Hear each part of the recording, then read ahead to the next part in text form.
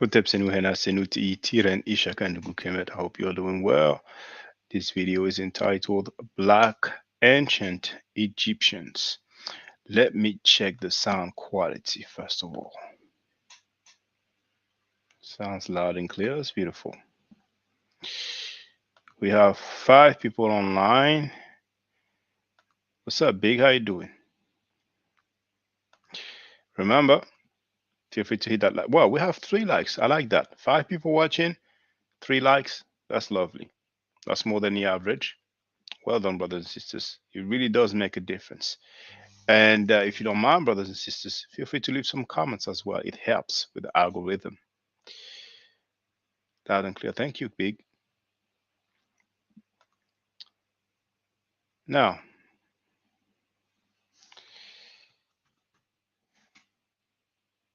we're going to deal with visual evidence.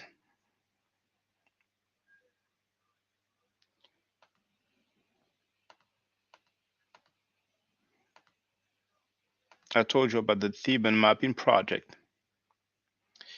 If you go to Ramesses III, is it sharing first of all? Yes, it is. If you go to Ramesses III's tomb gallery, yeah, 1, 2, 3, 4, 5, 6, 7, 8, 9, 10, plus 123. So that's 133 in total.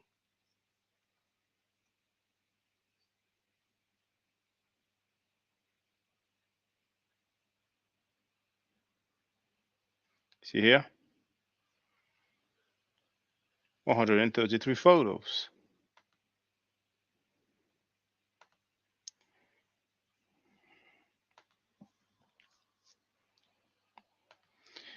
But if I go to Amenhotep III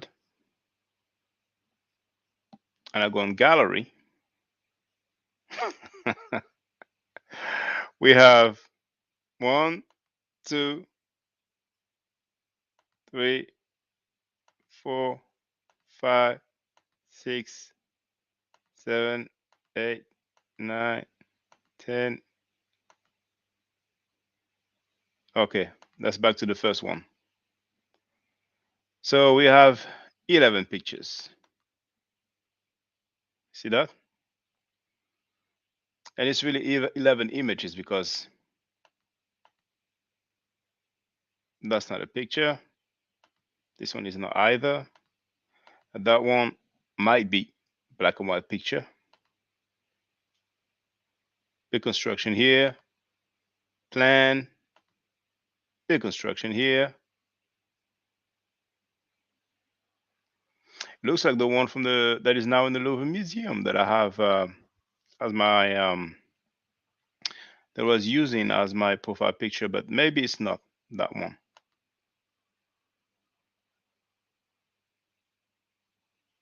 This one might be the one that I have as my background picture now.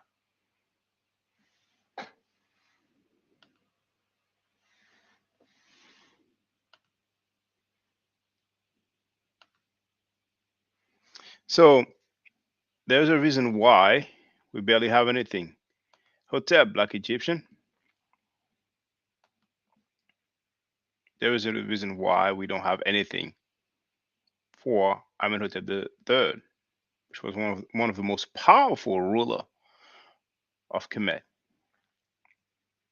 But some people had access to those tombs. 8 people watching, 7 likes. I like that. So we're going to have a look at a few.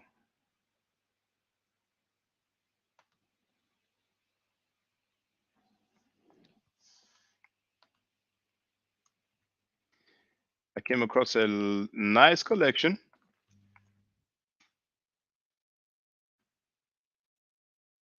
Ten people watching now. That's the name. Oh, you know what? Let me share it in the chat. He is called S. Vanini. By the name, I would say that he's Italian. S. Vanini. Share the link in the chat. In the meantime, Love Me Froze here. Hope you're doing well. So let's see what's in stores for us.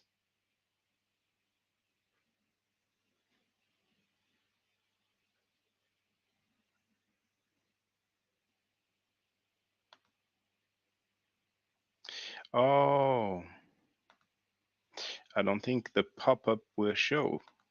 No, it's not showing. Okay, I get it. So in this case, I will do this. And then I will change as I go along.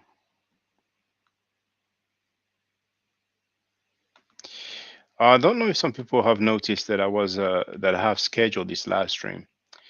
I started 5 minutes late because for strange reason my mic and my webcam were not operational. So I tried a few things and ultimately I restarted my computer. So that's why I started 5 minutes late. But I did not really announce it a long time before. We have 13 people watching now. How many likes? 8 likes.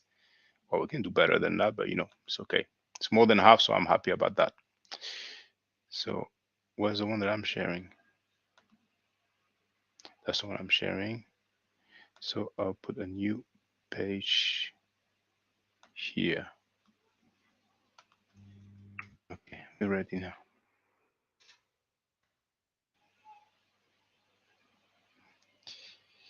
There's a better quality. That one.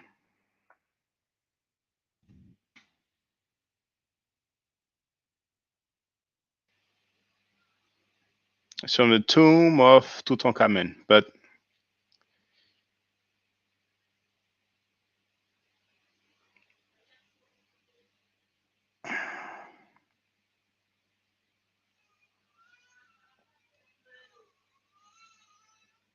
now let's see what the description says. Yeah, there's definitely another one. There's definitely another one. But for the record, we have his name here. We have Imen. We have Tut. We have the Ankh. And at the bottom, looks like Heka, Iunu, and then probably Shemau. I'm quite confident there's another one.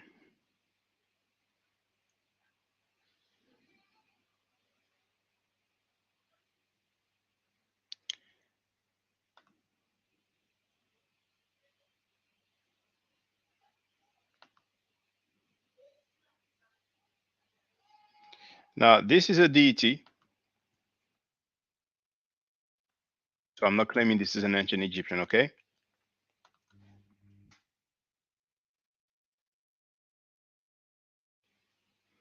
So the description says that this is from Luxor. Polychrome relief representing God Amun Min from Deir el Bahari. Oh, Deir el Bahari, but that's the place where we have Hatshepsut's temple. And here we have Necher, then Dua, but it's not read in that order. We have the honorific inversion or also known as honorific transposition, honorific inversion, or honorific transposition. And then we have the star, which stands for dua this time. It can have another phonetic value. Um, and then we most likely have some strokes because it's common. You can have dua, netcher, and then, fedet or whatever number. So that's Amun. We can also see Usir or Osiris represented jet black. But once again, this is a deity. So I'm not saying this is an ancient Egyptian. Okay. This is a god right here.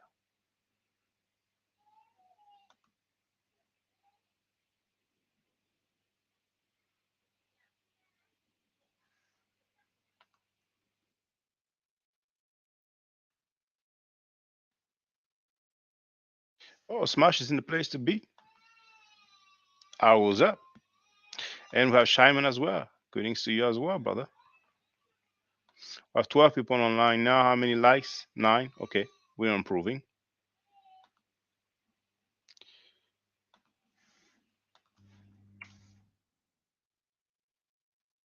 Now, the description says that this is from the tomb of Nefertari, annexed to the antechamber, mural painting, queen offering before Osiris and Atum. Now, here we are more towards the dark brown than the red or reddish coloring. Females are usually very light, but here it is not so.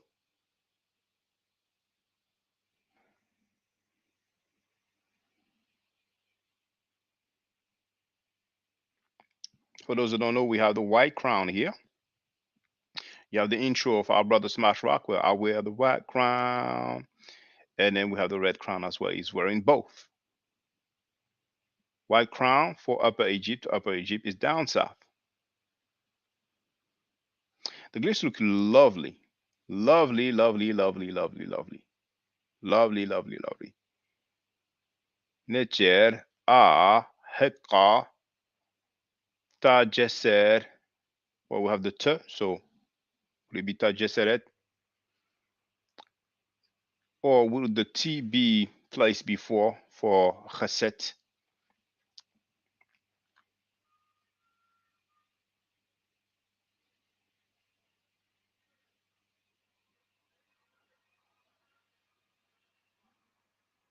But anyway. Now,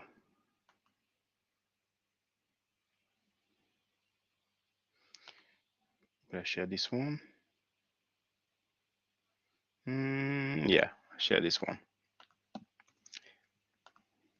Oh, you know what? What I forgot to do so far. But I've shared. No, it's okay. I've shared the link to that collection, so it's okay. I don't have to flood the chat with different links because I've shared the link to the actual collection. So now that's the one I'm sharing. I have to make sure that I have to check that I'm definitely yes. That's the one. Now, when we do a little close up here, but definitely in the dark brown era. Now we have some bad birds here. I have a couple. You see it? You see? Dark brown. See this one here? See here? Here?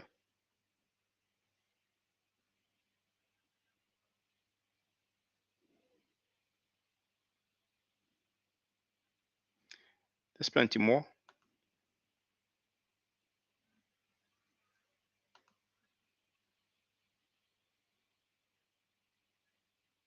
That one is interesting as well.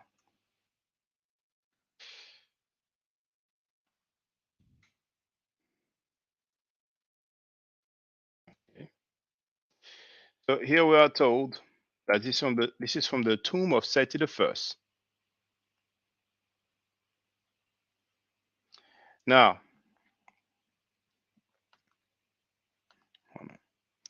you have the hue around the face, and you can see that it has faded away.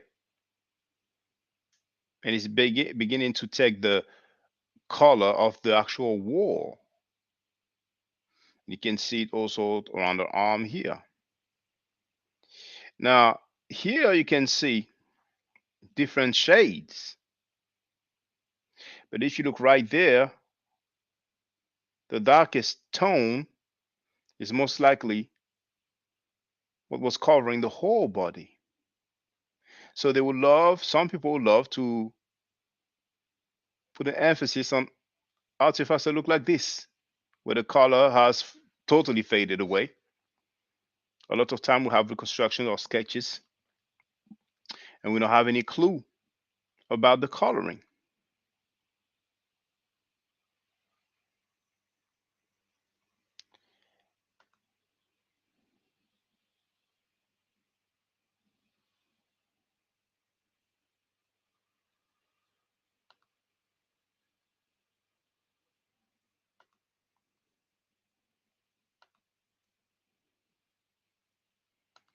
Another one coming,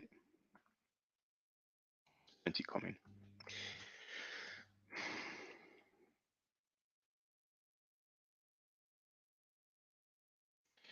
We have Bermejo.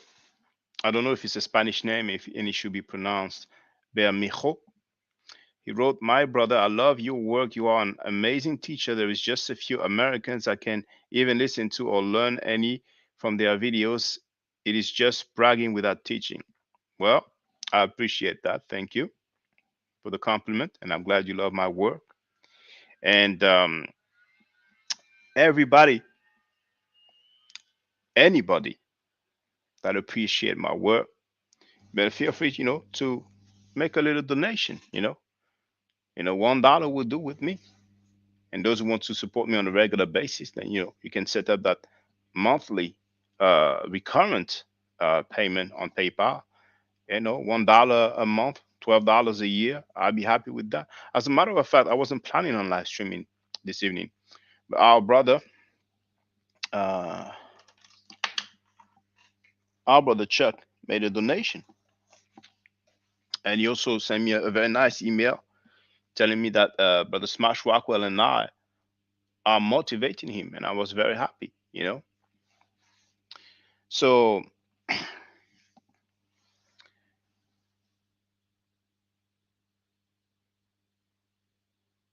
it's nice to hear words of encouragement because we have a community that is a bit special. There is a status quo, and if you don't go along the status quo, you will be considered like someone that goes against the grain, and you get a lot of opposition. I mean, you listen to some conscious community members, the things they will say just to defend their premise, and amazingly, I'm dealing with their claims mainly, but it is what it is. So remember, brothers and sisters, you are free to use the super chat, the super sticker, even though YouTube will take 30%. But it's nice for people to see that, okay, here's some people who are participating financially. Or you can use the Cash App, $ my app forever, or the PayPal, my app forever. I personally prefer the PayPal. I get it directly. The Cash App, I don't want to dwell into it. So for those who don't wish or don't want to make a donation, feel free to leave messages like that, because um, it's not like I want my ego to be flattered. I'm not looking for ego boost, but it's nice to get messages like that because you really get a lot of opposition. Throughout the years, there are some things that I've alluded to. I have plenty of Pan Africans who defend rapists and pedophiles, and they labeled me as one of the worst person on the planet Earth just because I wasn't down with rapists and pedophiles. And I wasn't down with that. I'm not down with that, and I never will be down with that. And you see, our brother Bermejo made a $20 donation. Thank you very much. I appreciate it. And I don't recall seeing that person ever. So it looks like it's the first time he's participating. Maybe he has before, but it's difficult to remember all the usernames. But thank you very much. I appreciate that. And brothers and sisters, feel free to do the same. You know what I'm saying? But I'm not greedy. I don't mind. The smallest amount you can give. It's important. It motivates me. It encourages me. So let's continue anyway. So now this one is from the tomb of Prince Mentu Herkhepes Chef. And there it is. More towards the dark brown than the reddish, right? We actually have his name here.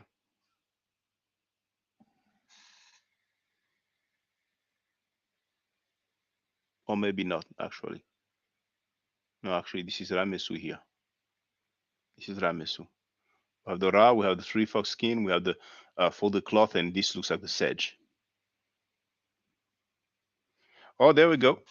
Kimani, I've received your cash app. Thank you very much. I appreciate that. Thank you very much. Thank you for teaching us. Oh, that's okay. That's Love Me Fro. Thank you, sister. Thank you very much. I appreciate that. This is very kind of you, brothers and sisters. I appreciate that. It's a lot different than all those years where people labeled me an agent and all that. So we have a fair bit of other pictures to go through.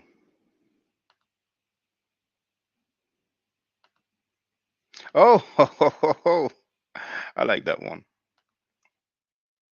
I like that one. And those who go through the meta nature will understand. We have the hieroglyphic transcript, very formal. But here, you see the hieroglyph? We have an indication of the phenotype. An indication, you know.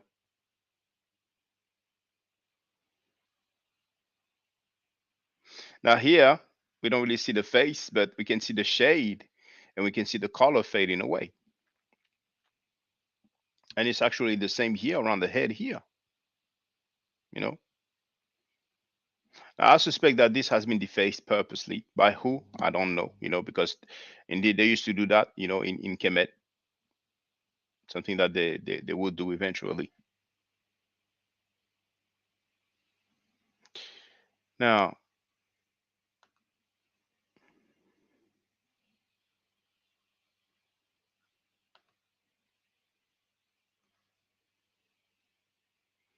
here we don't have any coloring, but we have an idea in terms of phenotype.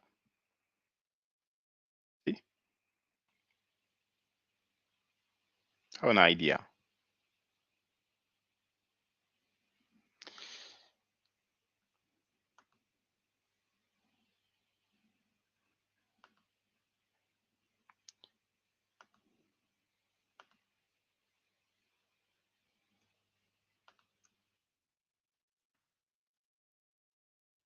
Right there. We are told this is from Luxor, the tomb of Amen Washu. Not Washu. Amen Wasu. Okay. TT 111. Dynasty 19, reign of Ramesses II, circa 1200 BC. Here, around the face, seems darker than around the hand, but maybe it is so because some damage has been done. I don't know if they use some product to apply here. So, but anyway, there will be a lot more other images that are way clearer. Just going through them, so you can see that we have an abundance of pictures with these hues. Now this one as well, just an idea. And we are told this is from the tomb of Seti the First. You see that?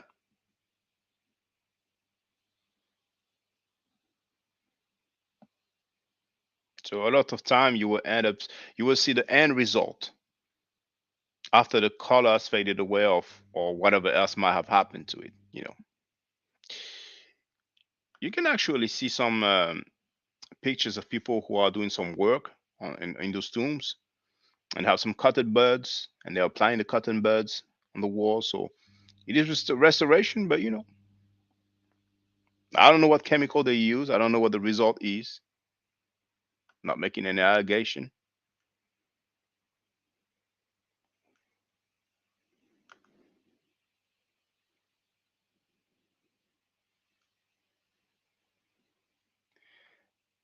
Now, this one here, many of you have probably seen it. The first time I seen it, it was a Hebrew Israelite who said, "No, those are heroes enslaved in ancient Egypt." He used to pronounce Egypt a particular way. So I made a video lying here Hebrew Israelite.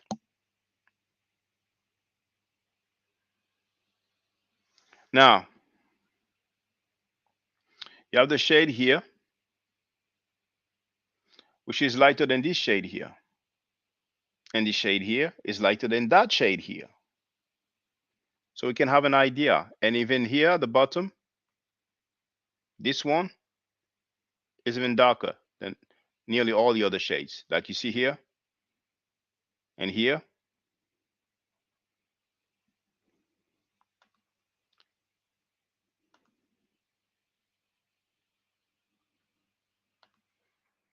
It's another one. Holding two knives. I'm not gonna say this is the origin of samurais. Now it says that this is from the tomb of Nefertari.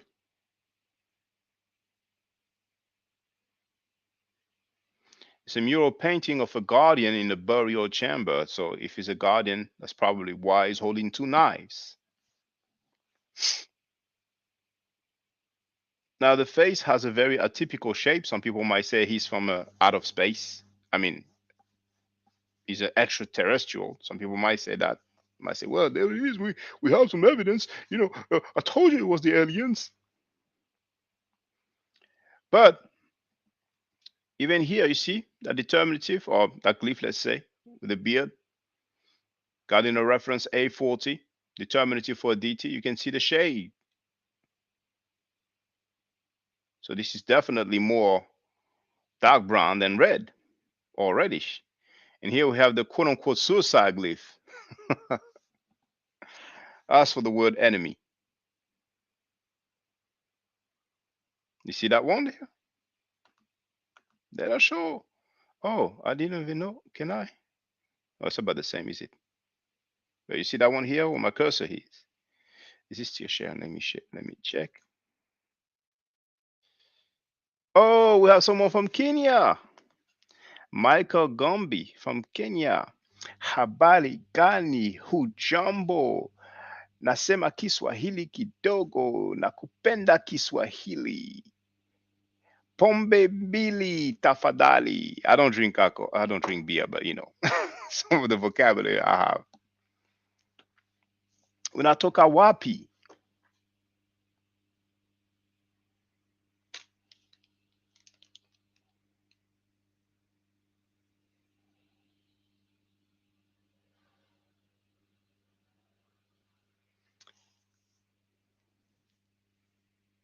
In Kenya, you must have Njia Uhuru.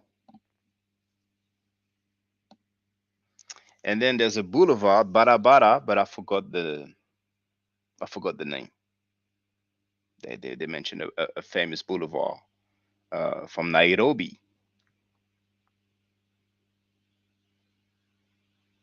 Nakupenda Kiswahili.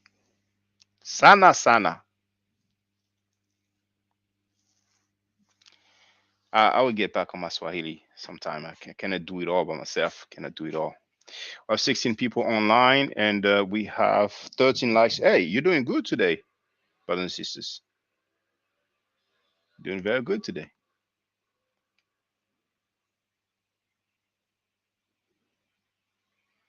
Now,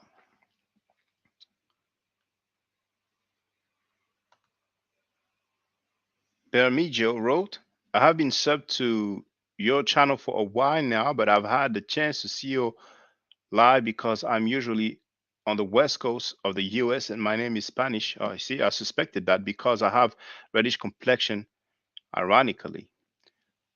Jorale, vato, ¿cómo estás? Spanish is very limited, but it's very similar to French. So a lot of time I'll be able to pick up words. Jorale Bonafide. It's an effing fine comb you got. Should give it to one of my ladies. For those who know the movie. I ain't got no problem, brother. Some of you might know the movie.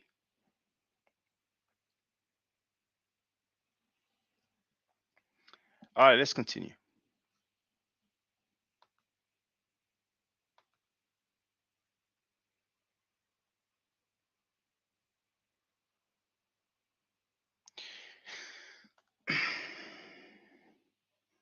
Oh, yeah, it gets interesting here. Now, that one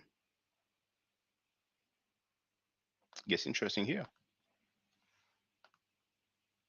Gets real interesting here. Real interesting here. Now, we are told this is from the tomb of Seti the First. Dang. Dang. You remember that dude who claims that the ancient Egyptians are Caucasians? And when I showed him Amenhotep III from the Louvre Museum,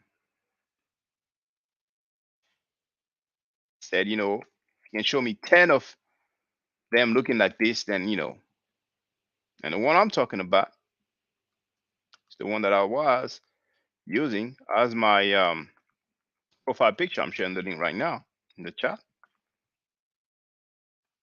just so that you can see. There it is. And now I'm using another one, as you can see, the one that's right behind me. I was actually looking for that one. Osam Khan tried to call his homie who's in Egypt, you know, so we could see the possibilities of him, you know, taking some footage for us, you know, and I'm willing to pay for that, you know, if it's not too expensive, you know. Um, so I don't know why it's difficult to find that one. Or let's say I wonder why it is so difficult to find that one. Because on the website osiris.net, if I'm not mistaken, it says that it is in the Louvre Museum. But Brother Osam Khan said that he saw a video or probably a documentary with Dr. Joan Fletcher, and she pointed to that painting. So it appears that it is in the tomb of Amenhotep III. But anyway, let me share again.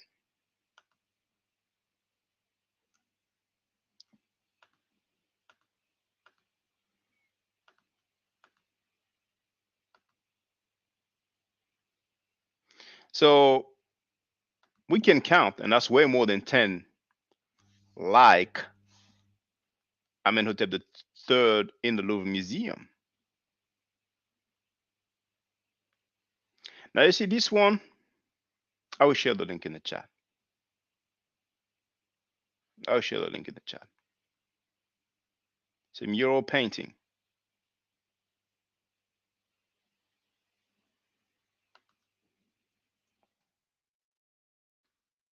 I have that one.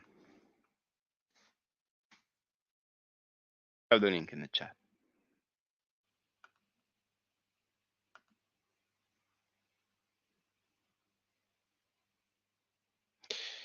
So I don't even need to make any commentary, do I?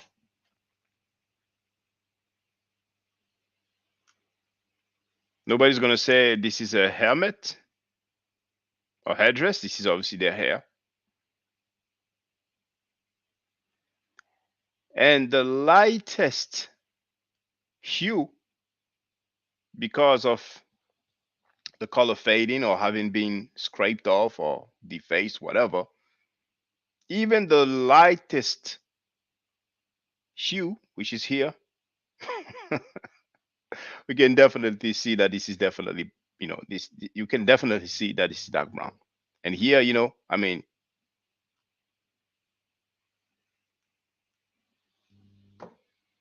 so if the police was to make a description of someone that looks like that, they would say black male, black male, male, sorry, not male, male. All right. And then for strange reason, we have some people say, well, actually, metaphorically, titulary,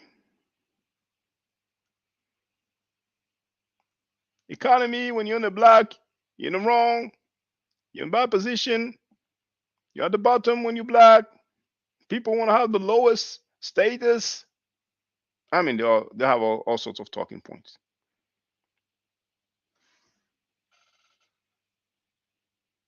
And of course, we have the clothing at the bottom, which happens to be white, and that lets us make the contrast. That lets us see the contrast. That's in case some people want to say, well, I'm saying it has that color because they were using torches and, with the torches, that the smoke and all that, that's why they appear dark. That's why they appear brown. That's why they appear black.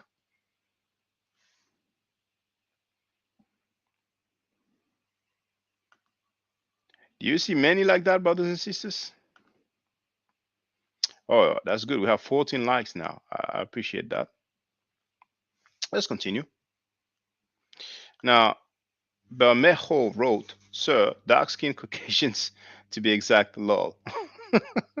But Louvre do have these monuments on their website. That is amazing.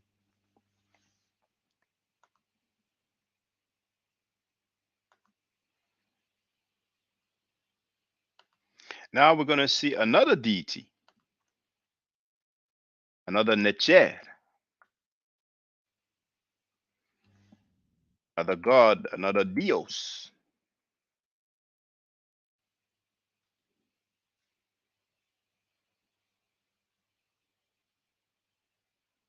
You recognize him, hawk-headed or falcon-headed. Heru. Even Heru is dark brown here.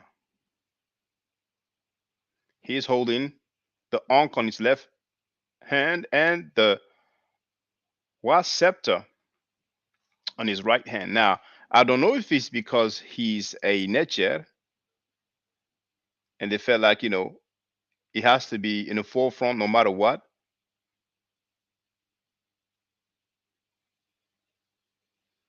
But the Wa scepter is actually behind his hand. You see the level of detail? And this is carved, then painted.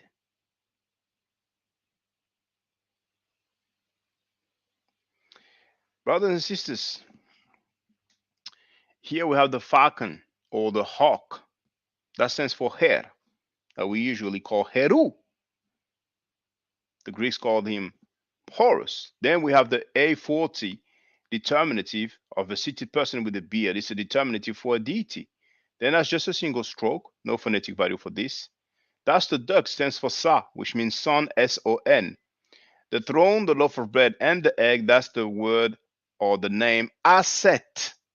Aset is what the Greeks call Isis. It says Horus, son of Isis. And he is wearing the white crown and the red crown. So we know for sure who he is.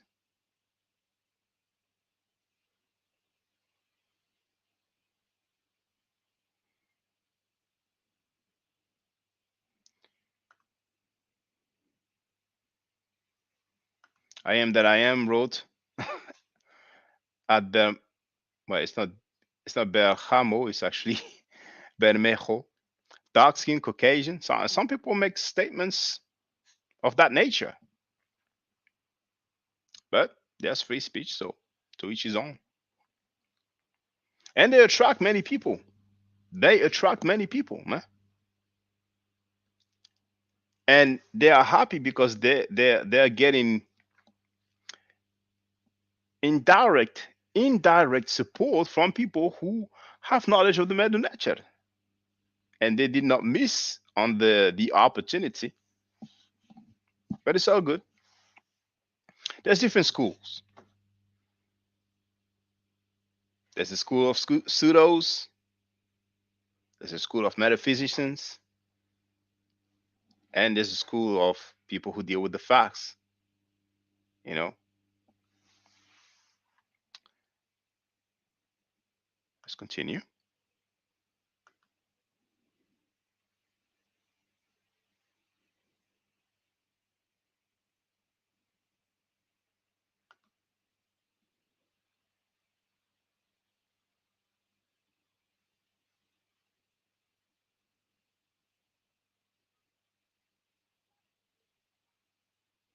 Oh, that one is so funny.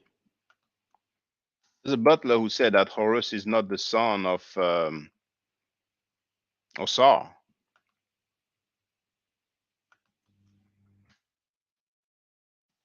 It says that this is from the tomb of, well, they wrote Tosert.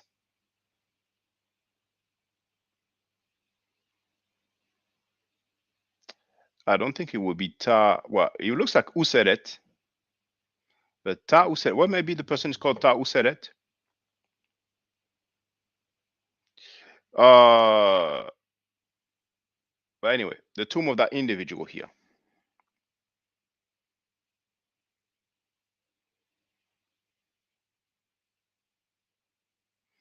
Now here, unfortunately, we have that symbol there. Oh, there it is. Is it? No, it's not going to show because it's a pop-up. Is it showing? Yes, it's showing. Great. So, yeah, lovely. Her or Heru, Horus. Once again, determinative. Cardinal reference A40. The sitting man with the beard. Many of you might not be able to see the beard, but it is there. So, Horus.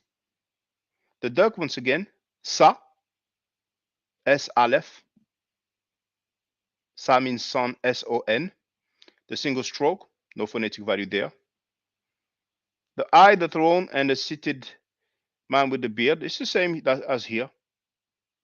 You know, not exactly the same size, but it's the same glyph. This combination, just like the throne, the loaf of bread and the egg is Aset. The eye, the throne, the eye and the throne alone, that's Usir anyway. You know, Usir or Asir or Osiris, as the Greeks called him. Now, the seated man with the beard, I told you already, is a determinative for a deity. So it says, Horus, son of Osiris. Horus, son of Osiris. But some people say Horus is not the son of Osar. But they've removed that live stream. They've deleted that live stream. So maybe they were going to wait a few weeks, a few months, and say, no, you said that. Me? No, me, never. Show and prove. But I'm sure many people heard that. You know. Let's continue.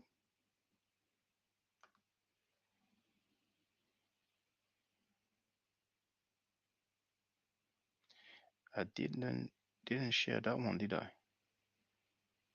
Hold on. I think I shared that one before, didn't I? Did I share that one? Yeah, I think I shared it. So I was here. Okay, I was here. Okay, good. Now,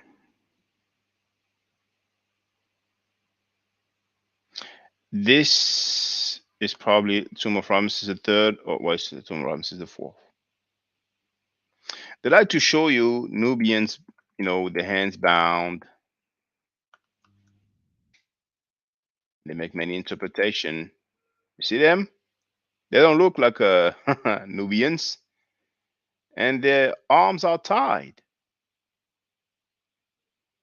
So don't think that in Kemet you only see dark skin slash jet black Nubians tied up.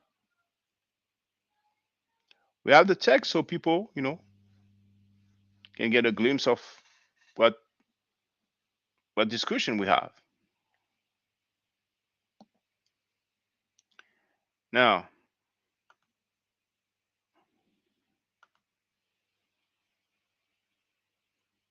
let's continue.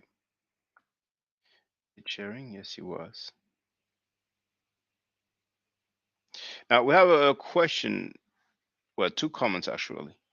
I have 16 people online. How many likes? 15. Hey, you're doing great tonight. This evening, you're doing great, brothers and sisters. Thank you for that. That's a good look. That's a good look. That's what I'm talking about. So, first statement, I am that I am wrote. Chaka, these people are clever but too stupid to see for themselves. There's no such thing as dark skinned Caucasians in Kemet. To each his own, my brother.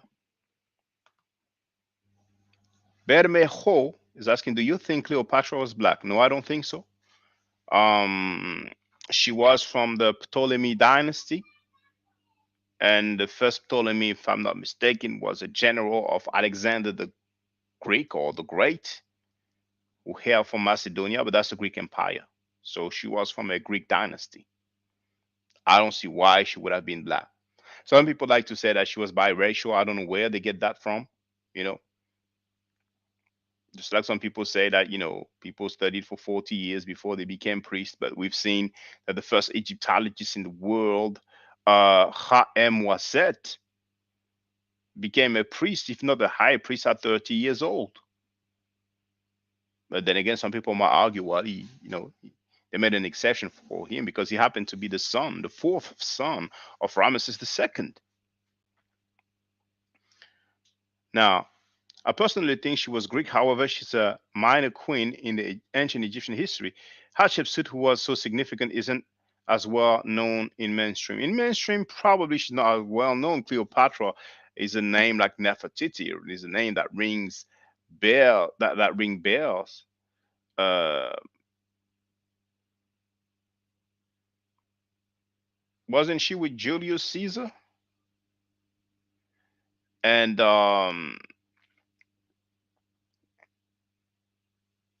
we might have more records about her life. And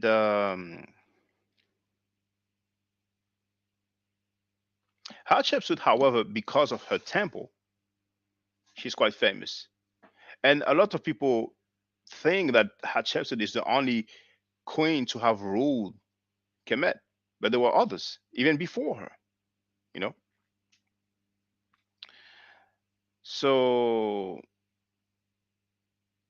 to say she was a minor queen, I don't know if we would say that, but honestly, I did not even look too much into Cleopatra's life, so I don't even I, I don't even know if she ruled by herself at some point, you know. But from what I read, she committed suicide. I don't know if she was with Mark Antony as well. You know, some people say that she was some kind of jump off. I don't know. But I think I have shared a coin depicting Cleopatra. And it might have been from the BBC website. Let me see if I can find it.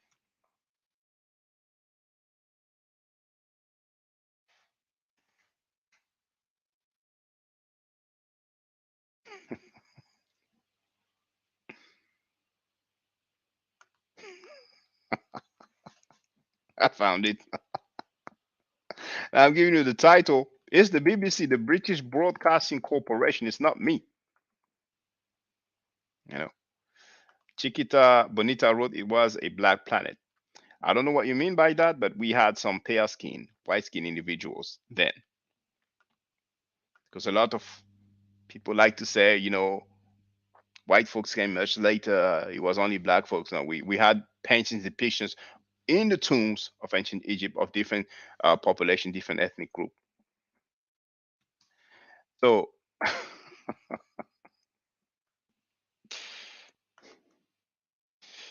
uh, I'm sorry, the title is just so funny. Is it the wordplay is just on point? As you can see in the chat, coin shows Cleopatra's ugly truth. Let me share the article. We have 18 people online now. So, BBC News,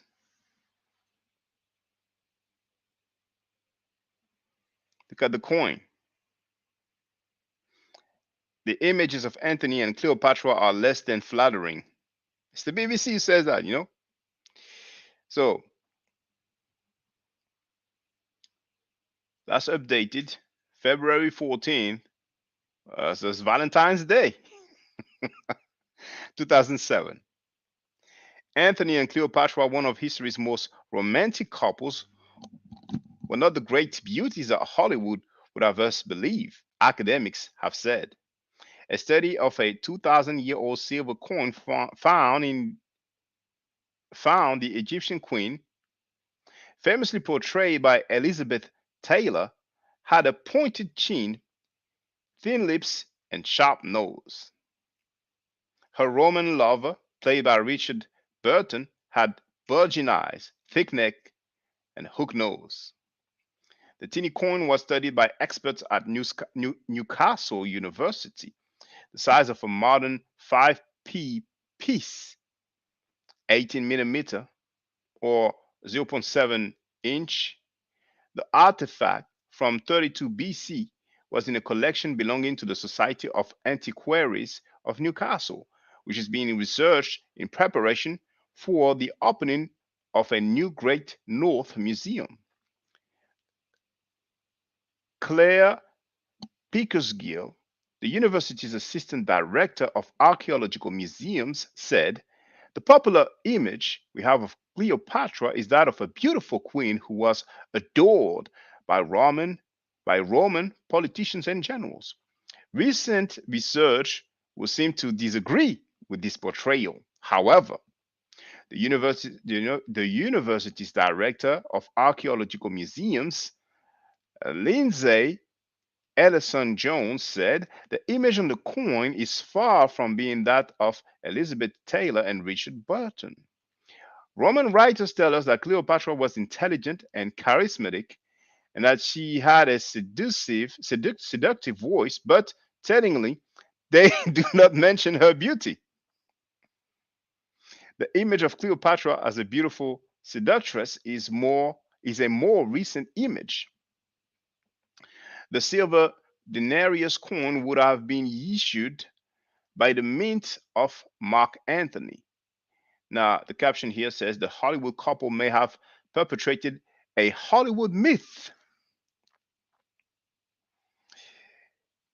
On one side is the head of Mark Antony bearing the caption Antony Armenia Devicta, meaning for Antony, Armenia having been vanquished. Cleopatra appears on the reverse of the coin with the inscription Cleopatra Reginae Regum Filiorumque Regum, meaning for Cleopatra, Queen of Kings and of the children of kings.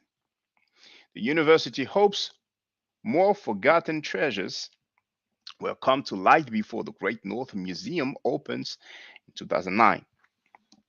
The Roman coin is on display in Newcastle University's Shefton Museum from February 14. So, Cleopatra on the right here, Mark Antony on the left. I digress.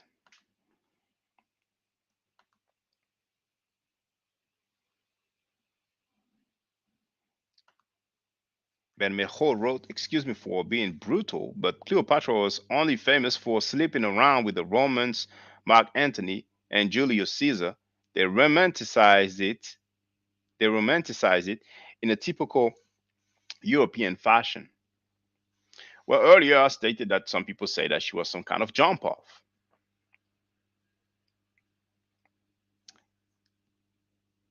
So, hey, it is what it is. And we have some Hebrew Israelites who are kind of, I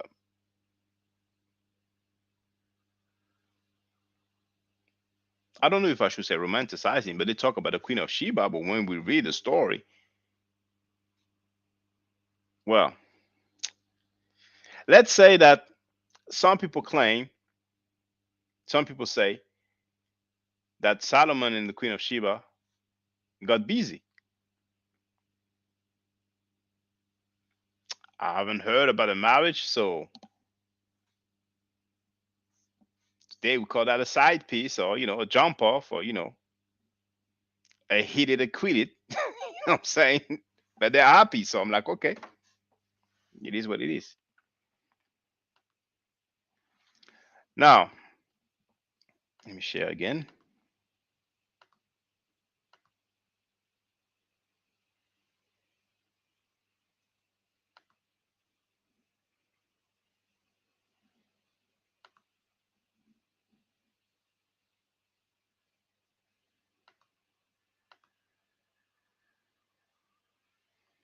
Did I share this one?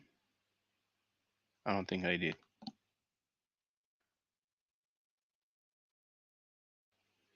Louvre Museum close, and that one there.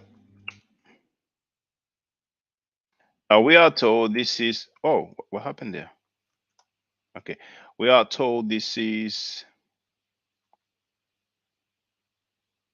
the tomb of a scribe and granary accountant at Amun's estate. Amenemhat mural paintings of pilgrimage to Abydos from 18th dynasty. Pilgrimage to Abydos. It will be useful to have the words that tell us it's a pilgrimage, because do we have any record of all the pilgrimage? So I'm not going to say this evening that this is the oldest pilgrimage ever. We might have some other from different localities. But let's look at the skin tone. And here, if you look around the elbow, you can tell that it's darker than other parts. You can kind of see the face, the hair. Now, this looks like deliberate defacing to me. I don't know who did it or why. And the lower part of the leg as well, around the thigh here, the lower thigh, and around the I forgot the word here in English. But behind the shin. It's funny, I forgot that word.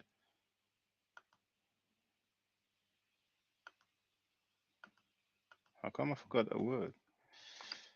Hold on.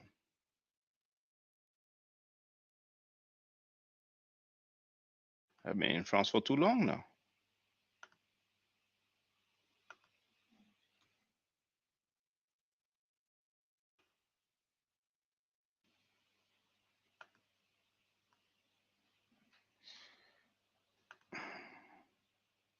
A very simple word that just escapes me now.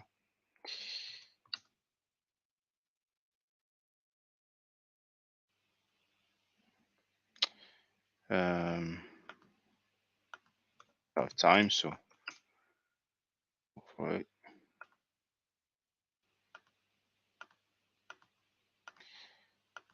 Very simple word.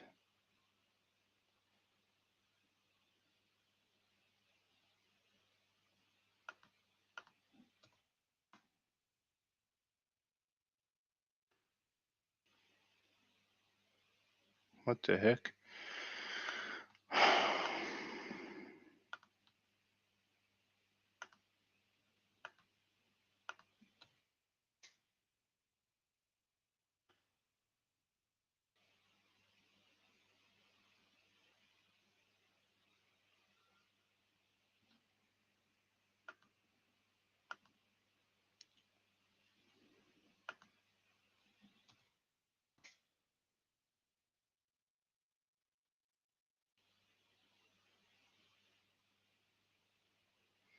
So you call it calf in English?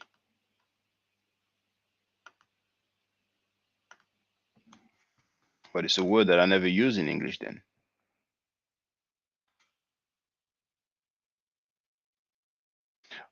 Um,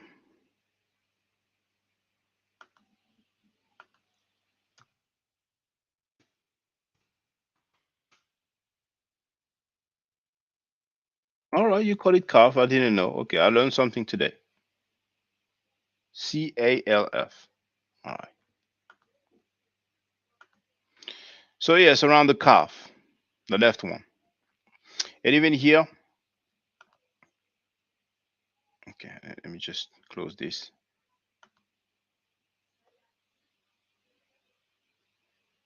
Around the foot here.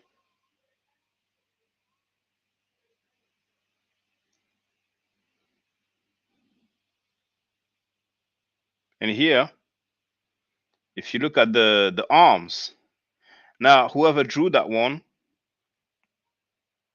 it might be the same one who drew that one. Now that one, the arms they look a bit long, but not it's all right.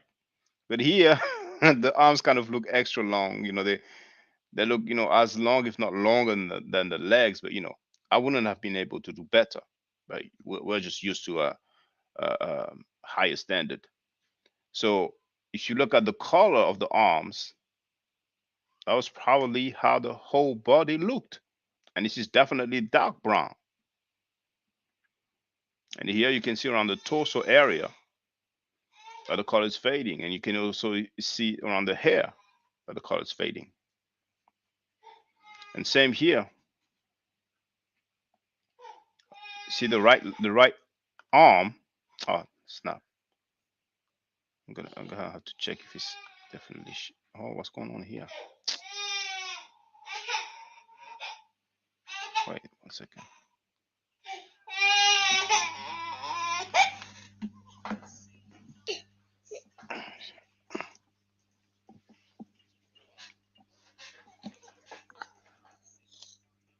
Pourquoi tu pleures? Pourquoi tu pleures?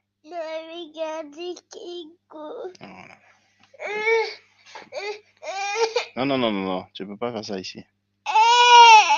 Elle va demander à maman, d'accord? Elle va le mettre pour toi, d'accord? Allez, va demander à maman. Elle va le mettre pour toi, tiens. Vas-y, va demander à maman. Vas-y, va demander à maman. Allez, vas-y, vas-y. Demande à maman.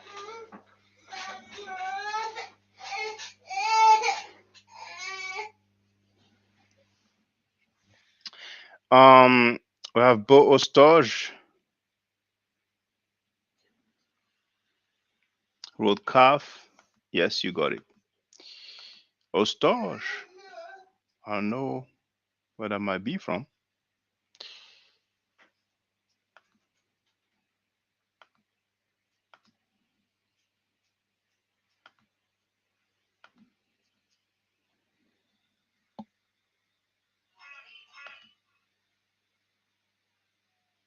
May I ask what origin that is? Because I would say East Europe for us to guess. Around, Russia, Ukraine, somewhere in East Europe. Maybe Poland, who knows? Anyway, welcome to you. And Bermejo wrote, the thing is to try and encourage young black boys and girls to learn about the history of the ancient Egyptians and its monuments more than just say they are black because Egypt is in Africa. I agree with you. We have the visual evidence. I mean, I would love to just go and take those pictures myself, but hey, I cannot do it all by myself. And I would like to encourage young people to get in the field as well. And maybe once I receive my card, then I will share it in the hopes that it will encourage other people to do the same.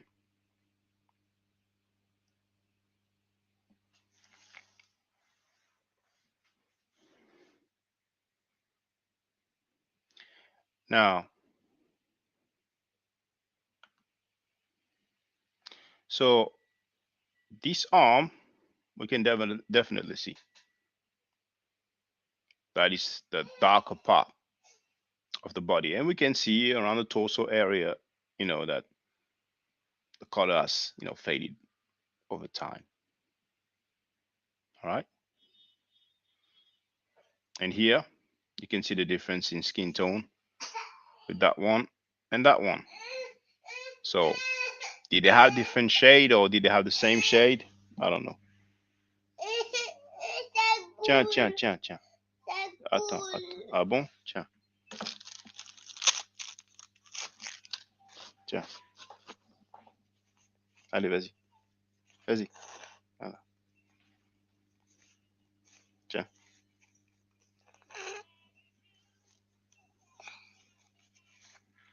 Voilà, c'est bien.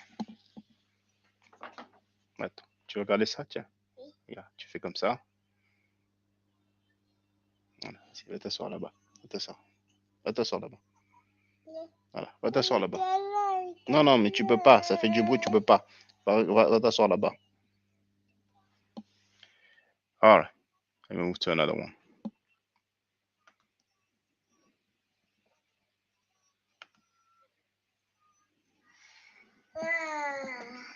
Pousse-toi, pousse-toi, pousse-toi, pousse-toi, pousse-toi. Tu peux pas, ça fait trop de bruit, tu peux pas, tu peux pas.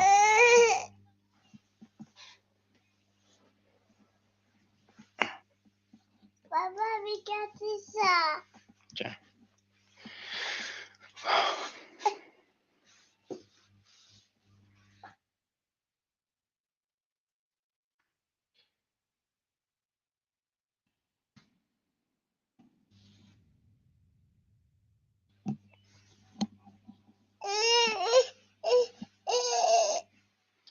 We are told this is from the tomb of a royal estate supervisor called Mena. Oh yeah, Mena's tomb. There was a website, a virtual tour of his tomb. This tomb looks very nice. Non, non, non, non. Non, non, non, non, non, non. Tu peux pas venir faire ça ici, là. Si tu veux écouter, il faut t'asseoir là-bas. Oui, bah va t'asseoir là-bas.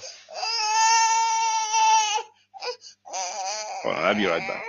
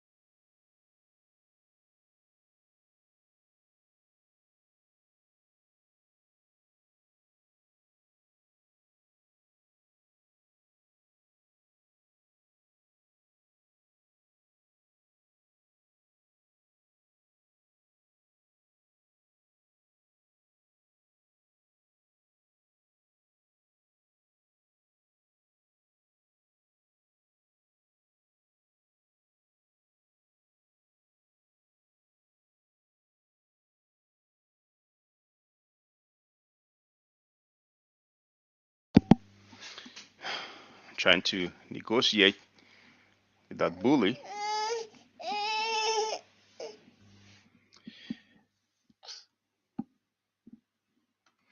Bermejo wrote, yes, sir. Trucked wrote, we was Kangs.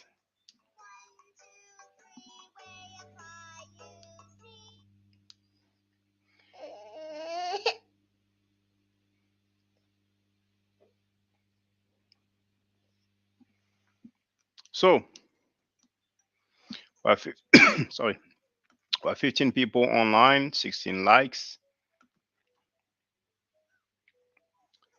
So yes, indeed. If you look up the tomb of Mena, Menna, you might come across that virtual tour.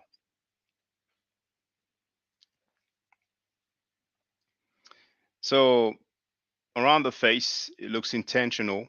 Who did it? When? I don't know. See the lips on that lady here? It's an indication. I'm just saying indication. This is actually a female here. You can tell around the breast area. The face as well, something happened. She's just fishing barehanded. She doesn't have time for any sort of tool. She's just, grabbing the fishes and that's it, Let's get it over with. Now at the bottom, you can see different faces and you can see the skin tone. See? Now this is obviously hair, not a helmet. And here, look at the face of this lady here. That's definitely dark brown. Now let's continue. Oh, snap.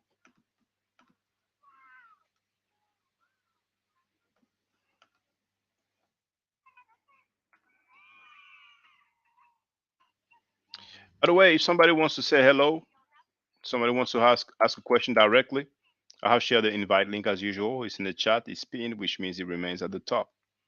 Now here,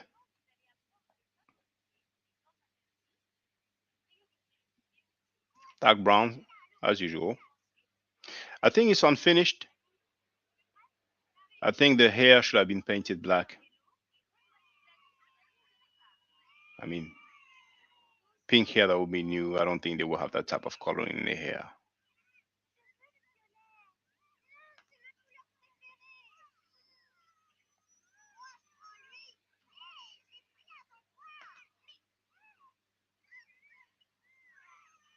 Mm-hmm.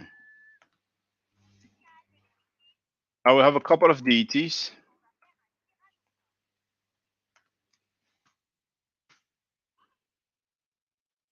We are told this is from the tomb of the servant in place of truth, Chaim Teri, mural painting, and we are told this is Anubis before the embalmed Chaim Teri. Funny thing is that he has a beard here, and when you have a beard, it's usually for a netched. So that's what the legend says there. Maybe we will need to verify what the glyphs say. Now you see this guy here, and but anyway, this is dark brown anyway, and that's Anubis or Inpu.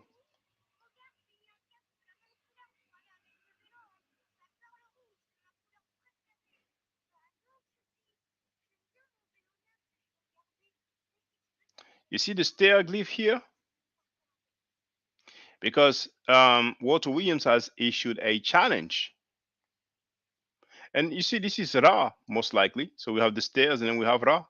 But anyway, I will need to read the whole sentence and it's going to be difficult because that part is damaged. But Walter Williams has issued a $1,000 challenge. He said, pick any glyph and just negotiating with the bully and just tell us what it means. So I have issued, I've made a video and I show the set of stairs. I give you the Gardner reference. I give you the book. You see? So I did the same with the sun disk. I think it's reference N5. Gardner reference N5. It's the sun and it means the sun. You know, as simple as that. I've shown a fish. It means a fish. What's the meaning? It's a fish. Easy. But I cannot say easy money because I haven't received anything. You know. And MCs act like they don't know. It's all good. I'm not losing sleep over it.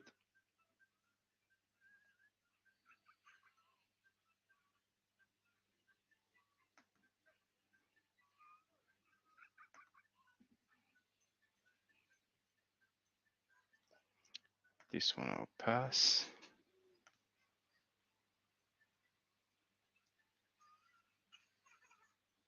I'll pass this one as well. Oh, I like that one. I like that one.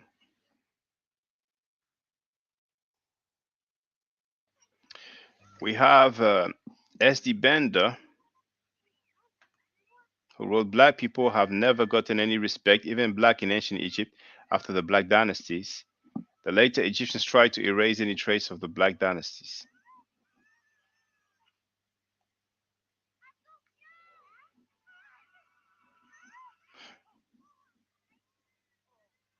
I wouldn't say that black people never gotten any respect, because there's a documentary about Amenhotep III, one of the most powerful ruler of Kemet, and we are told how people from foreign nations used to beg him for gold.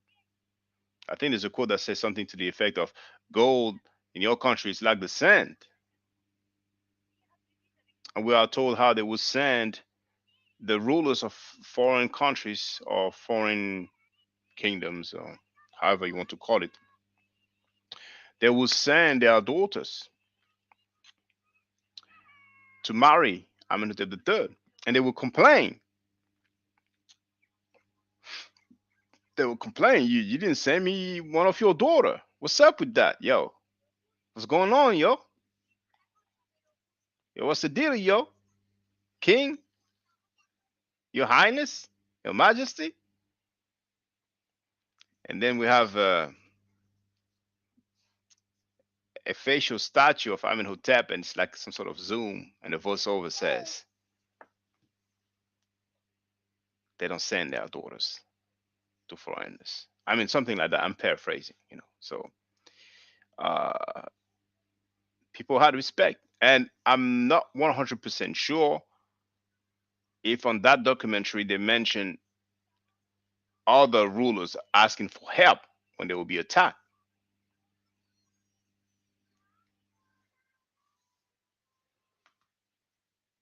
Big is has some delay. You know, he must have stopped and went and do something, and then when he resumed, he went to that part where I was dealing with that body part. We have American Dream. Peace to you, American Dream. Are you part of the pseudo team? I've been seeing you often in the chat there, but I don't know if you are part of it. Just out of curiosity, you know. Big road, my fault exactly. No, not your fault. You know, people do as they, you know, you have to do what you got to do. You know, you got to holler at your baby mama, or count your paper, whatever it is. You know, you do what you do. I'm glad that you're here. So let's continue. But if some of you know Walter Williams, you know, let him know. You know, and you know, just for the record, because people don't go on channels. Usually, they don't go on channels and check videos out. So I'm gonna share the link. I'm going to share the link. Where is it? There it is. Otto Williams $1,000 hieroglyphic challenge.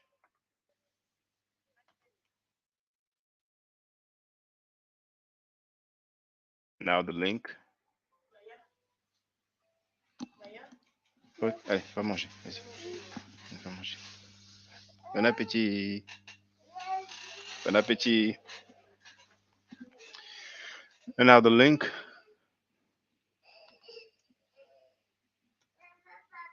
I'm gonna share this in the chat. I always have to remind myself that people usually don't check videos when you mention them. So here's the link in the chat. So American Dream says that he's not part of Pseudo Killers. And then he says, are you talking about the don't even want to put their name up. And he wrote, either way, no, sir. Okay, just have good. Well, I must have seen you on in the chat, and I wasn't sure anyway, you know. But thank you for answering.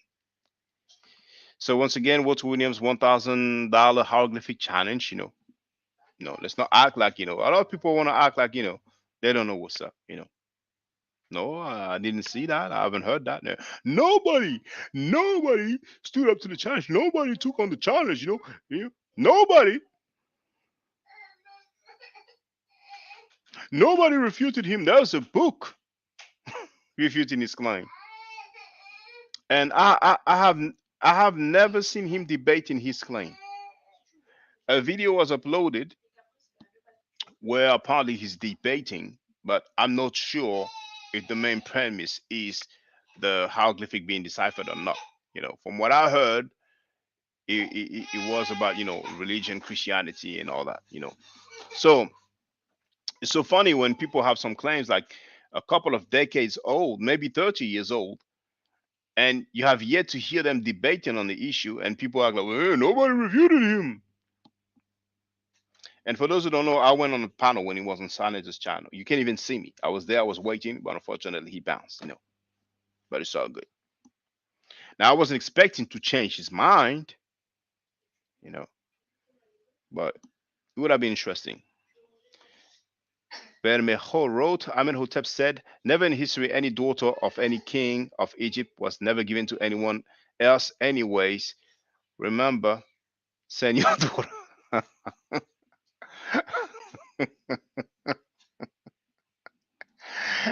Amenhotep the third would have said, well, that's the way we get down. But remember, you know,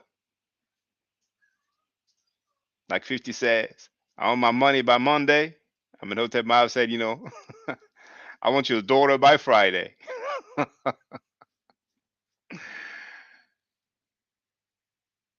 American Dream wrote, I am in your chat now and I am not Maya Forever. Well, Maya Forever is just the name of a channel. It's not not the name of an organization. But I wasn't making any accusation. I was honestly just asking, that's all. Chef is part of the pseudo killers. He comes in, every now and then, Now, American Dream says, William Lynch Wuja says the Egyptians were not a Mediterranean culture. They were a river culture. What do you think? I think he's pseudo. He said that came after a name means a title, and we went over it for 3 hours. He said the ancient Egyptians were not black. I heard him say that. And he used E.A. Waddy's Burge, which is greatly outdated. And he even did some linguistic gymnastics and linguistic acrobatics, starting off with Burge's outdated translation of Negro for the Nihisiu. And then he will use the term black. And for those who don't know, once again, people don't check the videos. And it's nothing against you, American Dream. I hope you understand that. I'm sharing the video, so whoever's interested can have a look. Because I'm quoting the dudes, people act like, oh, those guys, they like to argue, arguing nothing, arguing what they said, what they presented to the public, Well, I don't blame them. So I'm sharing the link.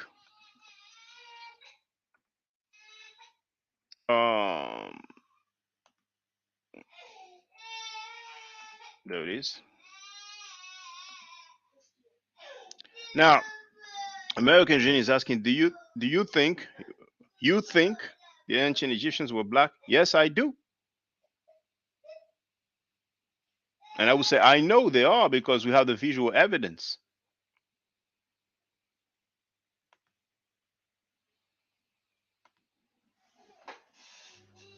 We have to confirm if it is definitely still in the tomb of Amenhotep III. But this is supposedly a mural painting of Amenhotep III. He looks black to me. One of the most powerful ruler of Kemet, 1300 BC. Now, there's another one that's confirmed, and I've shared it earlier, but I'm going to share it again.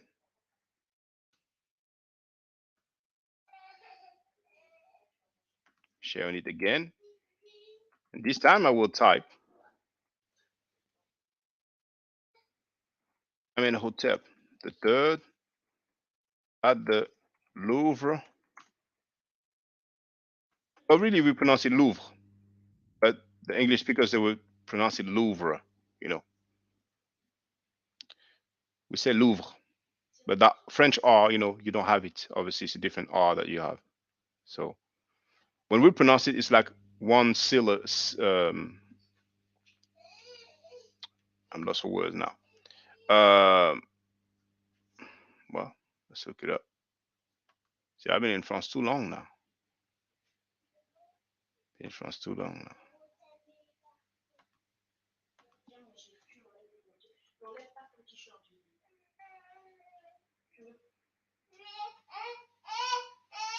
Syllable? Syllable. Okay. I forgot that word. It's crazy. I've been in France too long now. So when we pronounce it, it sounds like one syllable. When English speakers pronounce it, it sounds like two syllables, like Louvre. Um. So, oh yes. So Amenhotep at the Louvre Museum.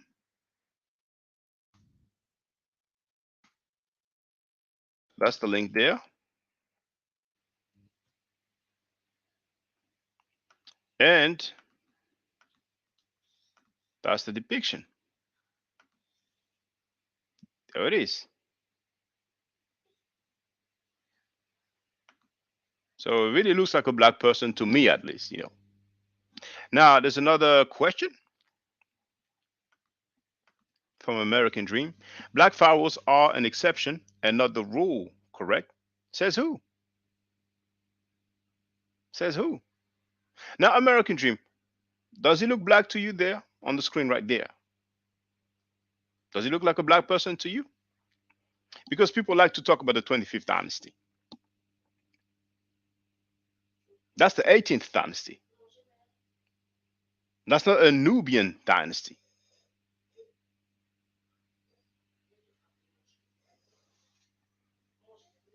And the one behind me, pick anyone you want. You can choose this one that we will hopefully confirm soon,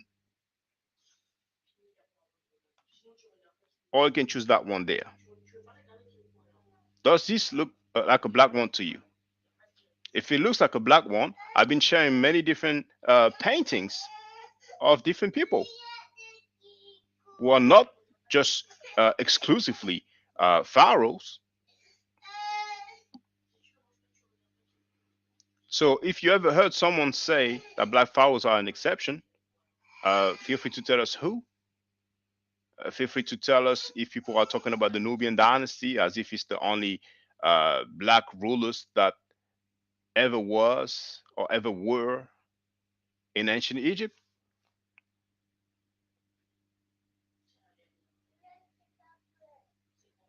I don't see how. Now, if it's not talking about the 25th dynasty,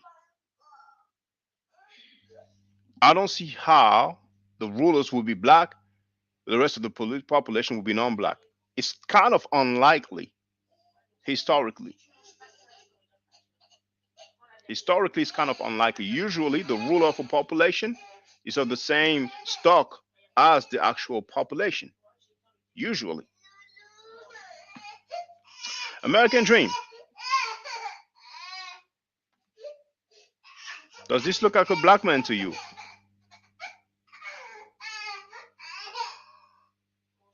I'm curious. I would like to know your answer. I'm waiting. As a matter of fact, I'll be right back. I'm going to get something to drink.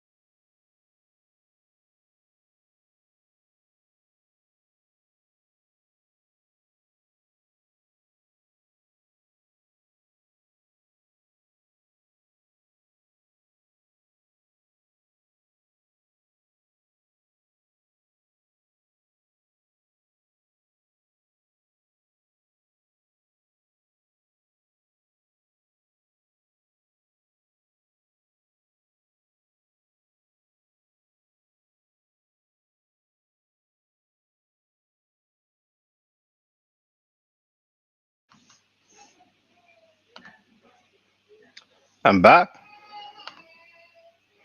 Thank you for answering the American Dream. And when I ask, does that look like a black man? I'm gonna ask that question to other people. So I'm asking, does that look like a black man? I'm not asking you like, is it a black man? As if, as long as you answer yes, then it's on you. You have to, hold on to it. Look like a black man and being a black man, it's not exactly the same. So, um,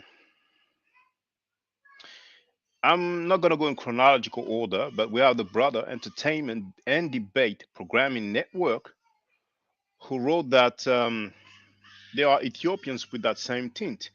We have people from Punt with a similar shade or skin tone. Punt is in the area around Somalia and Eritrea. And there's at least 3 quotes in the Oxford History of Ancient Egypt that says that. I've shared that before. But you know what?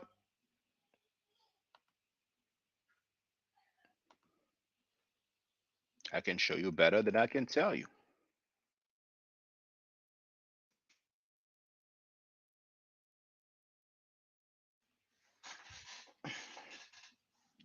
So if people in Somalia and Eritrea are black, yeah, say more.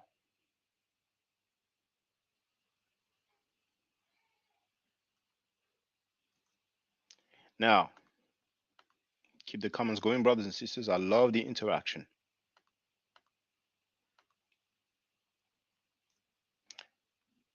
The Oxford History of Ancient Egypt. During the reign of Sahura, there is a reference to an expedition to procure exotic goods, malachite, myrrh, and electrum, an alloy of gold and silver, from Punt, an African country somewhere between the upper reaches of the Nile and the Somali coast. Under the quote says, in the same book, of course, Mentuhotep III was also the first Middle Kingdom ruler to send an expedition to the East African land of Punt. Finally, the other quote from the same book, of course. I will read from. Okay, I'll read it all. There were also strong contacts with the areas to the south of Egypt. Apart from their activities in Nubia, many of the Middle Kingdom rulers, particularly Mentuhotep III and Senusret I, maintained training links with the African region of Punt, probably located somewhere in the vicinity of modern Eritrea. So that was just for reference. Now, let me go back to what I had on the screen. What's that one? No, actually, it was the other one, but it's okay. It's okay. So let's see the response of our brother. And whenever I ask a question to someone, uh, the other people in attendance are free to answer. In the meantime, Tony Macaroni wrote, "I've read Amenemhat the first mother was Nubian as well." Well, we just need to find the reference for that.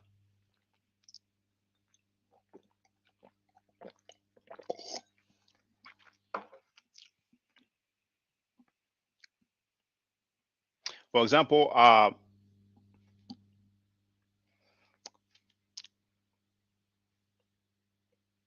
don't remember if I read that, but I definitely heard that Ramesses II's wife, Nefertari, was Nubian. And I think I read that a couple of days ago. I might have the quote actually. Now, as for the actual text that says that, I did not read it, but I did not read it. I did not see it. I did not see the hieroglyphic text that says that. But I think actually I might have the quote now that mentions that she was a Nubian actually. Okay, no. Yeah, I think I wrote it down a couple of days ago actually. But I might have read that before, like years back. So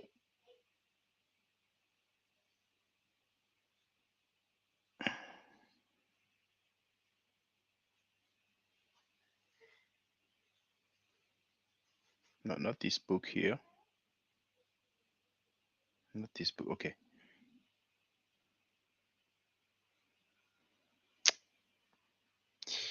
You know what?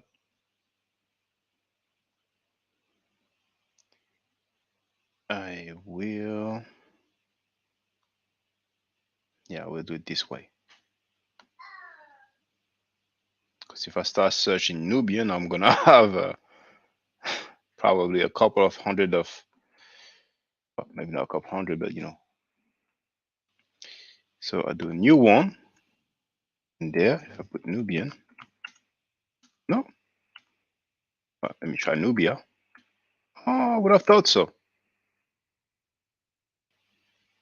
I would have thought so. Okay, well, maybe next time. But maybe if I put no, dang. Maybe I read it and just didn't make the note. I did not take the note. Okay, let me close that for now. Close that.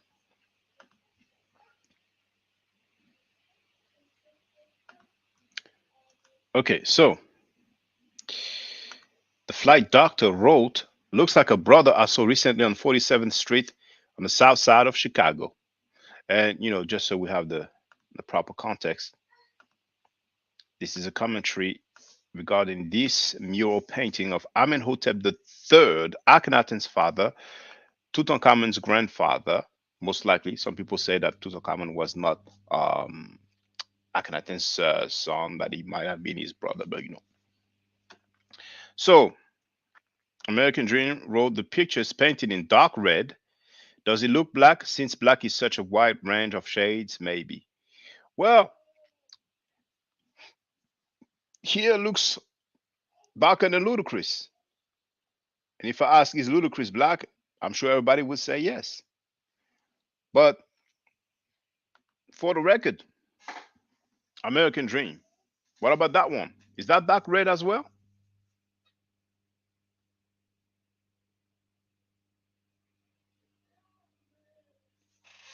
Just out of curiosity. Now, the fight doctor wrote the ancient Egyptians were part of the Nile Valley civilization. Nile Valley is very broad. But we have visual evidence. We have what was the one I wanted to say before, the linguistic relationship with different African languages.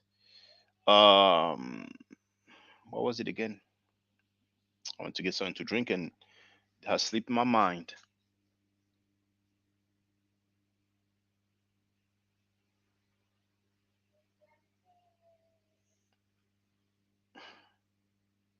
What was the other one? Um well, it might come back. Um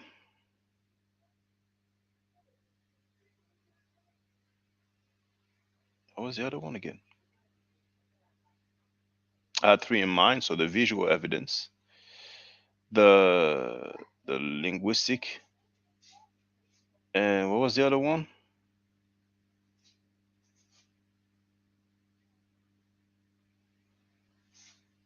Dang. Um, there's no rush. I have time.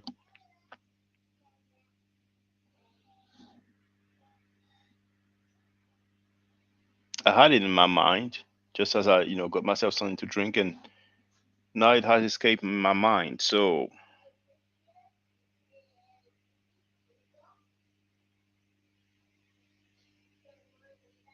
oh, the term Kem,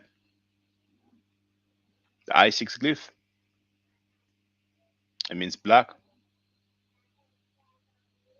And until now, people are acting like, well, we don't have the color determinative. If we have the color determinative, that ends the argument. The argument has been ended by Brother Netanyahu. some of you might not know what I'm talking about. And since I realize that people don't check the videos, I'm going to share it.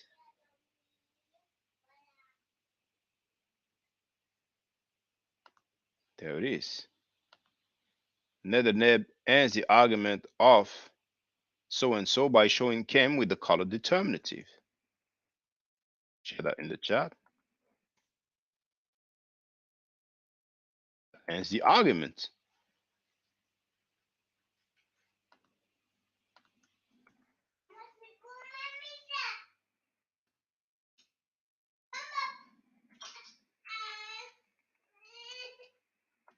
All right. The fact doctor wrote, he looks like your typical African American. Entertainment and debate wrote, there are Ethiopians with that same tint. I think I've read that before. Shai Kwe Arma wrote, Sheikh Anta Diop already proved that the ancient Egyptian pharaohs were black except the times that the usurpers ruled. Bermejo wrote, we have a great museum in New York, the Metropolitan Museum of Art. I visited quite sometimes probably meant, but I'd very much visit the Louvre Museum. Oh, the Louvre has so much. And whenever I get to New York, there's I know there are two. You have the Met, and I think you have one in Brooklyn. I don't know, or I don't think they are the same, but from what I've seen, there are two. But I have the list of most museums in the world, most museums with a significant amount of artifacts from Kemet. So there are so many in America, just so many. One of the most famous ones, that would be the Met and the one in Chicago. Um, but there's plenty others. Entertainment and debate wrote, it could also be the mud or dirt that they covered their skins in. We see African tribes that do it today, still black, still Africa. I don't think that they used to do that in Kemet, but who knows? Shai Kwe wrote, remember the paint on the walls are thousands of years old. The paint, my bad. Remember the paint on the walls are thousands of years old. Tony Macaroni wrote, it's 3 on his wiki page. You mean 3 depictions? Note at the third. If I go on a page. Oh, it's probably talking about the paintings. Yeah, I have the video. There's 3. Now, if I click on that one, there's only 1. Maybe I went too fast. But while we are at it, I'm going to show the video filmed by yours truly, by your servant.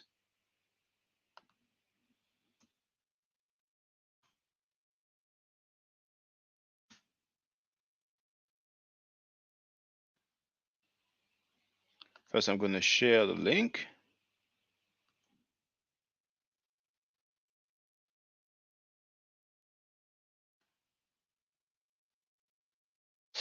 Oh, snap. Never mind.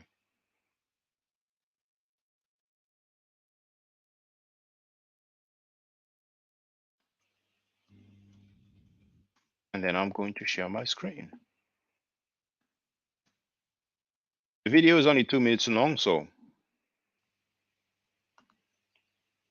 good. So I'm sharing this in the chat. We have 17 people. There it is. And now let me share that video from the Louvre Museum.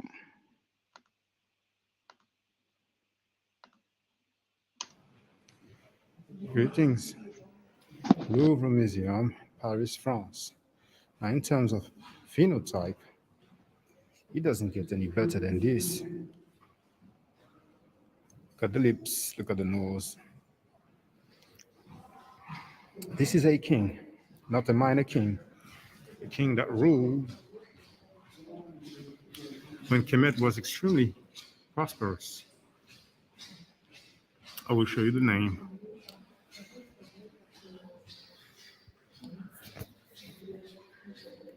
The king Amenhotep the third. That's Amenhotep the third. This is Akhenaten's father. Here, we have a statue of him. You can also see the lips and the nose. Look at this. Look at this, brothers and sisters. Look at this phenotype. Look at the shape of the nose and the lips. For those three here, it says paintings coming from the tomb of the king in the valley of the west in Luxor. And you have the three references.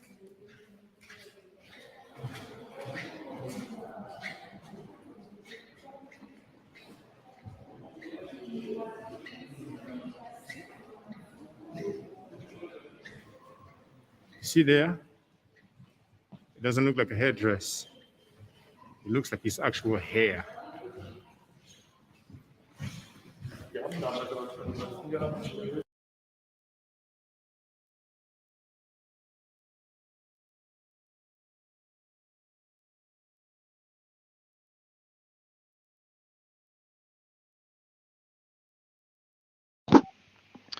Now, I started because I was thinking about the website of Osiris.net, and I was wondering,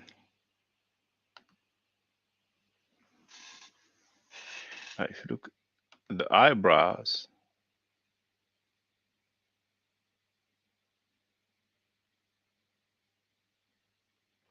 it's not the same. And I'm thinking maybe the guy from Osiris.net said that it's in the Louvre Museum because the other one, the one at the bottom, looks like the. Let me show you so you can understand. But here I did say it seems like it's not his hairdress. It seems like it's his hair. It seems. I did not, say for sure or confirm. But that was way before that. That video was uploaded in 2020, July 16, 2020, 2 years ago. So I'm going to show you Osiris.net. So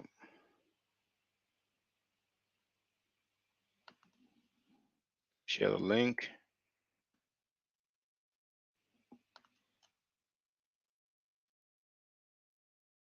I'm going to share the link like that. So it's shared. And actually, I'm going to do that. So you have the menu at the top, tombs, pharaohs, queens, princes, and the first one, Amenhotep III, KV22, also known as WV22. I don't know if it stands for Western Valley, but anyway, KV stands for King Valley. And if we go down, there it is. So that one here on the left, actually, when you click, I don't know if it shows, there's a pop-up. I don't think the pop-up will show. No, it's not showing. The pop-up has a better quality. So let me show you.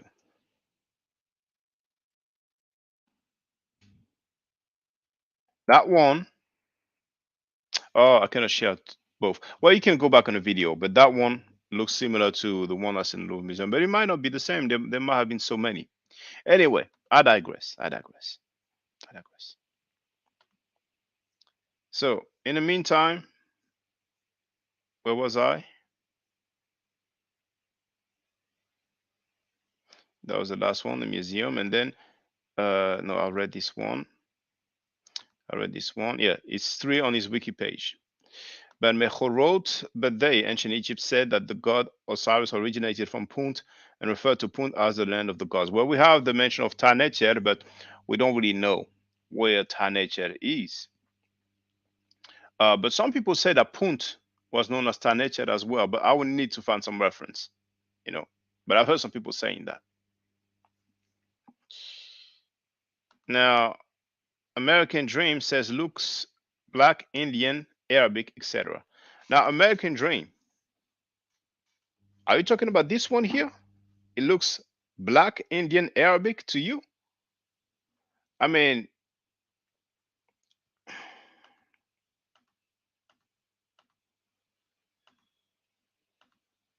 I wish I could share two screens at the same time.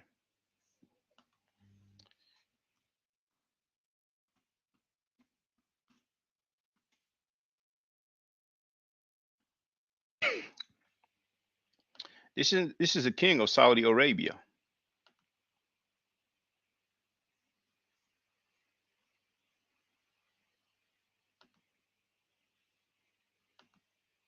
So you mean to tell me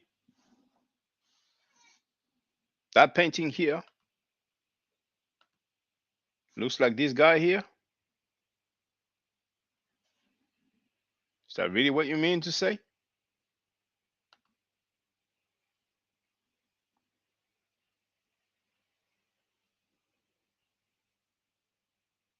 And that's his son.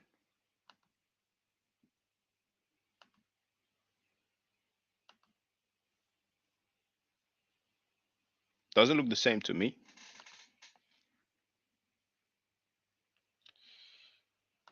Bermejo wrote that was the first video I saw on your channel. Okay, so you know me for like from 2 years ago. Okay. The fight doctor wrote there were no Arabs or Indians in ancient Egypt. I have yet to come across any mention of Arabs or Indians in ancient Egypt, but he's just saying it looks black, Indian, Arabic, etc. You know, but that's that Indian stuff. That was one argument from the guy who claims that the ancient Egyptians were Caucasians. And I have said before that this I haven't seen any mention.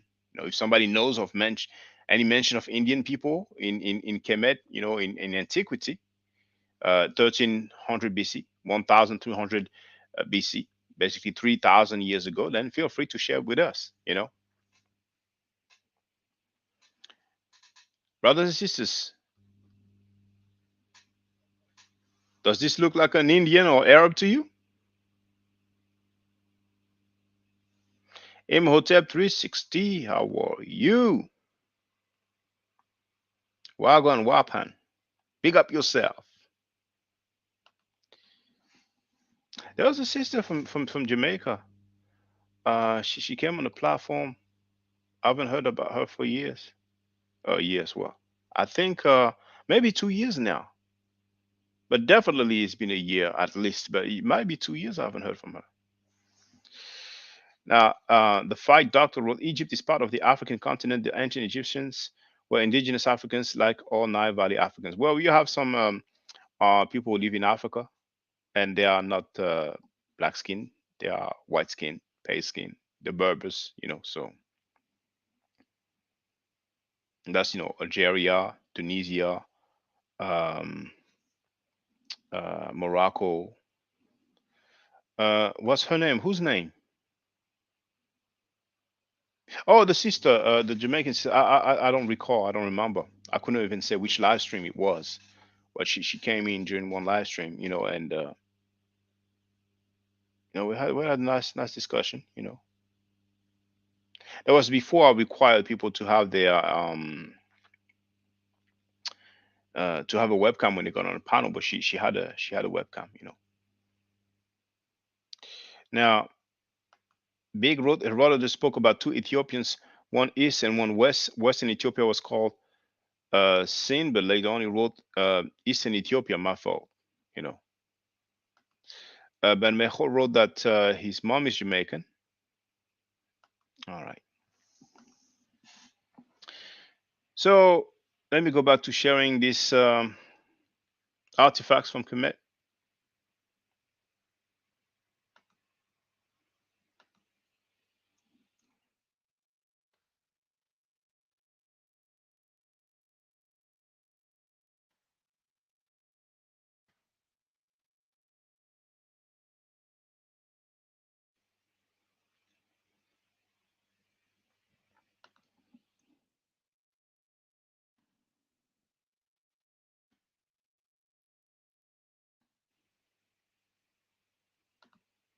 Is it sharing now?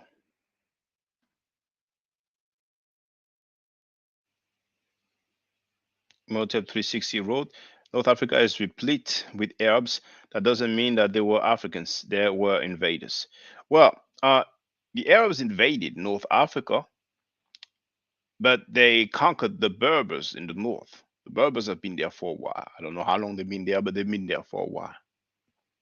Speakers of Amazigh and other different languages. They had a different language in the Arabic.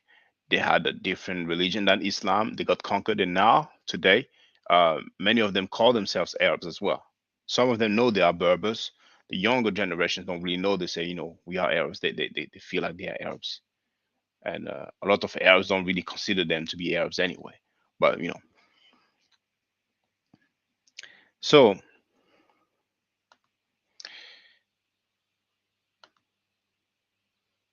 okay.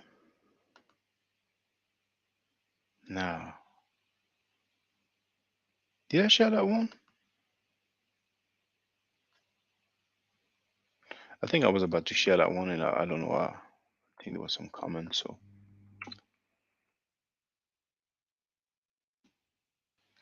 So we are told that this is from the tomb of Horemheb. Horemheb is very famous. He took over after Tutankhamun. Detail of a fresco representing a man fishing in a marsh and bird. So this is just a man. This is not a king. This is not a pharaoh.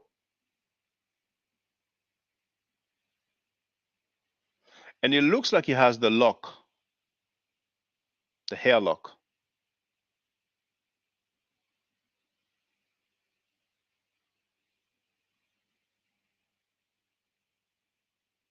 Looks like he's posing. Hey, look at what I've caught. That's my catch.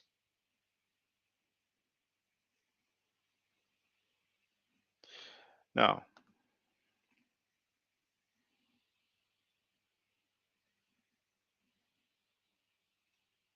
oh, let's do this one.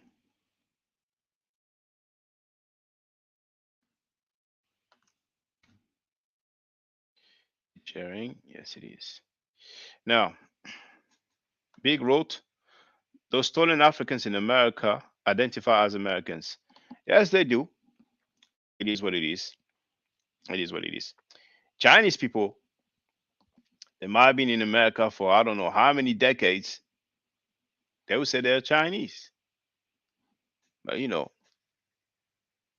there's been some trauma. A lot of damage has been done, and it's a very awkward situation. I feel very sad when I think about my people in America, and they don't know where they're from. In France or England, black people know where they come from. They know where their parents or grandparents come from. So it's a very sad situation. But we can I don't want to say move on, but we can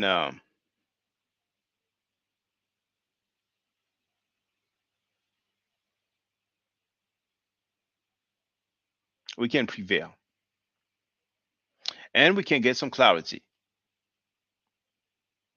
And there's something called DNA test. Many people do that. People will be told, okay, you are from such and such tribe. Now, the funny thing to me is when they say, okay, you are 30% Scottish, 40% Scottish. I'm like, really? Entertainment and debate. Well, my question is, if he is not black, what else would he be? Greek, Persian, none of which had a skin tone, nor has anyone that I know. I've shown a picture with Greek, Persian painting themselves. Their sense red. But he already answered. He said that it looks let me put it up so I don't have to paraphrase.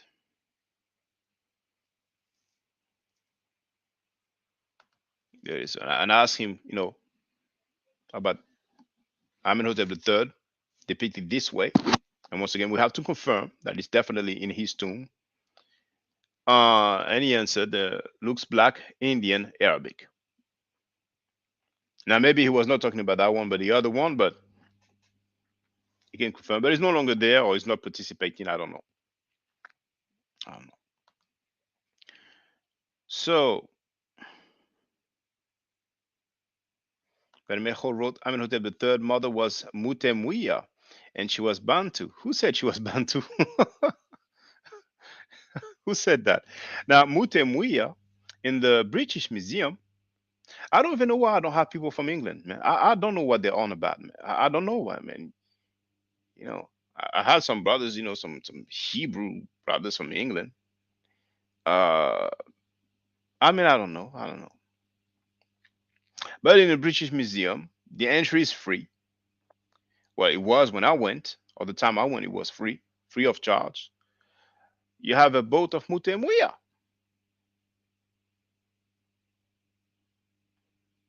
And her name has something to do with boat anyway. I filmed it actually. I have it somewhere on my video. If you type in Mutemuia, it might come up. I don't know if you know how to search within the channel, but you have that, the icon for search within the channel, not at the top. At the top, you search all over YouTube, but on the channel, you have videos, playlists, and then if you continue to go right, you have that icon, that search icon, and that's how you search within a video. Darius has been a while. He wrote, not all Africans in America identify as American. A lot of us are woke. I know I'm African. It's true, not all, not all. Hotep to you, Darius. Cody the XL Bully wrote, "Yep, the British Museum is still free." So are you in England, brother? But yeah, yeah. So let me continue here.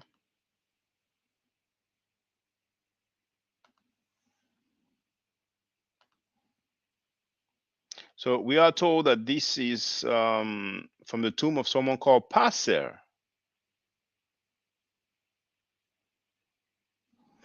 and it's TT 367 Theban tomb 367.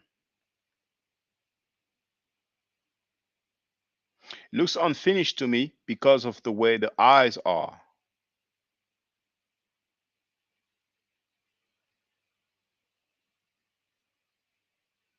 You see here? The eyes are not the same here. The one in the middle, the one on the left.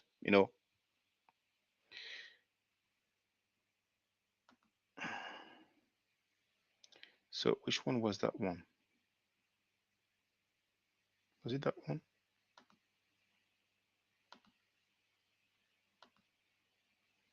Yes, it is. So this one here. Yeah, why not? Why not?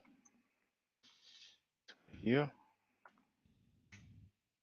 I have to make sure that I check the chat regularly.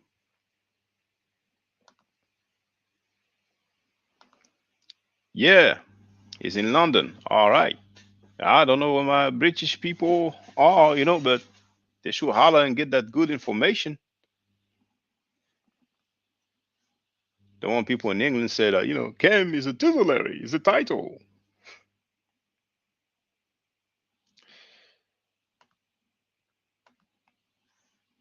We are we are told that this is from the tomb of Seti the First. Your painting in the burial chamber. Now, those straight at the top, they'll probably say symbolic because it's jet black. I'm like, okay. But here, as a matter of fact, from the left to the right, it's like darker to the lighter. And it obviously looks that way because the color has faded away. And throughout my museum trips over the years in several different countries, this is very consistent that the color is fading away. Because, like someone has said in the chat, let's see the date. This is probably 1200 BC. See, Dynasty 19, Seti the First, between 1304 to 1290 BC. So this is 3,200 years old. Actually, 290. This is 3,300 years old. Can you believe it, brothers and sisters? Some people tell us about all these miracles performed by some individuals, and we don't find anything. Nobody cared to say, well, you know what, today that guy performed some miracle. And at the bottom, the color has faded away, it's obvious. They have the beard, so they're most likely deities. You see this one here? Now that one there on the right, like the color is gone. Like, I mean, I would suspect that here has been scraped off because it's funny that the color would have the color will be gone so much here, but not so much on the others because it's the same war. So I would suspect that, and I don't know who would have done that.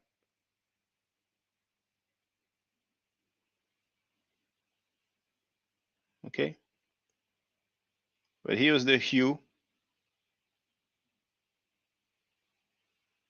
so we know what the original hue looked like, and a lot of people don't know that. Let me check the chat. Um, the fight doctor wrote black people in the US identify as African American. A89UG223, I suspect it might be the guy that I blocked. He wrote, it's not political. Egyptians aren't black. So what are they to you? Like those we have on the screen right now, what do they look like to you? Just out of curiosity. I'm gonna wait. I'm not in a rush. What do they look like to you? Well, you know what? Those are deities. So a historical person. Amenhotep III. I've shared the link in the chat already. This is from the Louvre Museum.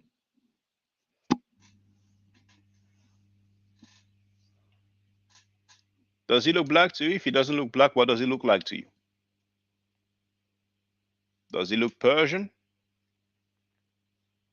Does he look Arabic? Does he look like an Arabian? Does he look like a Briton? British guy? Scottish guy? Someone from Wales? Someone from Australia? Someone from Poland? Someone from Holland? Someone from Leiden? Someone from Sweden? Someone from Norway? Someone from Germany? Someone from Switzerland? Let's wait a little bit. He just left that message, a few seconds ago. So he's there. He's thinking about his answer. And maybe he's with some team, some crew. So they're discussing, okay, what are we going to say? We're going to say this, we're going to say that. They might have a chief that's directing them, telling them, say this, say that. No, actually, don't say this, say that. Let's see. I'll wait a little bit. Darius wrote, Egyptians weren't black, but the people of Kemet were. They are different peoples. Egyptians, for the most part, are invaders. Oh, my bad. He wrote, aren't black. So he's talking about modern Egyptians. See, I read too quick. I'm not talking about the present. This is 1300. Well, yeah, 1300 BC. So, like someone saying, Australians, are not, dark skinned like the Aboriginals. We know that. Like someone said, well, the Americans are not um, dark skinned or reddish like the. Okay, let me say that again. The Americans are not dark skinned or reddish like the Native Americans. You know.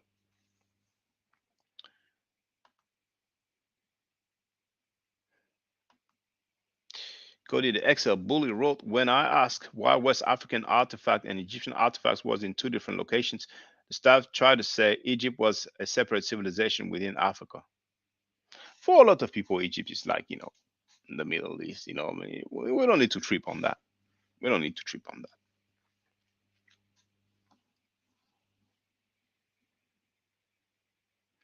But it's an interesting question. This might show that back then, people felt like the inhabitants were actually Caucasians, dark skinned Caucasians.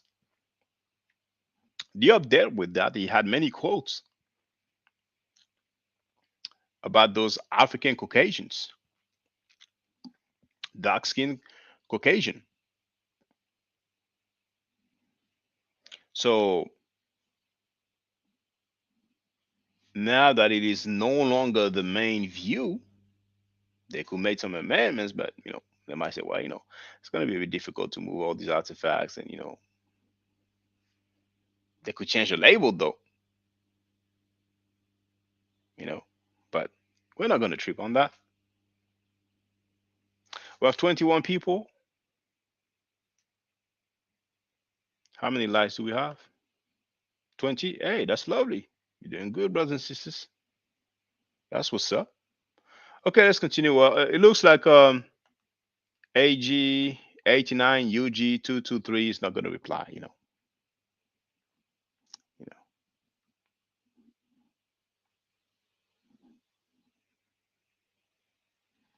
Thanks to the Louvre Museum for putting that up.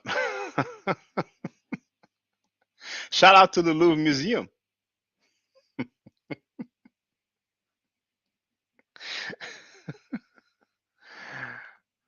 Cody the XL Bully wrote, definitely not a trip. More to show what you just said.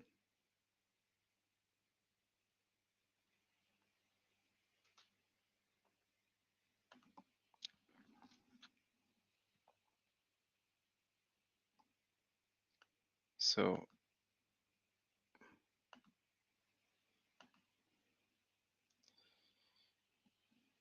this one I will pass. Oh, that one is lovely. I actually had that one as my do you call it screensaver on my phone? My first ever smartphone, by the way. Hold on, hold on. Oh no, no, no. Where is it? Okay. So not that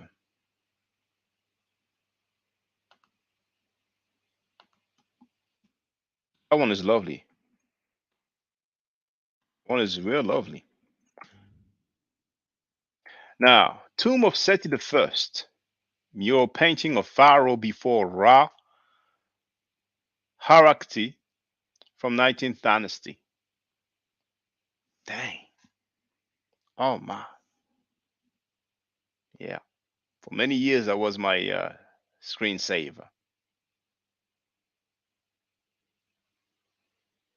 That's dark brown like a mofo. Dark brown like a mofo. Dang.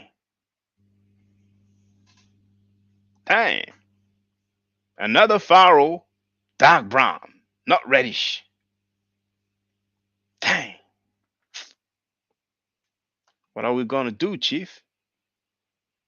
What are we gonna do, boss? Are we gonna say that it's a symbolic color? That they use that coloring as a metaphor to say that he was fertile and he had many children? Dang.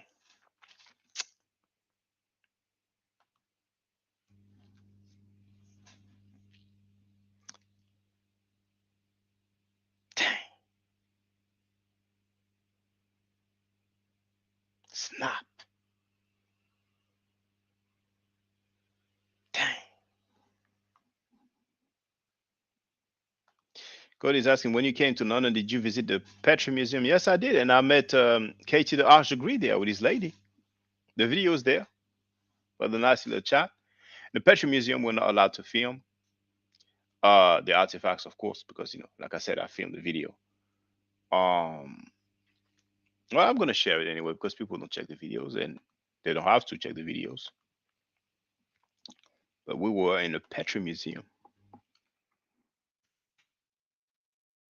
Oh, no, I've typed Petri. Katie, the arts. Okay. Now, I remember this lady asked me a question about a French word, but later on I realized I made a mistake.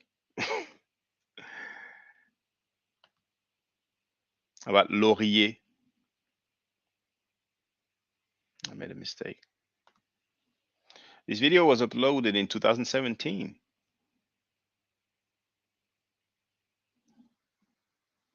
Dreadlocks then. So yeah, I'm gonna.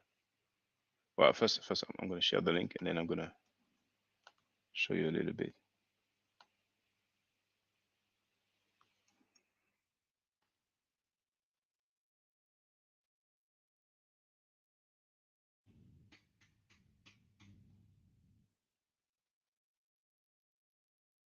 So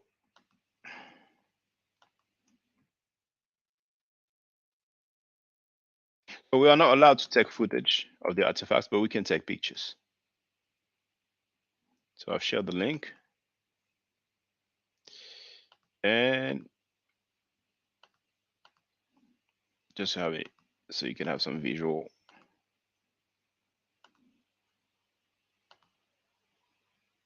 And last week.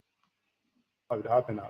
It's the first time I come to the Petri Museum. I just come from the British Museum. Oh, the British. Have you been there already? Yes. Oh, I went great. there. And, I went there last week. And I was just there looking at Nefertiti. I'm happy I got a fair view of Nefertiti. And the brother just walks in, and I see the Ankh and I see the Afro, and I know for a fact I go often to the Louvre Museum. And when I go there, when I see black people, most of the time they're from America. Oh, because black people in France just don't go to look at their artifacts, and it's very funny. America is so far away.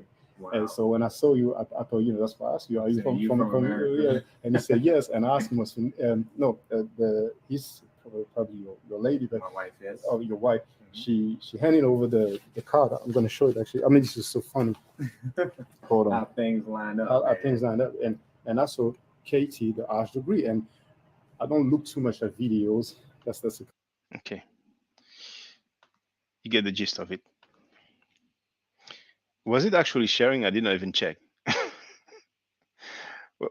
Okay, let me go back in the stream. Oh yes, it was sharing. Did we have the sound? Okay. Yeah, we have the sound. Okay. All right. Okay.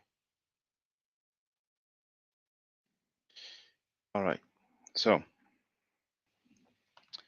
let's continue with our adventure in the past. Dang, I like that one there. I like that one.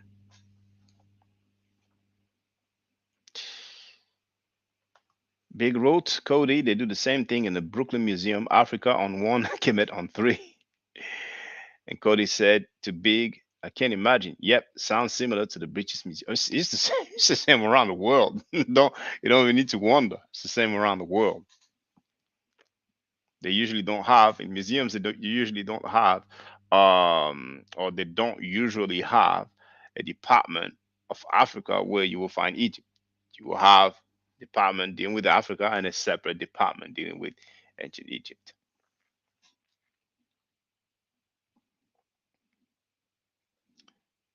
So we've lost one soldier.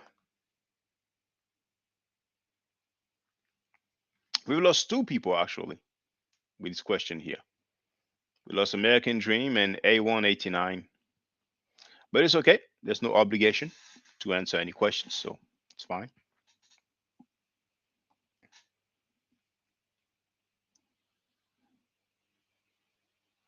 And for those who wonder, I've shared the link to the collection here.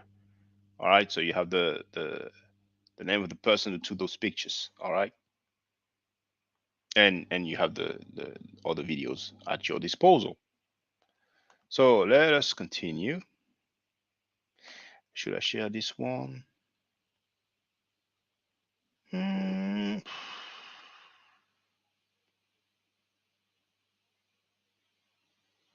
Yeah.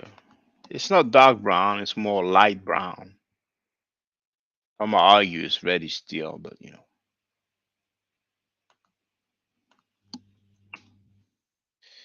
We are told that this is showing warriors in the tomb of Army General Chenui.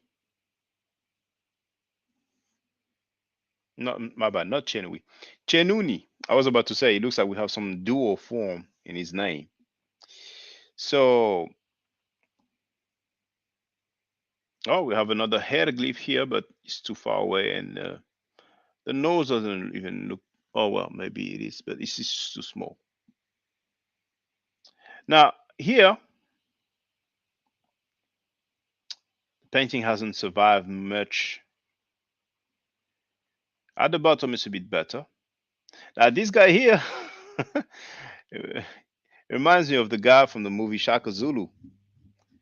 You know, the large bloke, you know, was always at odds with Chaka. But the hairstyle is quite unusual. But on the right there, you can have an idea of the hue, sorry, the hue. Probably the original hue was like that dark brown here. All right.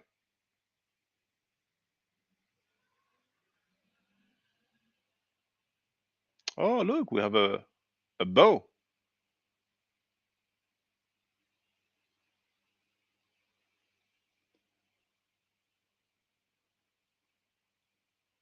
It's funny because we have the name Menchu here, but here it looks like the stool. Strange. Maybe it's not the stool. Maybe it's something else. Oh, there's one sister who was taking the classes. She stopped because of her pregnancy, and she was thinking about that name for her son. Ken, courageous, brave. Here we have the glyph for Mesha. And as a matter of fact, the glyph for Mesha is an archer, right? And if I'm not mistaken, Janice Cameron describes that glyph as a Nubian archer.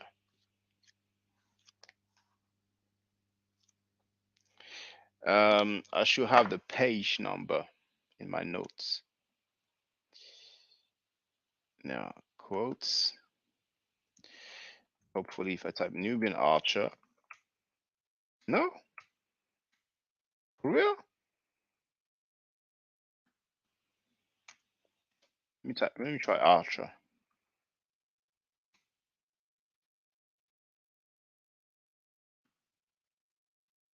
No, take a note of that. Oh, okay, yeah, I know where I have the note. I will have it there for my menu lecture classes.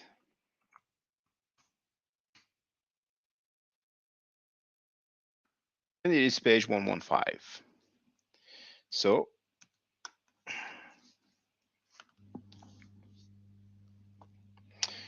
because of the background, it usually does that, but yeah,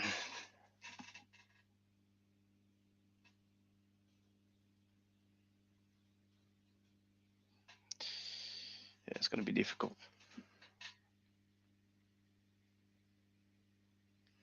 Maybe if I change the background.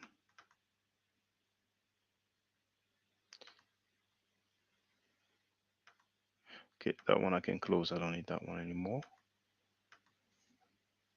Hold on.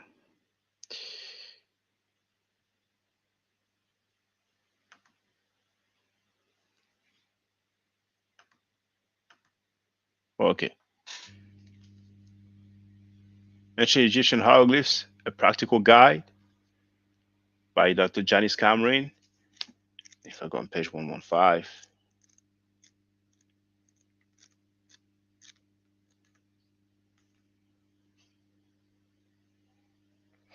Well, she doesn't use the word archer, but bowman. Page 115. Then here, where my finger is pointing, hieroglyph. What is it? A Nubian bowman. Most common use in Mesha, which means army or expeditionary force, but mainly is translated as army or troop. Now, we have the transliteration, so we have the M and then the S with that sort of hat, inverted hat on top of it. That's the sh sound, and then we have the ain, that's the a sound, glottal a, Mesha. All right.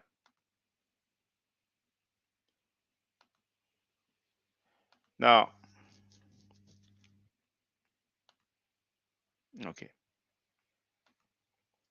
So it's interesting that she describes it as a Nubian bowman. It's interesting that they will use a Nubian bowman for the word for army. Some people might say it has to do with the Magi, you know. Um,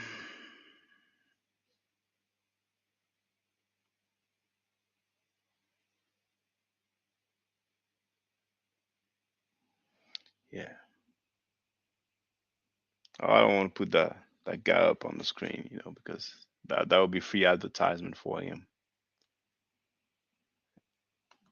and he had enough already. So,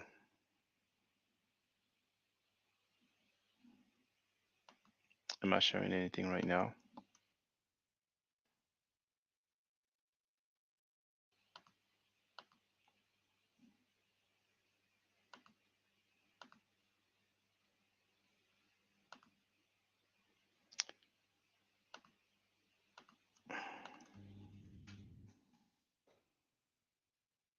We are told this is from the tomb of the standard bearer of the pharaoh, Pesuher.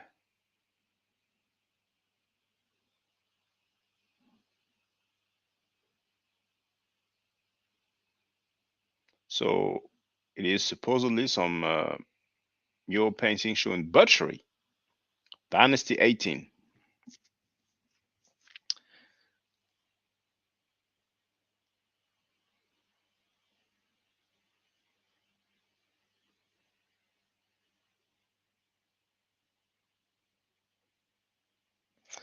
Now,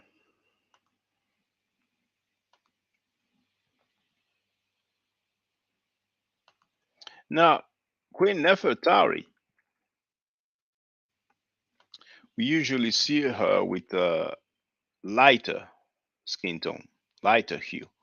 We are told that this is from the tomb of Nefertari, from the Valley of the Queens, and she's before the Netier Anubis.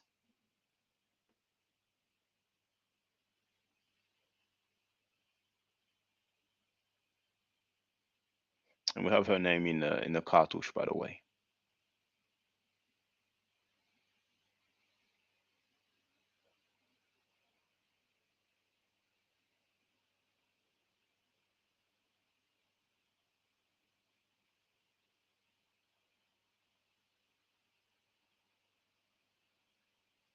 That was funny. I never noticed that it was actually the vulture with the whole body of the vulture.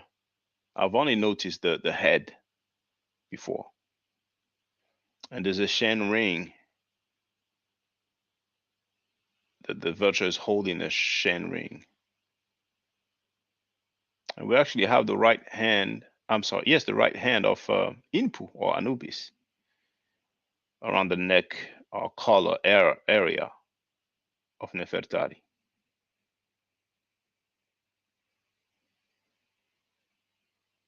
And for those who take the class, you see, when you're familiar with the glyphs, even though one glyph might be damaged, you can tell what it is. We have the sedge, which is a biliteral su, but usually is used for the abbreviation of Nesu or Nesut. Then we have the loaf of bread. Oh, I wonder why the throne though. But this is most likely, and we can even, where is damage? It has the shape of the glyph. This is the hem biliteral, the well with the water. It's either Gardner N41 or N42. I think it's actually N42. I think N41 is the one where you can see the waves or the ripple of the water. So that's the biliteral hem, and then you have the te hemet. So hemet nesu. Okay. And then we have the ur, and then the te uret, and then nebet tawi. So those take the class, you should know what it means. For those who don't know, I'm giving Meadow Nature classes. I've been doing that for a couple of years. So some of you are interested. Love teaching it.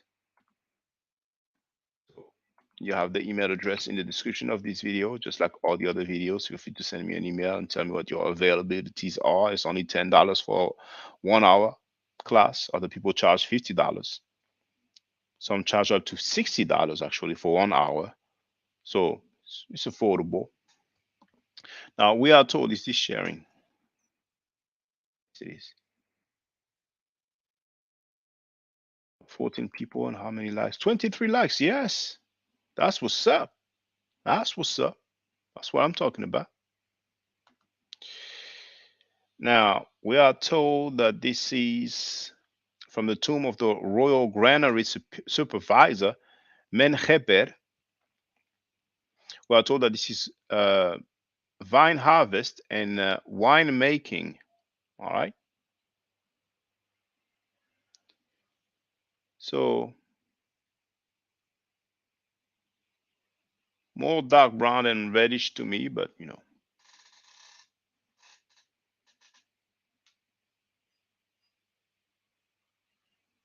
Here it is.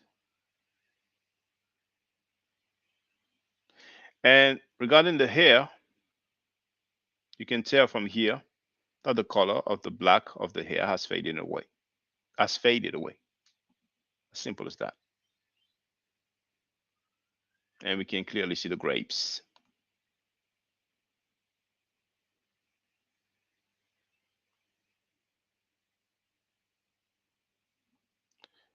Now, should I share this one? No, it's a bit small, isn't it? It's a bit small. What about this one?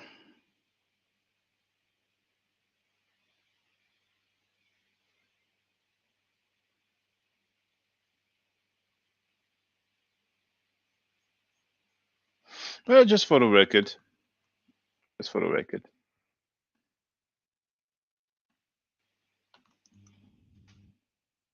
Now, we are told this is from the tomb of the governor and vizier Rekmire. All right. And we are told that we are seeing craftsmen. Now, the person on the top is in a position of prostration. I don't know if that's the word in English, but he's bowing, you know. Now, at the bottom, they are actually weighing. You see these rings there? It's usually gold. So probably the 4 rings at the bottom are just the common gold, and the 3 rings that we see at the top might be electrum or jam, as they said, which some people translate it as electrum, some people translate it as white gold. Now, on the scale, we actually have those rings. On the other hand, we have a bovides head, and I don't know what the next thing is. I don't know if it's some kind of weight, some stuff used to weigh. But we can see that this guy is very busy making sure that he gets it right.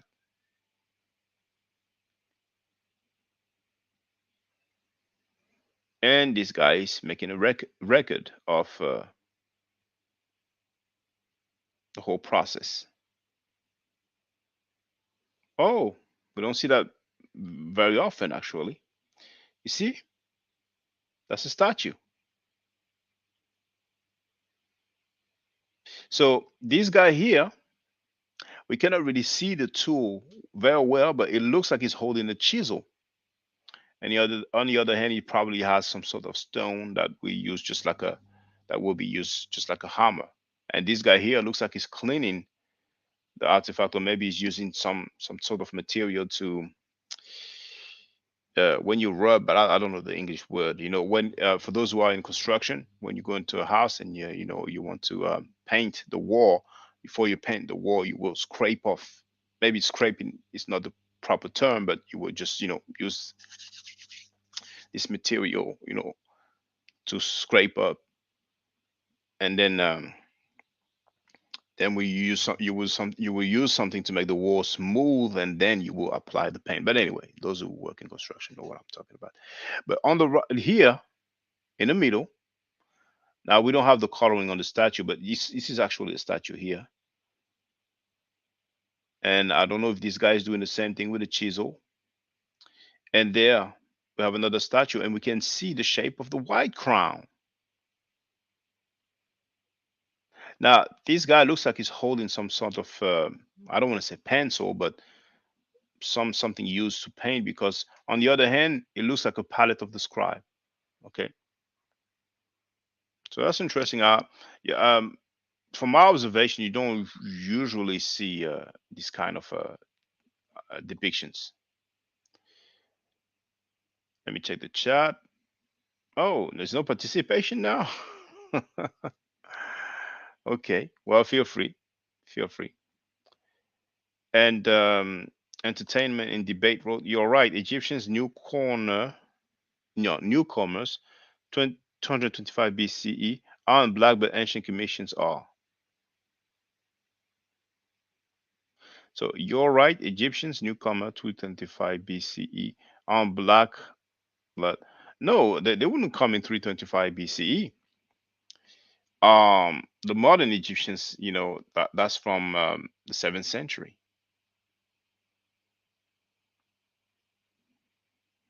with the expansion of Islam. 325 BCE, let's say circa 400 BCE, that's the Greeks or Macedonians, meaning the Greeks and they mixing. Oh, I see, yes. So yeah, what we call the late period, that's when the Greeks came.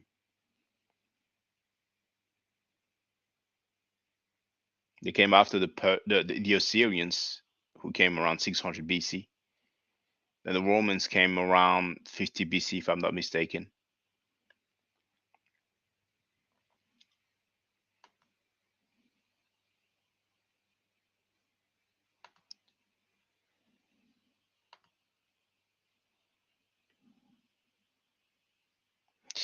It's a bit small, but we can still see a little some.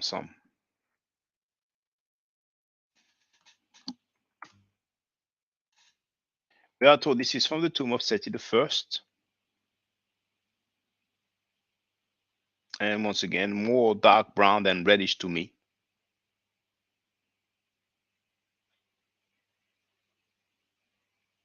Now this guy here, I think they were trying. I think they painted him green. He has the horn, so he might be Hnum. Um,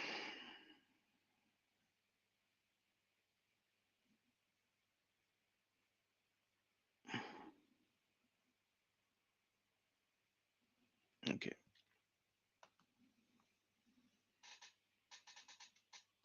Oh, all right. That was interesting as well.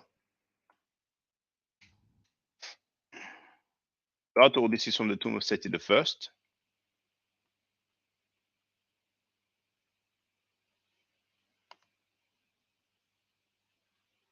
See, they don't usually show you this dark brown. They usually show you the reddish tone, reddish brown.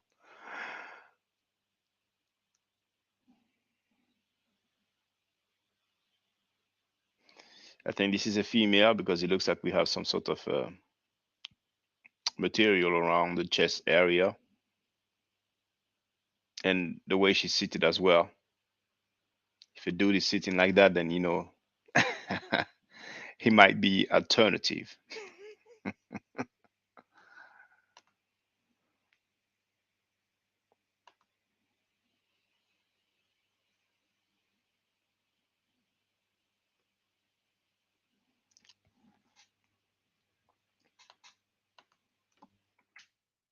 Some people will say probably that this one is like reddish brown.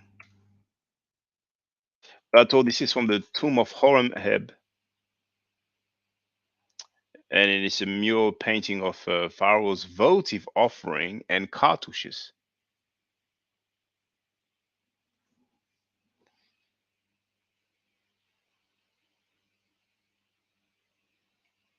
This here is the name Hathor. Well, the Greeks called it Hathor. You know, it would be head. Head. What am I saying? Yes, head hair or hoot hair. We have a nice name here. Now, in what order? Well, just like Ramesu II is probably Setep and Ra at the end. So probably Jeser Keperura. Jeser Keperura, Setep and Ra. And here, well, there it is. So we have Her, M, Heb, and then I would say Mary and Imen. Maybe the red crown doesn't have the phonetic value N, because usually they just say, you know, oh no, Mary and Pata. Yes. So yes, Mary and Imen. But sometimes we don't have the N, you know. Like Userma Atras Tepenrara Mesu Mary Imen. We don't have Mary and Imen. So the red crown either has a phonetic value N there, or it might not have it. I would say it does, but if it doesn't, whether it does or not, it doesn't make a big difference. You know, this is now Heb can be translated as festival, so you know, maybe Horus of the festival, or Horus in the festival, beloved of Amun.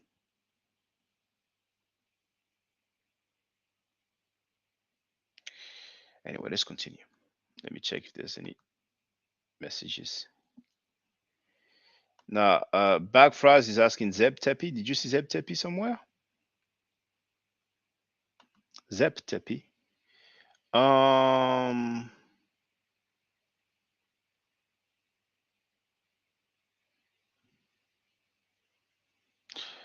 don't see it. I don't know if maybe you're studying the Medu Neter and maybe you thought that this glyph stands for Tep, which would be a dagger, if I'm not mistaken. But this is actually the walking stick. That's the word that stands for Med. So here we have an abbreviation of Jed Medu. Words to be said or recitation, you know, it's translated differently. So Jed Medu in words to be said by Hathor and so on. Now, oh, that one is interesting. Well, unfortunately, we only see the top of the face, but you know, I will share it. I'm not in a rush. We are told this is also from the tomb of Seti the First. And here you can see, you know, the top of the head, and you can see the hue, which has still faded, but you know, we can still see it. Now, briefly, we will move on. First with this one. Oh, this one. It's okay. I'll pass on that one. Now, it's even earlier, so I'll pass on that one. I'll pass on that one as well. I'll pass on this one as well.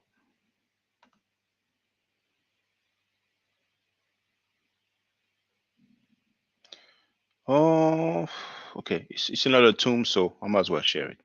But some people will probably say, okay, this is reddish brown. It's not dark brown. We are told that this is from the tomb of Suemnut, who was the king's cupbearer. And we have musicians and women.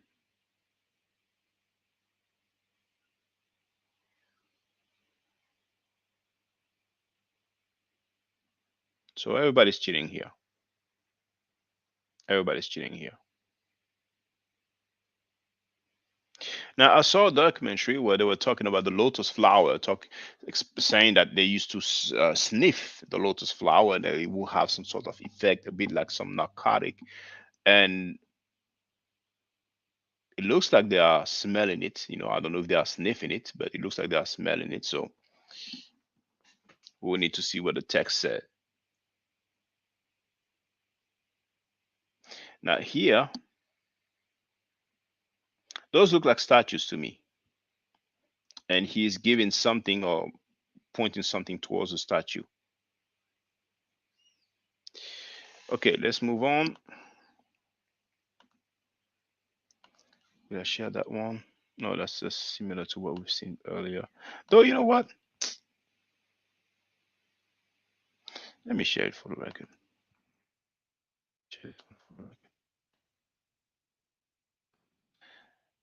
Still same person, Swem Nut. So I've shared a video talking about the convention for the skin color. That's from the Louvre Museum. The other one who made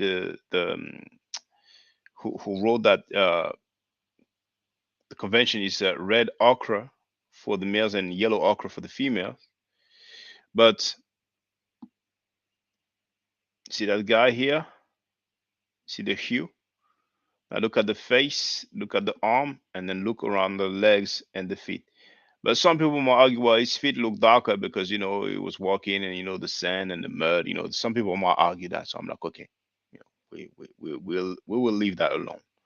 But you can see the detail here of the seat, and you basically have like the paw or the paws of a lion. And when you go to museums, if you pay attention to the furnitures, you will see that very often. So it is very detailed. Now, what else? Oh, I like that one. Okay, will I share this one though? No, this is too small. It's a bit too small, so I'll share the next one. Yeah, I like that one. And I have to check the chat as well. So we are told that this is from the tomb of Nefertari.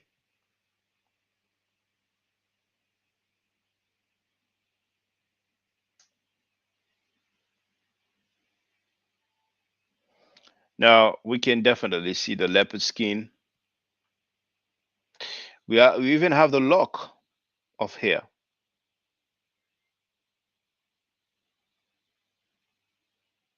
It might be the first time that I see the lock of hair on top of the crown or headdress, hair dress, whatever that is. I mean, is the whole thing some sort of crown, or is it just the front? Is it just something going there? I don't know.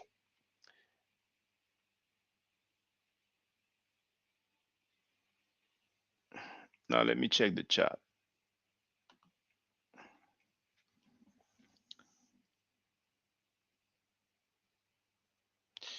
Backfries wrote, well, I was actually, if we could talk about it, I just joined.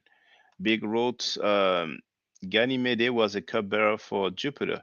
Jupiter was raping Ganymede. I'm not familiar with that story. Backfries says, could we talk time? The female doesn't look of African descent, or could we talk time?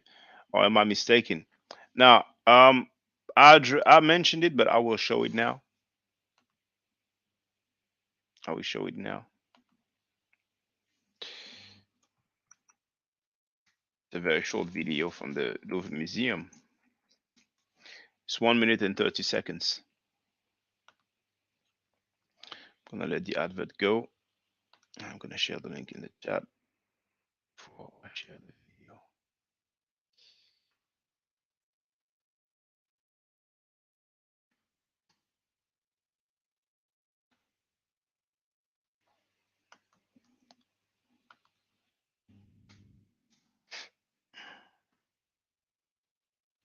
Oh, I've been live streaming for 2 hours and 52 minutes. There's less people now. It's only 8 people right now. skin color in ancient Egypt. That's what I've shared in the chat, and now I'm going to show the video.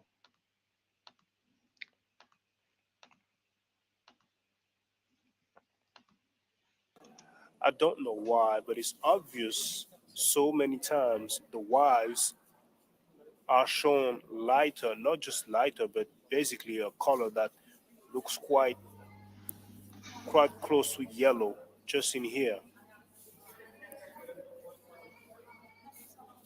I've read some explanation about that, but I don't know enough to speak on it. So let's check this out. This is the description of the artifact you've just seen. The reference is E19172. It says, Bechu and his family, around 1500 BC, beginning of the 18th dynasty, painted limestone. The limestone is painted to better imitate life, but this painting is conventional. Yellow ochre for the skin of woman, red ochre for the skin of men. So you have the reference there.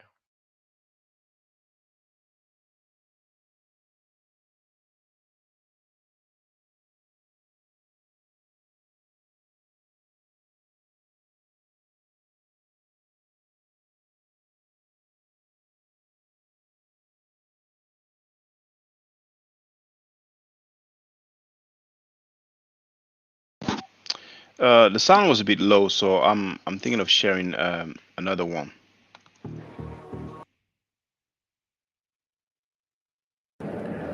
Louvre Museum, Paris, France.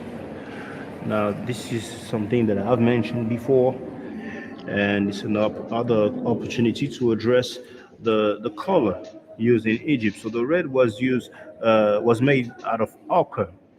It was abundant in Egypt. Addressed that in the video in the presentation called Introduction to Kemet. It's actually now the title now is Kemet and Ma'at.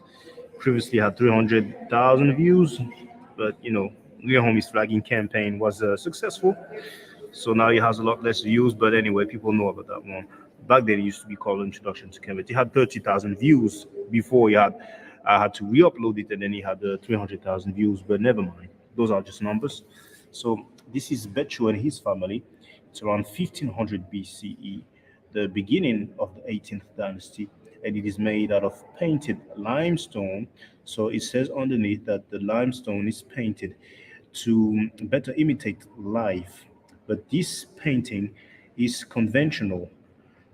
The yellow ochre for the skin of woman and red ochre for the skin of men.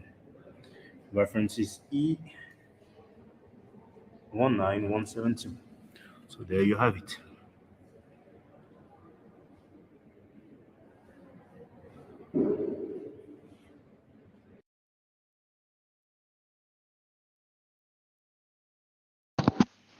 That video was uploaded in 2017. As you can see, I had dreadlocks, so that was a while ago. So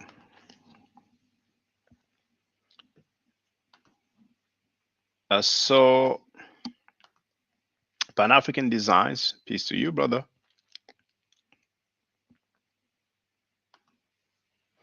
We have 13 people now. How many likes? 25. Okay. If you have not hit that like button, then if you don't mind, just do it, brothers and sisters. Now, this one is really okay. Now, I might as well share this one as well. Seen the screen earlier. Arrête, c'est pas possible. Arrête de faire ça. Arrête, j'ai dit. We are told that this is from the tomb of Nefertari. It's annexed to the antechamber, and it is the queen before the divine scribe Thoth or Jehuti. Now, we can only see the arm, the legs, and the beak of the ibis bird. Here we have the cartouche with the name of Nefertari. And here we have Rech. I'm sorry.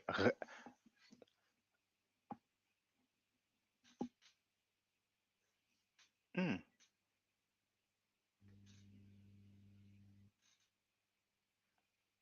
I'm familiar with Rech. I don't know if it's an alternative spelling. Cher, Necher, A. Okay. Now, earlier, I told you about the water well or well with water, the N41 glyph and N42 glyph, according to Gardner's reference, and that's the one there. So we have Hemet Nesu. This is read from right to left here. Here is read from left to right. Nesu is placed first out of respect. This is the honorific inversion or honorific transposition. And as a matter of fact, I don't know if you remember, but earlier that was the same thing. We had Hemet Nesu Uret Nebet Tawi. Okay. Um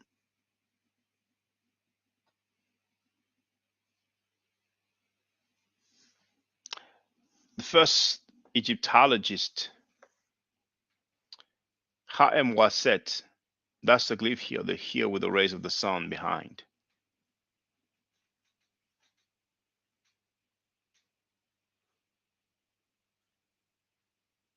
That's a Ha or Ha'i glyph.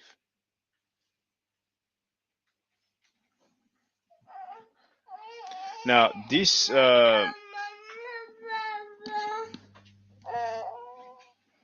looks like a palette of the scribe to me. This looks like what I don't want to use the word pencil, but like the pieces of wood that they will use as a pencil. And it looks like we have the black and red coloring here. But I filmed, some palette of the scribes of the scribe from the Louvre Museum and probably some other museum as well. But I remember definitely from the Louvre Museum. You know, I don't know. That looks like a frog.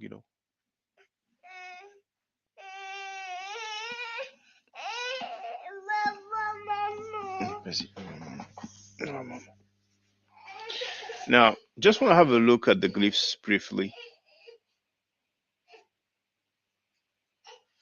Now, you see right here, we have Jehuti, that the Greeks call Thoth, and we don't have any determinative for a deity.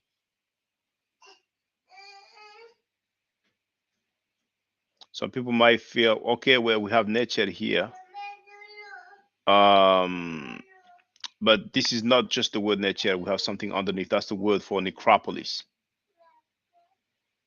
So we're talking to someone who is a follower of the Riparianite, and we talked about it, but I addressed that before anyway. So, and here we have Jehuti Neb, and then I think is it Chemenu? I think it's Chemenu, yes. Neb Chemenu. And we have the Newt glyph here. Cardinal reference 049.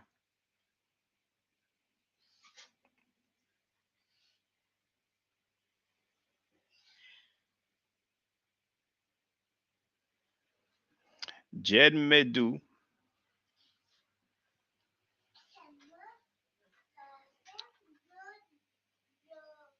I would say DNE N Set Imi Ta Jesser. But anyway. Oh, the next one is interesting. The next one is interesting. Before I check the chat, now we are told that this is from the tomb of Thutmose the Fourth, or Jehuti Mes the Fourth. Your painting of adoration of the gods Isis and Pharaoh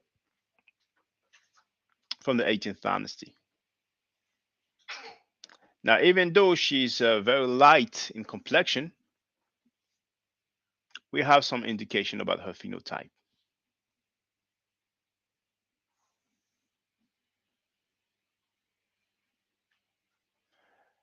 Now,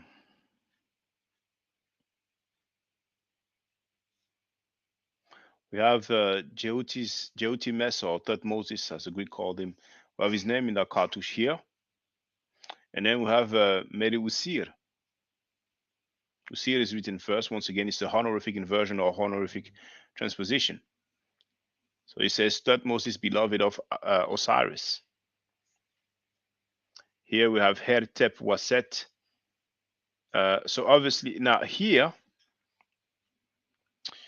we don't have the full glyph, but I think it's Hetheru or Hether. Now,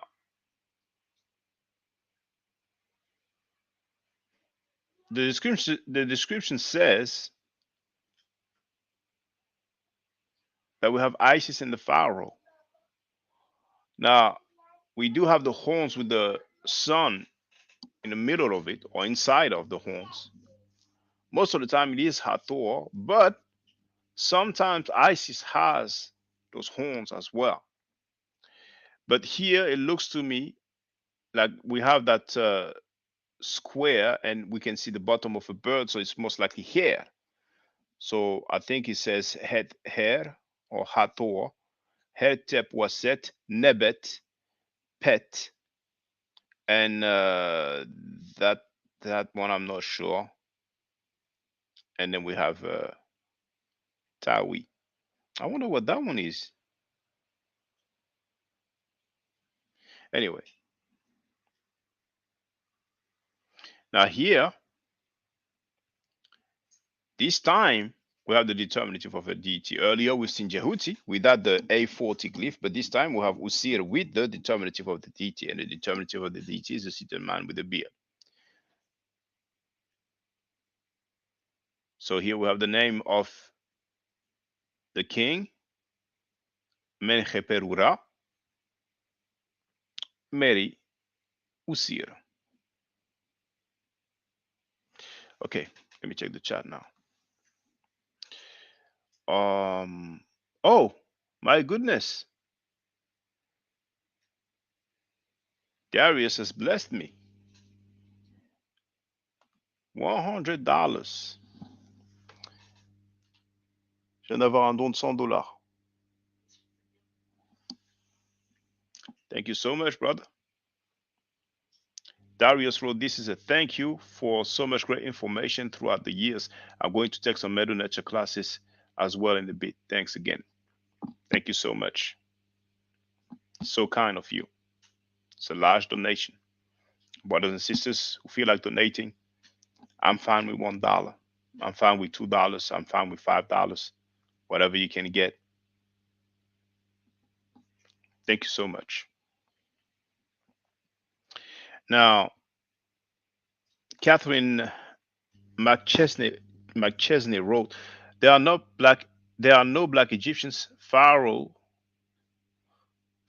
were not black. Cleopatra was not black. I never claimed that Cleopatra was black, for the record. She was from the Ptolemy dynasty. So she was Greek, yes, indeed. Jesus Christ is not black. I've never claimed that Jesus Christ was black. But Catherine, I want to ask you,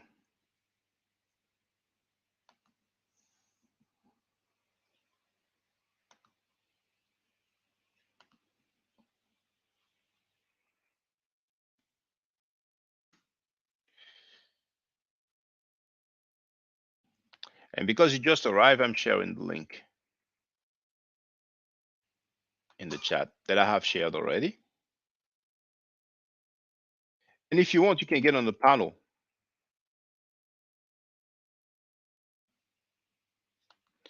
Now, if you don't mind showing your face, because that's a requirement, link to get on the panel. Or you can just participate in the chat simply. So here, I'm sharing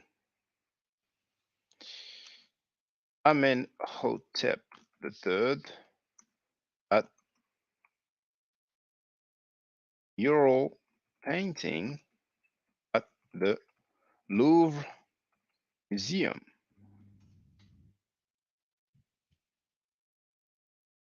So there it is. And now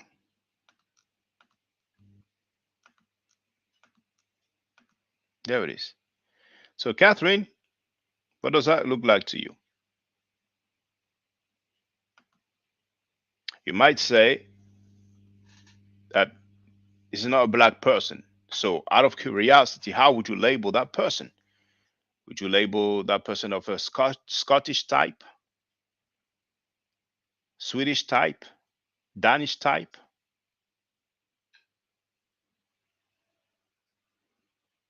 Arabic type? Would you say he's an Arabian? Would you say he's a Syrian type? I'm waiting. I'm not in a rush.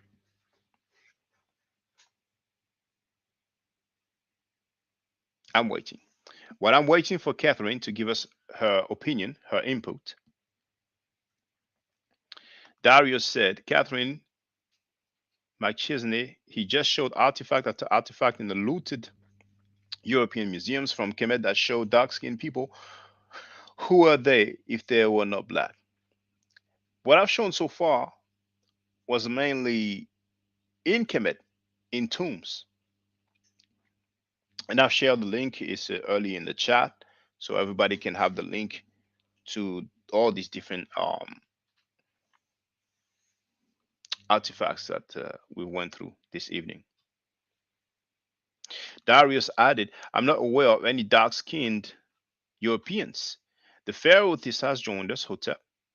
Darius is also addressing once again Catherine, saying, you're in an I don't know what newbie means.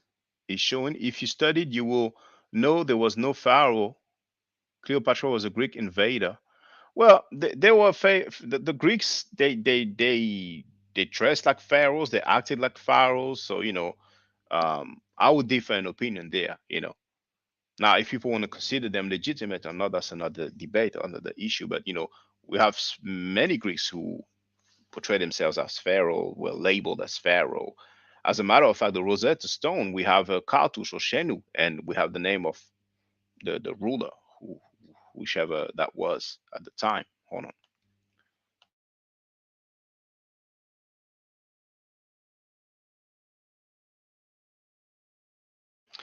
on. Darius added, Jesus did not exist. You live in a world of make believe. I don't know if she believes that he existed or not, but some people will say it's a matter of opinion because some people like to say the absence of evidence is not the evidence of absence. But for those who don't know, we have no record that mentions Jesus during his lifetime, which is quite surprising for someone who has walked on water, changed water into wine, multiplied bread and fishes, resurrected Lazarus, resurrected a girl. When he died, there was an earthquake and an eclipse, and saints went out of their tombs and they walked around in the city. And I don't remember if they spoke as well. He resurrected 3 days later. He actually died on the cross, resurrected 3 days later. And he went up in the sky in front of hundreds, if not thousands of people. But nobody cared to write, you know what? Today there was an earthquake and an eclipse. But today the saints went out of their graves and they walked. So this is quite strange. And this painting here, well, okay, some people will say he's a king, but we have common people, commoners, cupbearers, people from the army, worksmen, So Darius wrote, it's the least I can do, brother. I'm in your debt for so much great info. I appreciate that, brother. I appreciate that. The Fight Doctor wrote, every indigenous Egyptian pharaoh was a black African without exception. Well, if they were indigenous, then they will be black African, But we have the Hyksos or Hekahasut that ruled. So, Catherine, I would love to have your input. That person on the screen, Amenhotep III. I mean, you came in with such confidence by saying there are no black Egyptians. Pharaohs were not black. Obviously, it's a typo. Pharaohs were not black. Okay, so Amenhotep III was a pharaoh. He is Akhenaten's father, most likely Tutankhamun's father as well. So this is a mural painting located in the Louvre Museum. I've shared the link, so we have the reference. The reference is what? But actually, they give us two references. We actually have a set of there it is. See, we have set in total. There's three paintings. Okay, so here we have N521A and LP 2114. But this is the website of the Louvre Museum, and I filmed it anyway. You know, it's just I've shared the video earlier. You know, so the video is in the chat. I've shared the video that I have filmed myself when I went there. So I'm very curious, and I'm not in a rush. So Catherine McChesney, doesn't this look like a black person to you? And if it doesn't, then would you say it looks like a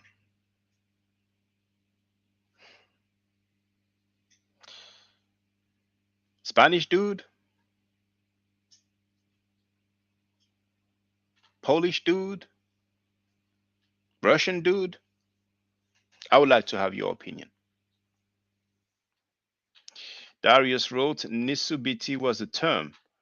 Pharaoh was not a word the people of Kemet used. Well, actually, a fair bit of people say that, but Pharaoh derives from some Middle Nature term Per-A, which can be translated as great house.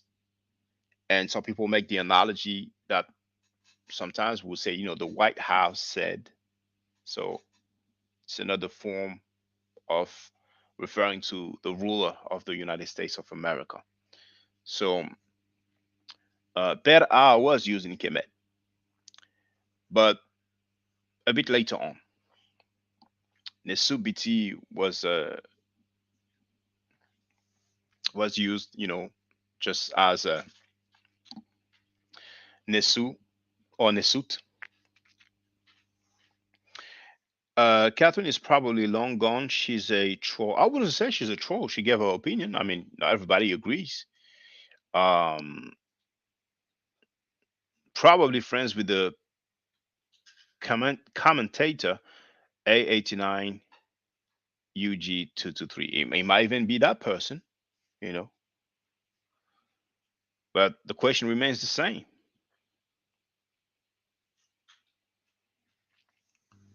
And I'm glad that, you know, people can see this discussion. We can talk about it, you know. But we all know it's going to be difficult for someone to say, well, you know, that's it looks German to me. It's going to be difficult. It's going to be difficult. You know, it'd be difficult to say it's Caucasian. It's a Caucasian person, you know.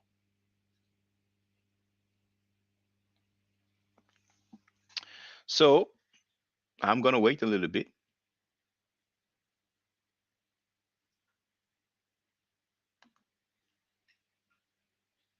For Catherine or whoever that may be behind that username, you know.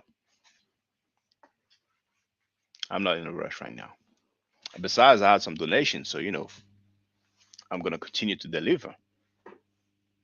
That motivates me. Some people say, you see, he's motivating by money. I've been answering for 3 hours, 16 minutes, and I've been doing this work for 18 years.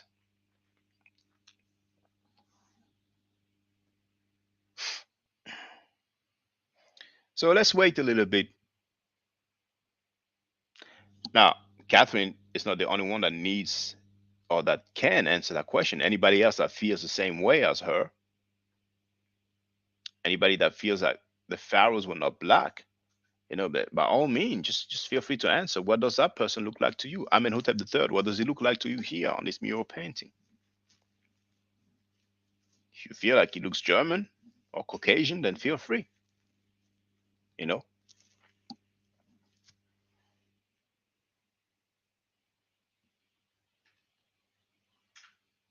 it's easy with the neophytes, isn't it?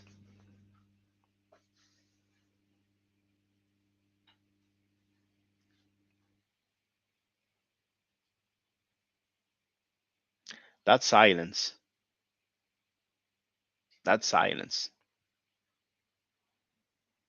Darius says, "Hey Shaka, I wonder what the term Nisubiti means. Do you know the transliteration of the term?" The transliteration is those symbols used for the phonetic value. So in this case, I guess you mean the translation. Um,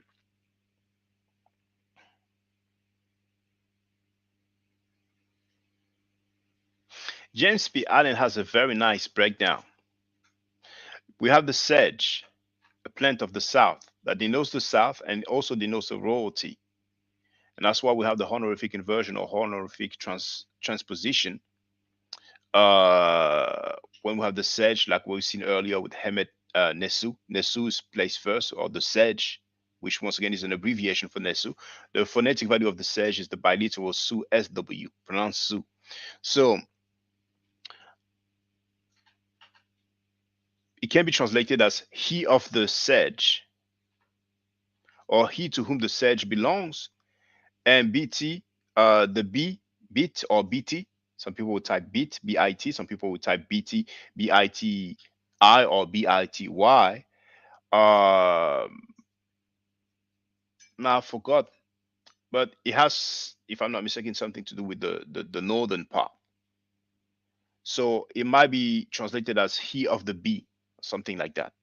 So in a nutshell, Nesubiti is a term that can be translated as dual king, or many people, if not most people, I'm talking about Egyptologists, would translate it as king of Upper and Lower Egypt.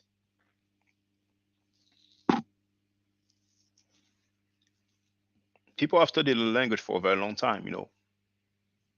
Egyptology is an academic field that's 200 years old. So, and those Egyptologists back then, you know, it's not like in our era, they didn't have to do any 9 to 5. Some of them were financed by wealthy people, and some of them knew so many different languages, you know. They are really deep and thorough.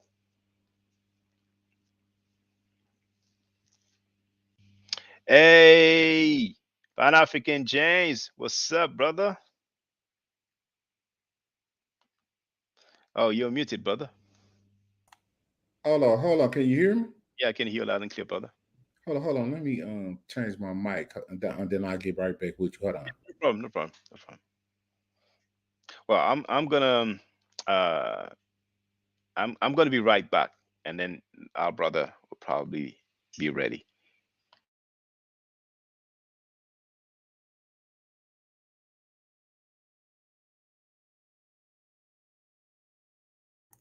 Can you hear me now?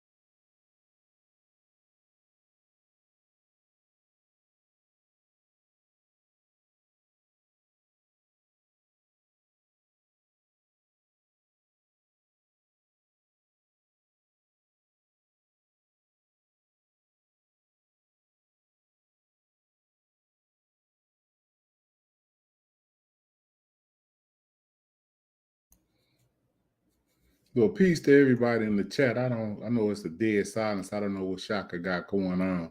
So I guess I'll try to hold him down until he gets back. But not really. I was just really just coming in to just help assist Shaka and just, so I know it's kind of hard to be on here by yourself, just talking to yourself. So I was gonna try to give him some interaction while he's doing his thing.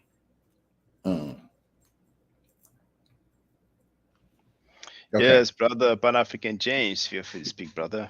Yeah, I was just, coming in to chime in with you, brother. So I know you on here by yourself, so it's good to always have some interaction. So I was just coming to slide through. You on this my time of day. What time is it there in France? It's 11, let's say 15 p.m. Oh, yeah, that's a good time. Would you working tomorrow? No, I don't work on weekends. So. Oh, okay, yeah, well, we can rock out then. Oh yeah. Okay, so man, like I said, I'm just really just going to be in the back in the cut because I just came in on what you was doing. I don't want to interrupt anything, but if I got any questions, it's okay. I mean, I have time, so if you have anything you want to say. Well, I got something I wanted to share with you, right? Okay. It's a video, and I don't know if you want to do that. Well, it's not like a documentary or movie, is it? No, it's not a documentary or a movie. It's actually it's a YouTube video of someone, a doctor I will say, yeah, he's an Egyptologist, and he orients the beginning of the civilization to Jebel Barkal, and he goes. It's an extent. Matter of fact, let me find the video. How long is it going to be, that video? Well, just or the part you want us to see. You know what I'm saying? Just the parts that we want to check out probably wouldn't be that long. You know what I mean? But I just want to get your input on it. I'm gonna go ahead and just back out for a second, then I'm gonna find it. All right. Okay. Okay. All right. Feel free. Now, Jebel Barkal, it's a mountain located in Sudan or Nubia, and a lot of things are said about this. Actually, I was talking with a Sudanese colleague of mine who was saying that, this is a place where they will go and worship. And I forgot if he said that some people say that they come from there.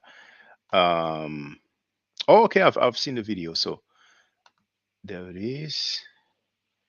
So I have the advert. Have you seen this video before, Shaka? I'm gonna tell you. I don't think I've seen it. Do you want me to put it, because right now it's playing at 15 minutes? Do you want me to put it from the start? Because right now it's at minute 15. So I don't know if it was a. Can you hear me, brother James? Oh, you're muted, brother. You're muted.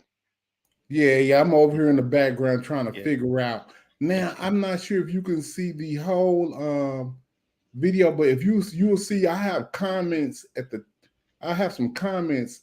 I'm the only person that commented, as a matter of fact. But if you will see, I have timestamps on the video, and I'm doing. Yeah, I can see them. Okay, yes. So if you could read that and see what I'm talking about, and then you could click those timestamps so we could get talking. Well, okay, let me share first. So share the screen.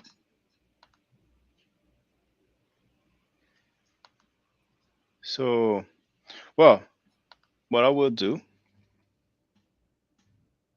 if somebody is interested in seeing that video. Yeah, I think that this is a great video for everybody to see, because a lot of us get confused on, when we say that they come from the South. This is a great video that this person, he's picked up on someone else's work and continued on. I think that this would be something that after you view it, I think that you're going to break this video down in such a way, that I know you're going to be very interested in it. All right. Well, I'll definitely check this out then. Not this evening, but So here, I think the screen is sharing. Is it? Yes, it is sharing. I'm just gonna try to make it larger.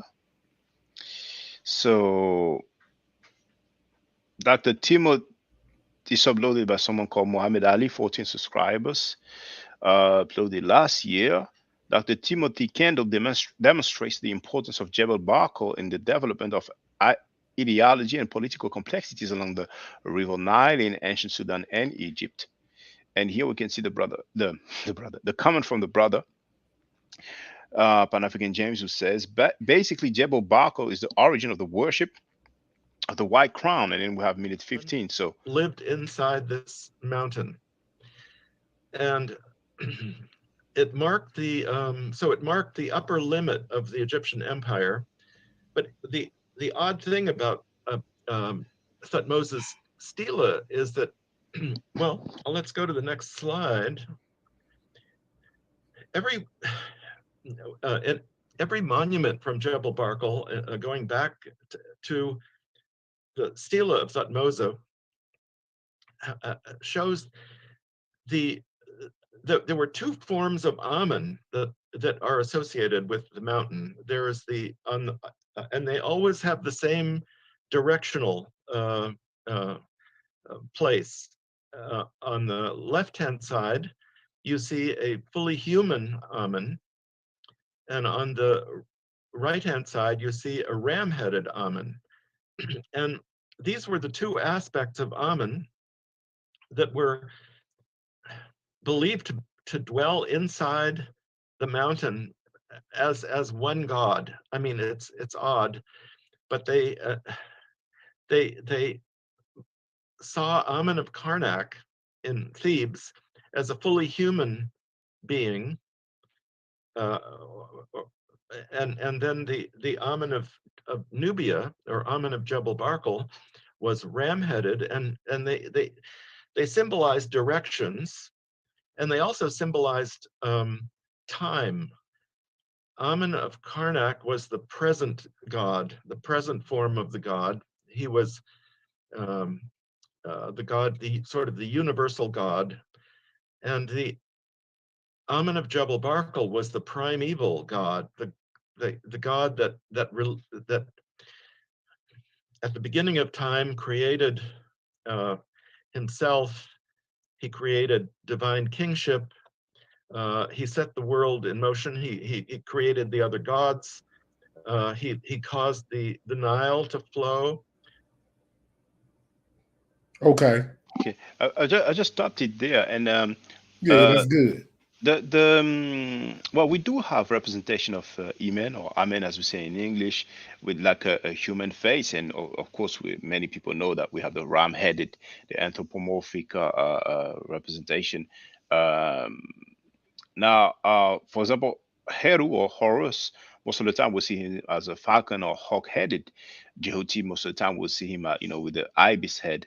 But Imen, indeed, sometimes we have a human face. Actually, earlier we had a depiction from one of the tomb. It was jet black. Now, what will be, and I haven't seen the whole thing. What would be good for him is to show some text, some attestation for what he is saying. But maybe he's going to show some. The other thing that kind of made me smile as I was listening is because the person is advanced in age, and maybe he's been an Egyptologist for a very long time, but because I have officially entered the field of studying Egyptology, there's this platform where we introduce ourselves, and I thought I would be like one of the oldest one, but actually a fair bit of people, are quite mature. Some are grandfathers, So I was just thinking about that. But do you want me to go to the other timestamp from your comments, or do you want to add something? No, well, really just basically, so what he's saying is that the temple of Karnak, which is in Thebes, right? He's going to talk about its orientation to the south, right? Mm-hmm. And he's going to correlate all of that into Jebel Barkal, because that is the temple of Amun as well, right? They have a temple of the temple of Amun is oriented to the south, is what he's going to explain off in it, and he's going to, Dr. Benham have already told us this, but he's going to confirm basically what Dr. Benham said about the orientation of the temple being towards Karnak to the south, because they're saying that's where the god Amun comes from. Then he's going to, what he's telling you now is that ram-headed god precedes the human god, and that's why the correlation is. And then he also says that they didn't want to, because it took so long to worship in Jebel Barkal, is the reason why they built the temple at Karnak, so that they wouldn't have to travel, because it would take them like 2 months to travel south against the current for them to hold their festivals. So I 2 mean, like months when you watch this whole video, Shaka, then that's when me and you need to have a dialogue about Oh what yeah, you I would feel. definitely check. That's I what would I think definitely, would be yes, best. But if you would yes, just let some of it, just skim yeah. through it. Right now, or do you want me to go to the other times? Oh, but well, before I do, actually, I think it's in the Oxford History of Ancient Egypt that they mentioned that people will be buried facing the south. But for whoever want to claim that they come from the south and one evidence is because the temple is facing south, I think people would say it's insufficient. But what was the other thing you said? Yes, them building a different temple because it would take them so long. Uh, I mean, if there's any text or evidence, I've dropped the link to the video, the Fight Doctor. The video is there. You see, Yeah, just and previously. Yeah, also it was but I something just about hold that, on, bro. Just the wanted to say, importance. maybe I don't know if he said 2 months, but that seems unlikely to me because, like, during the transatlantic slave trade, from what I read, it would take 3 months to go from Europe to America. So it's very unlikely to me, even though it's against the current, Yeah, this is that what I they would take want them to. 2 months. Maybe Yes, I don't know what he's talking about, Shaka, yes, but yes. that's why I want you and people of your ilk to review this and see, so y'all could examine it and Oh then yes, give yes. us, you know what I'm saying. But from what I'm hearing, a lot of the things that he says actually makes a lot of sense. Oh yeah, but I mean, I only saw just a Okay, few minutes, so just let a but little bit of this play, then you can yeah, skim I to the will. I 17. will. I will. Okay. Just before that, I want to say, I am that I am. Road Catherine, you're not invited here. We're talking about our African culture. Go find your ancestors from the Caucasus Mountain, and there's this laughing smiley. I wouldn't say that. Everybody's free to participate. He not talking to me, I'm right? just entering the field. You don't want me to. What I'm saying, getting kicked out. You know what I'm saying? So that's and even before I decided to enter the field as a student, I wasn't making statements like that. I don't think it's cool to say that. What I'm saying? Like, if we go like on a message board or on YouTube live stream, and it's like mainly people of European descent, and we make a comment, and then somebody says, "Oh, you're not invited. We're talking about European culture." People will say, "Oh, that's wrong. That's racist." So we should not become what we don't like. So so James, you want me to continue playing from now or Yeah, to go yeah. to the Just other play a tabs? little bit Yes. more because I Okay, let wanted me to do see that. what else Yeah, he may no problem. say Yes, that no, may let me do that. help us out, and No then problem. we can skip to No the problem. next Yes, point. no problem. So let's do it. And of course, he did this annually every year. He caused the Nile to flow because the Nile comes from the far, far south. They imagined a primeval aspect of Amun who set this flood in motion each year, which brought life and fertility to the Nile Valley. And so Hold up, stop it right there, let's Shaka. see. Okay, so is that so? From what you know, is that true? What he just said? And what did he? Um, What, and if you didn't understand what he just said, what he said is that the, the not. culture Mm. believed that Amun came from the south and that he was attributed with the Nile flood and the inundation of their land. Is that true? Well, Oh, it is. And what in the pantheon of the gods? How important is Amun in it? there's different creation stories. Mhm. So So maybe he's talking about this time period, right?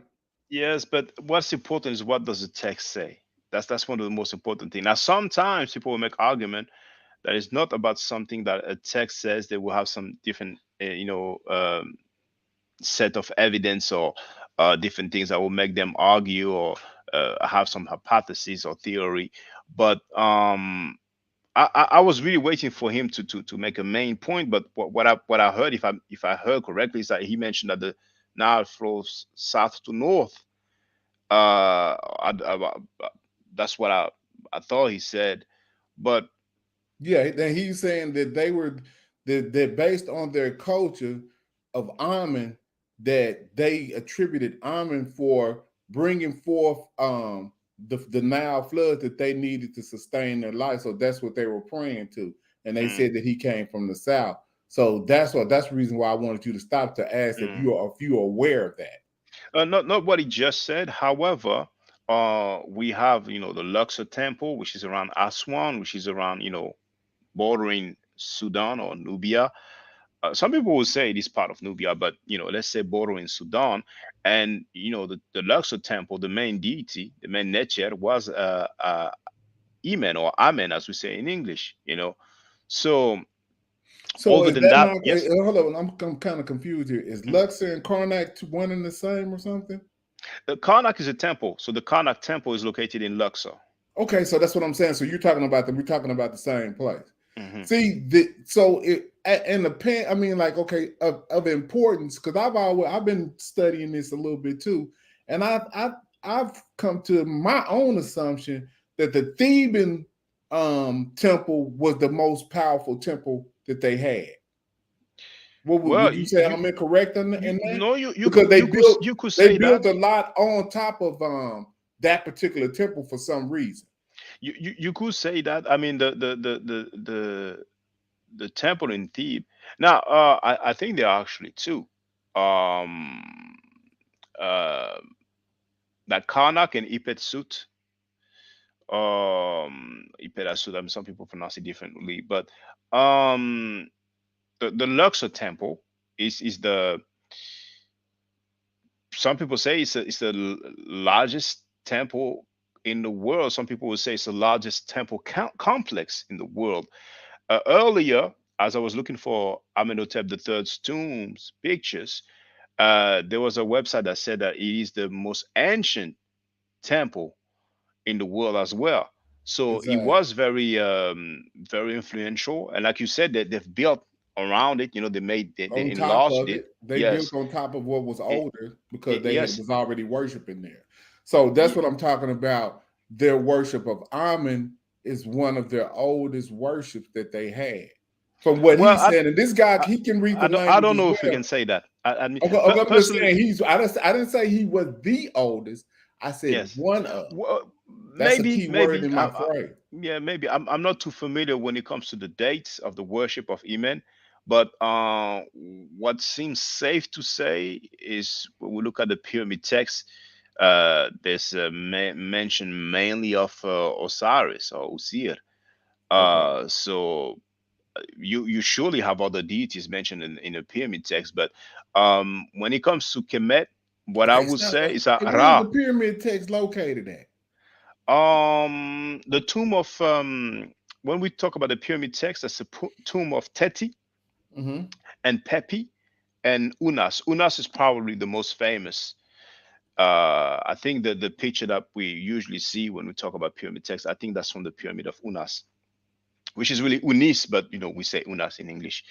So that's where they are located. The pyramid texts, they are basically texts that are carved in stone in the tomb of those three rulers, Pepi. Okay, so that's orientated probably what, north, right? I have no idea in which direction they are orientated. But I mean that's easily. I mean, I'm sure somebody probably mentioned it. I mean, anytime they do excavation, they will have the scale at the bottom to show the size of different, like when they have a map, and also for certain objects. Sometimes, like Petri Museum, we can see that, and usually also when they discover a place or when they show a map, they will also show the orientation, like north, south, the cardinal points. So it's surely easy to find out, in which direction it is facing. Okay. But I think that's good. We stopped the video so that way you may not get a strike. I think, in between it.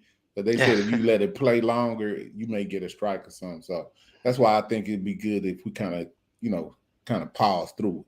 Okay, you can let it play because it's a certain part of this, and then we can stop letting it play. Yeah. Okay. Now. one concept that the Egyptians had about God and kingship and about human life, they believed that all creatures descended from what was called the Ka. The Ka was a kind of ancestral spirit. So the Amen of Jebel Barkal was the ancestral spirit or essence of Amen of Karnak. He was the beginning. Same, and since the Ka of Amen was also the generator of divine kingship, the royal Ka, that is the original kingship, the original essence of kingship, personified, lived with Amen of Jebel Barkal. And on the Jebel, I mean, this is what hasn't really been very well appreciated by Egyptologists, I think. Even though Amen in Egypt is considered to be the god of kingship, and of course, oh gosh, well, I'll explain this a little bit more later when I can show you some slides. But Yeah. the really incredible thing is that in the Jebel Barkal stela of Thutmose III, found at Jebel Barkal, over the head of the Amen of Jebel Barkal, it's written that he gives the king the kingship of Upper and Lower Egypt, or the kingship of the two lands, whereas Amen of Karnak gives the king all foreign lands. But it's the kingship that comes from Amen of Jebel Barkal. And this is rather strange. You hold up, you get what he's saying? That kingship is giving. Did you understand what he said there? Yeah, I hear him, talking about, Amen, giving the kingship and so on. But I mean, he, if he is really a doctor, then he will have the sources. He mentioned his slides that he will show later on. So yeah, he's saying that sometimes he's reading something on this stele that we're looking at right here. He's Mhm. saying there's something up at the top there, and I'm pretty sure you could verify that Oh, he's saying that. I cannot read this. It's too small. Yeah, I know for it's too me. small Yes, now, but I yes, know you yes. can blow it up probably. And you Actually, can, and actually, he mentions the stele, so you can go find it yourself, right? well, if you can get Yeah, the he name. mentioned it just a minute ago. Okay, let me put it back. Let me put it back. It's a couple of, probably maybe a minute. He mentioned what stele it is. By Egyptologists, I think. Even though Amen in Egypt is considered to be the god of kingship, and of course, oh gosh, well, I'll explain this a little bit more later when I can show you some slides. But Yeah.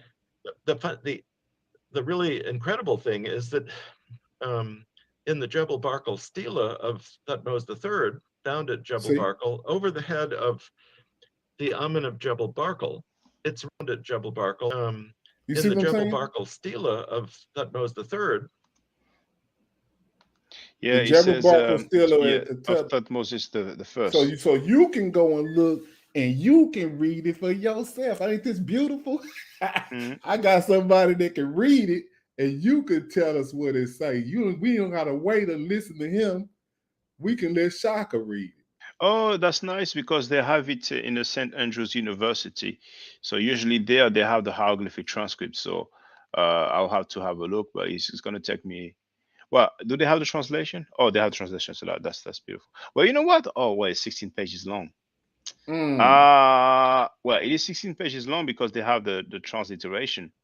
You want us to have a quick look? Yeah, I don't mind. Okay, so this is a university. He's saying he's giving you a location, so maybe I don't know how this works, but maybe you can listen to where he's saying the location is, and Well, then let's maybe that'll help you have a quick find it look. fast. Let's have a quick look. So first, I'm going to share it for everybody. So, oh no, not this one, but he is on Harvard University, and he's an archaeologist and ancient historian specializing in ancient Sudan. and he received his doctorate at Brandeis University in 74 and served 25 years as a member of the curatorial staff of the Department of Ancient Egyptian and Near Eastern Art at the Museum of Fine Arts of Boston.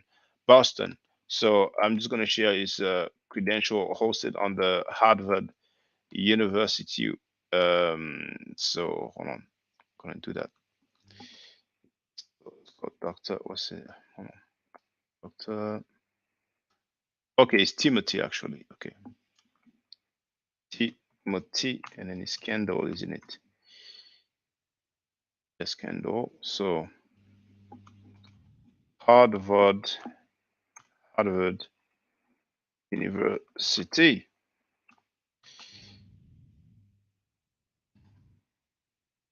And then I'm going to share the St. Andrews. All right. Now, St. Andrews University. Okay, you know what? I'm going to make it complicated. Abel Barkle Stella of Thutmose III, and you can clearly see that it's hosted on the standrews.ac.uk. That is St. Andrew University. So it's a PDF, and there it is. All right.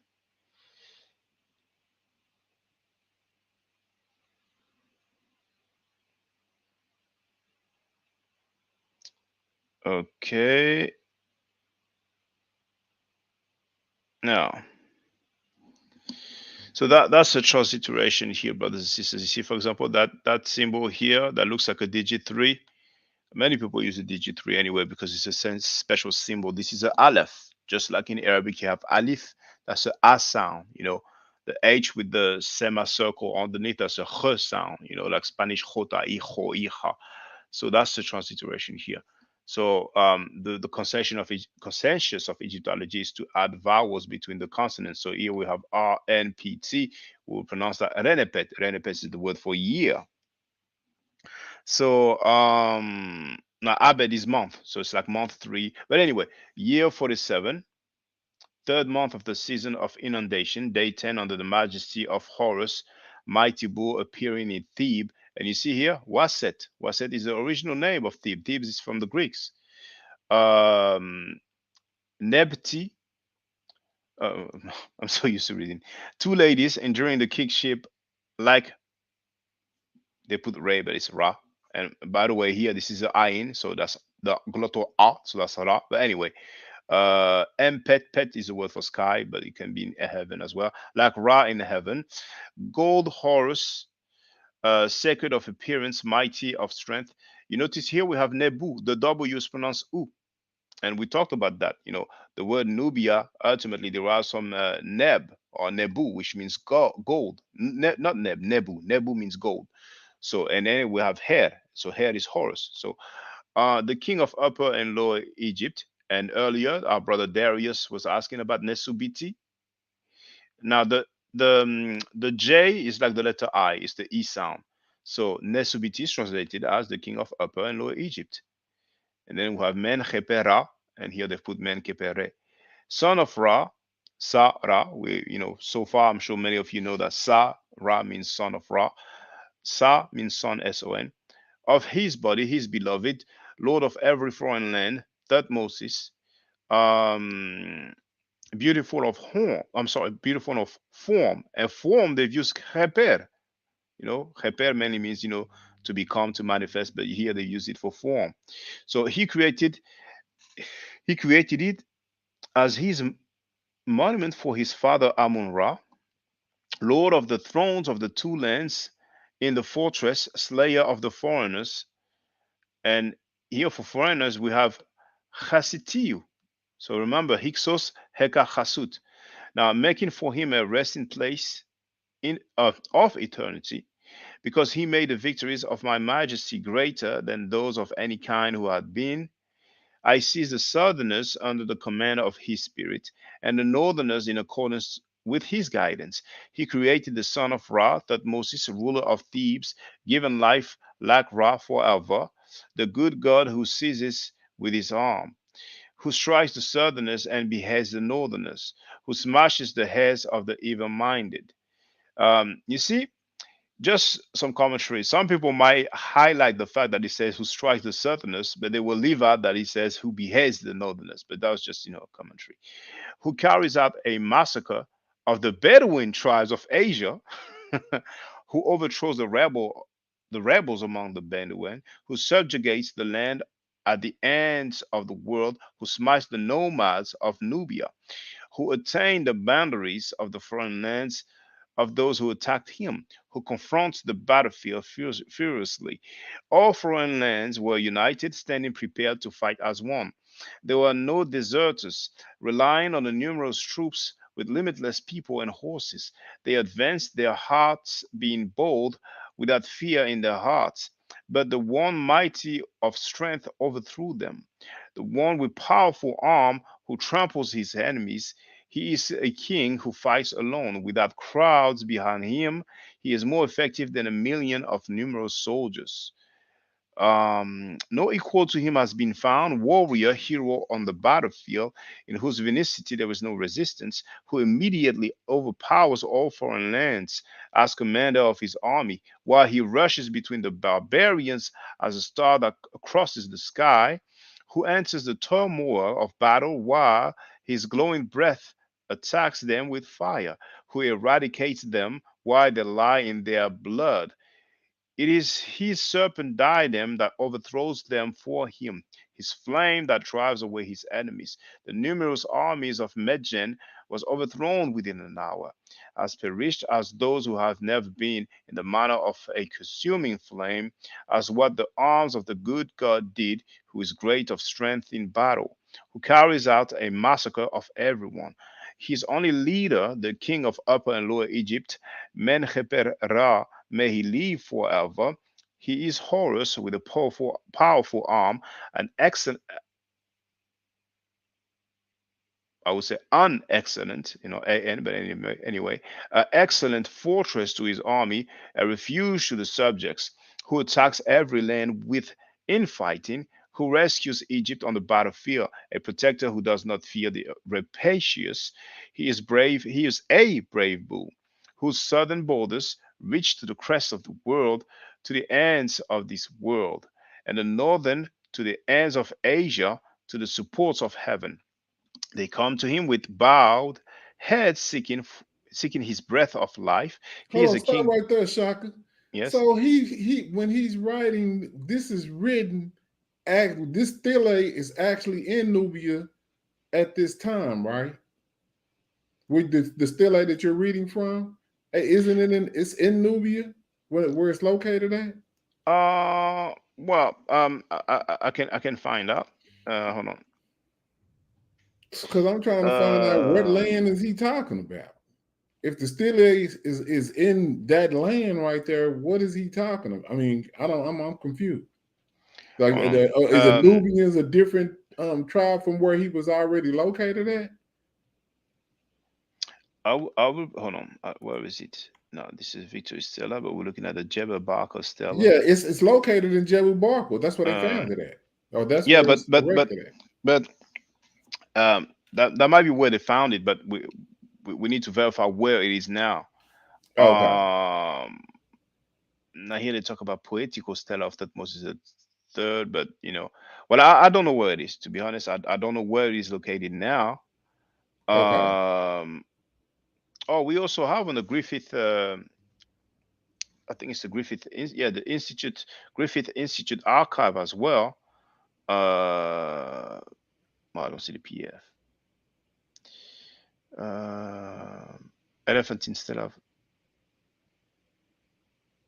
I don't know where it is located. But when you're saying you don't know which land they are talking about, what do you mean? That like in the text when they say like northern lands or southern lands, is that what you? Yeah, like he's talking about his land stretches far as to the end of the world or something. He said in the south. Okay. This is like he says yes. that it goes to the end of the world, but then he makes a stopping point in the north. It stops in ends of Asia. What is it like? See, and the north to the ends of Asia, to the what is that?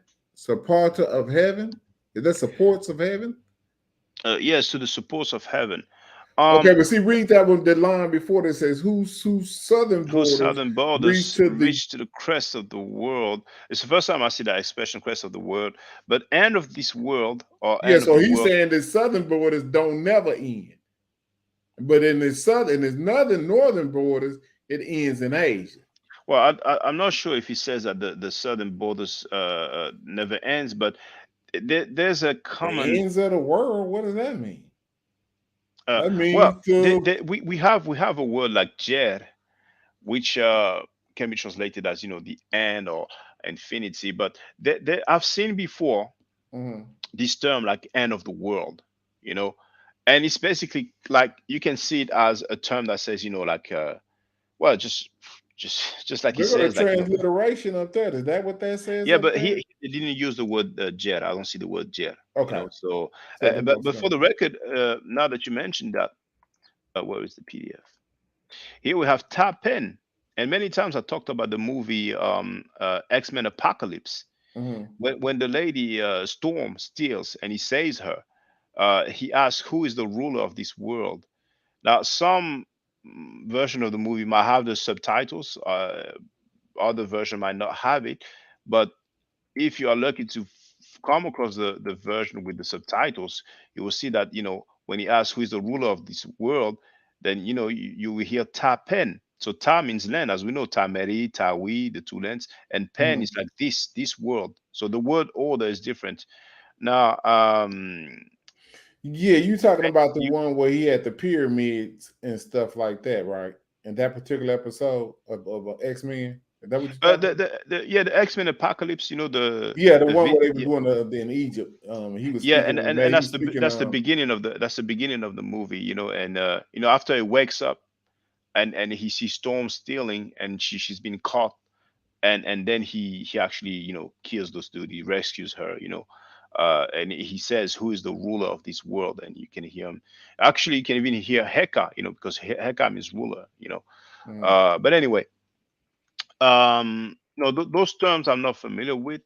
Now, Gentio I'm familiar with, Mhm. because we have that for as some sort of epithet for Osiris, or Genet Imentiu, like for most of the Westerners.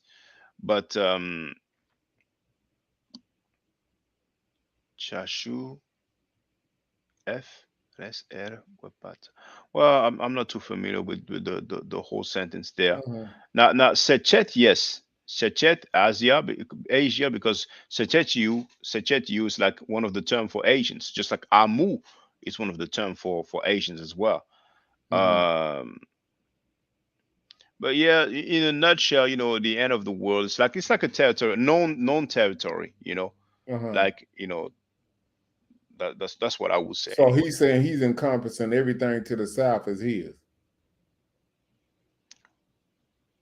Mm. Well, I don't know what crest of the world mean. What does crest mean? Um, Crest. Let me see. that's Webster. a deep word. I mean, Yeah, it looks like it. So, yeah, I'm just saying. I mean, for me to, I crest. don't know, like a crest. Crest is a shouty tuft or process on the head of an animal, especially a bird. It can be the plume or and the identifying emblem worn on a knight's helmet, a heraldic representation of the crest, coats of arm, a ridge or prominence, or peak. It can, probably means peak, Right. So especially from the the top top of a line of a mountain. mountain or hill. Okay. Okay, okay. So So that from the whose top, southern all the, from the borders top of reach the the peak mountain of the world. to Okay, the ends of the world. to the end of this world. Yeah. Well, it's yes, something to the effect that his Everything southern borders. south Yes. of us, from the top of the mountain to the wherever, to the last of the land. Well, Meaning, we don't have any mention of mountains here. yeah, you saying crest, so I'm just putting No, but interjecting we have to mountain. be very careful not to make Yeah, interpretations. you That's know, something. Yeah. Yeah. I'm my apologies. Yeah. No, no, you don't have to I'm used to apologize. going off and Yeah, just you just know doing how my to own apologize, but thing. this is like in the Theban mapping project, um Okay, they said he was mislabeled, but it's like going back to the time of Burge when he would use the term Negro. That's outdated for Nehisio. That's like a Nubian or that person from this area. But yeah, it's very important not to make interpretations. Yeah, I know y'all always Yes, do that. yes, You, brother mm, Smash, y'all be like, man, no, we don't want to go that far. yeah, yeah, and yeah, but I'm going to go through it, but I'm not gonna read like I did earlier. I'm gonna try to see Yeah, if we there's can any find just that mention. that part that he was Yes. talking about. Now, what's interesting is here we have some names of location. You see, like the land of Naharina. You know what that's at? Oh no, I'm not familiar with that land, but I can Okay. look it up because like Canaan, we have actually something like Kinana in the Medu Neter. Even the term Palestinian or Palestine might derive from the Middle Nature. We have many words, names of places that are uh, attested in the Middle Nature. Now, Naharin, according to Wikipedia, was the ancient Egyptian term for the kingdom of Mitanni. See, so let me continue.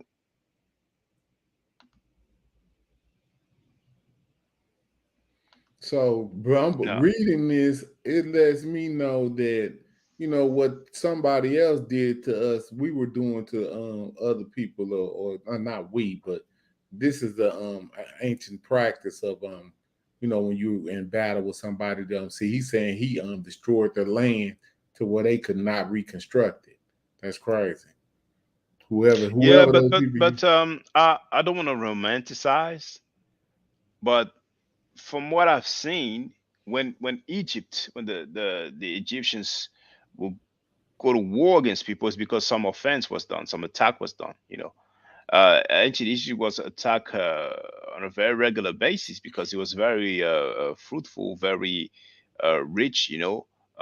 Not only in terms of natural resources, but I mean not just food, but also gold and all sorts of stuff. So once again, I'm not trying to romanticize, but from what I've seen, I'm not familiar with any tale where the Nesu or the king just woke up one day and said, okay, you know what, let me attack that place, just for the sake of it. I want to test my chariot. But who knows? There's so many records, so maybe somebody has some evidence of a king who just he wanted to test his sword, and he's like, You see now this. So what you just did was what I be doing. So you saying you don't think, but check this out. I would say that that they may have attacked the South because of the resources that were richer than what they had on that Nile. Because the Nile, it's not that many resources going there. I'm pretty sure that they attacked the South because of the resources, right? well, I don't think that the South would have a reason to attack Egypt because they really a resource poor nation, right? I have some quotes. Now the guy is a PhD, but not in Egyptology. And hold on. I want to see. Um,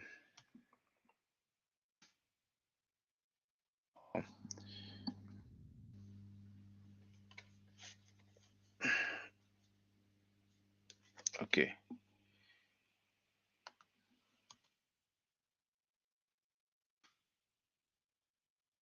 Now,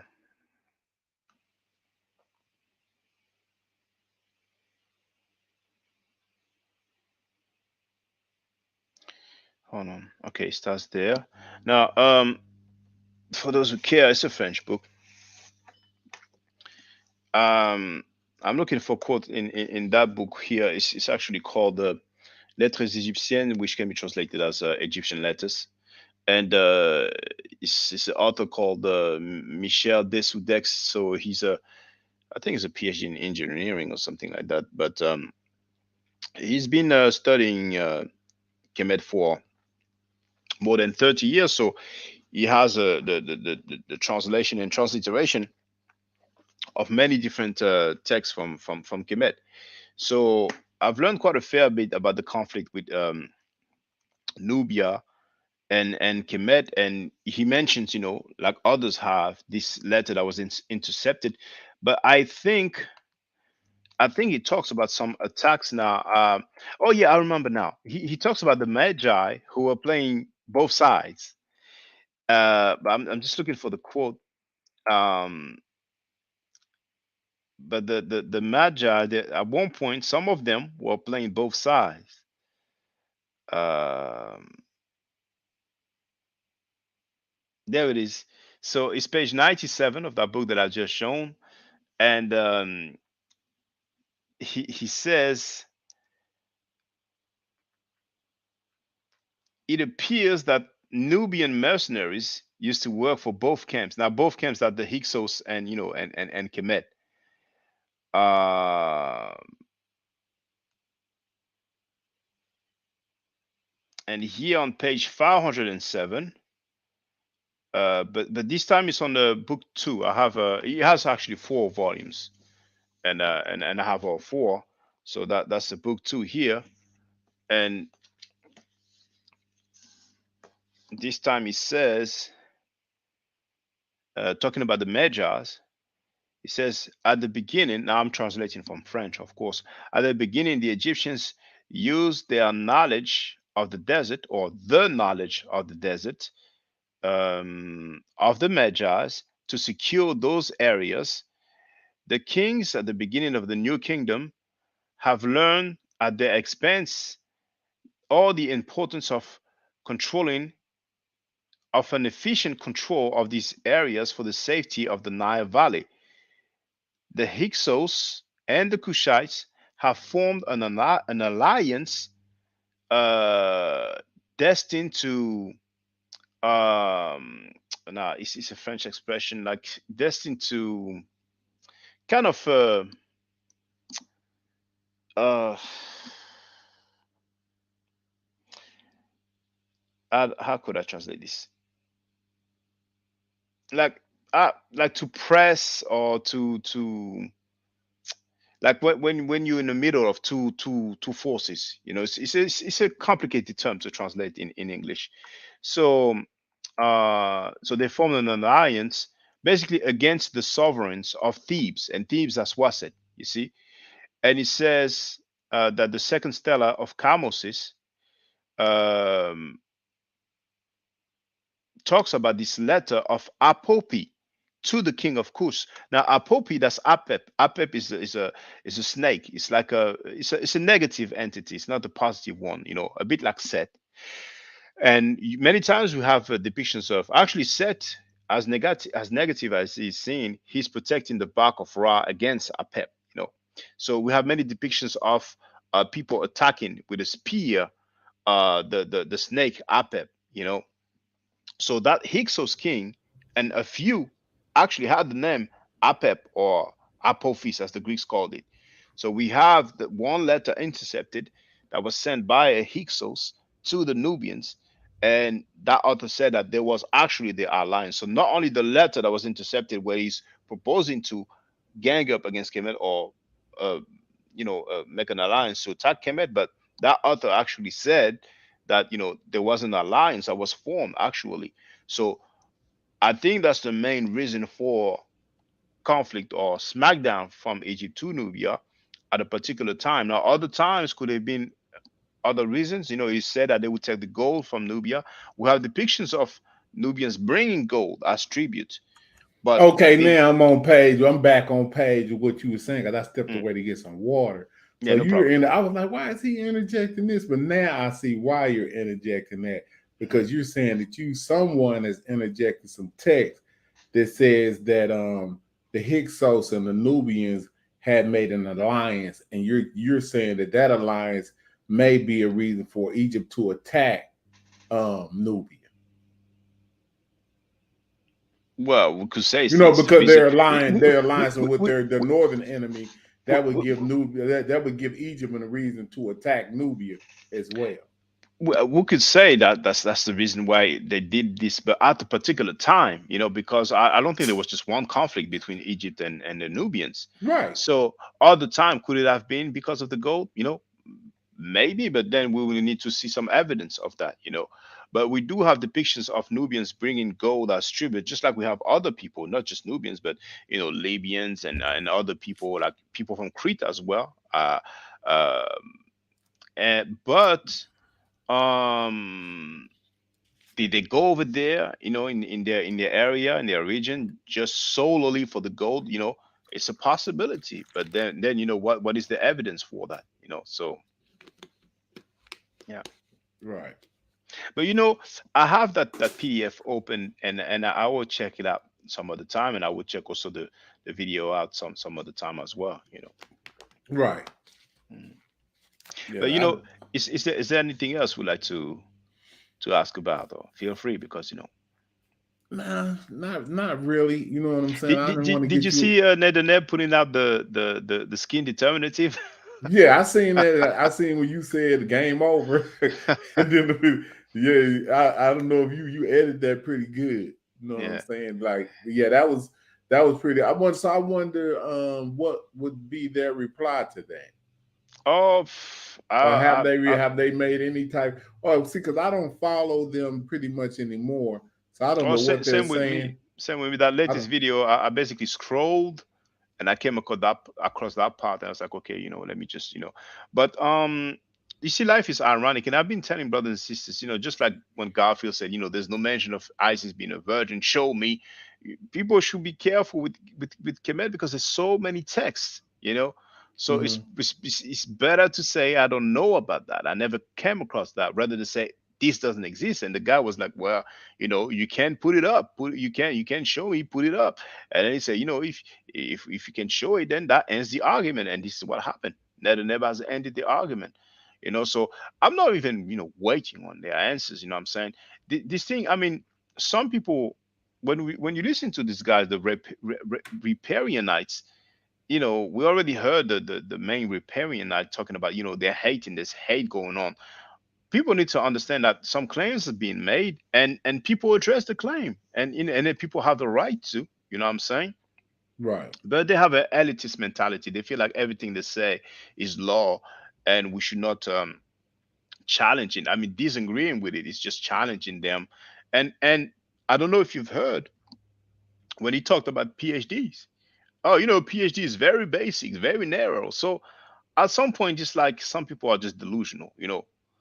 I don't know. Maybe you didn't hear that yet, but well, I've paid attention to them from afar. Yeah. And once I found out what was going on, but because he talked about Dr. Campbell excuses. and Dr. Kaposhishi, and he was like, okay, Dr. Campbell's master was about this, and he did. Yeah, they're going to use something to denote or discredit. Exactly. That's what people do. Yeah. They'll discredit something that's valid to make sure that they stay in position. Yeah. And that's something that we have to be able to use our own minds, like going against somebody that doesn't have a PhD versus somebody that does. And then you always have to use the mathematics of equation of if it's somebody within your race or outside your race, to make sure that you understand if there's maybe some bias there, because that's going to be something that's always within the human race. I mean, people are always going to have an affinity for what they are and try to push a narrative of what, that shows them in a higher light. I mean, I don't understand why people don't understand that. You know what I'm saying? So, because, I look at, like genetics and stuff like that. They'll use the genetics to try to say that the people in Egypt was African. That's a new construct or a new way to try to divert from actual reading of text, archaeology, you know what I'm saying? So like they'll say that the genetics over trumps the actual text that you can read to say that they call themselves black, or the actual archaeology where you can look and see the phenotypical differences and color pigmentation that they use to describe themselves. And then they'll explain that away right in your face. Oh, that was just the type of paint that they use. You know what I'm saying? Or the hair that you see on their head. Oh, that's a helmet. You know what I'm saying? And you have to be crazy. You know what I'm saying? To try. See, I noticed you kind of did that with the lock that you showed on that guy's head a minute ago. You know that's hair, Shaka. Why are you saying it may be a helmet on that lock picture? You know that's hair. You know what I'm saying? It's just some type of hairstyle that he got, but you was like, that could be a helmet. I don't know if he was being funny or not, but you know what picture No, I'm I talking mean, about? you know, You showed? we have to be careful not to affirm something, particularly when we have a king, because kings usually had some sort of a hairdress or crown, you know. So, you know, I can give people the benefit of the doubt, but you know, we have other people who are not kings, and you Okay, know, okay. So let's do this yeah. behind your head right here, right? Mm. What is that on the? Where is the crown at on that picture right there? Where's Well, the crown at? well, you can see the Uranus, you know, the Yeah, snake, yeah, you know. that's the So crown part right there. yes, but But who knows? that black stuff right there, you saying that's a crown. Well, You're gonna give I can you're I gonna can accept even entertain the thought, right? That's I just not hair. I cannot say for sure because you know we have the shepherd's crown, the blue crown, and by the shape of it, we can see that you know it's something you put all the way in. So maybe you know you had some part there. I don't know. I Okay, well, just don't want to. what's that on his chin right there then? Oh, that's well, See mind you. now all of a No, sudden it's emphatic. wait. But, okay. That looks like a beard, but you know I don't know if you're I know aware. they have But false beards, Shaka. exactly, I you know. understand that. But besides that, this, you know, I don't think that's false. And the skin tone and the lips and the nose, you know what I'm saying? So, you know, all this What comes about into his play. eyebrows? You know what I'm Well, saying? This it's is just how yeah. far you could go with the shit that they do, that they interject off into such silly arguments to me. When you see somebody looking like that, and then I showed you another rendition where they had a whole boat full of people with this same hair. Yes, I remember. I remember. Like, what are we doing? Yeah. You know what I'm saying? We just go, I mean, this is just how far these people go to try to get us off track on stuff that makes just common sense. And I won't let them do it. I'm not fixing to be playing with, you know, with stuff that I can just look at and see. You know what I'm saying?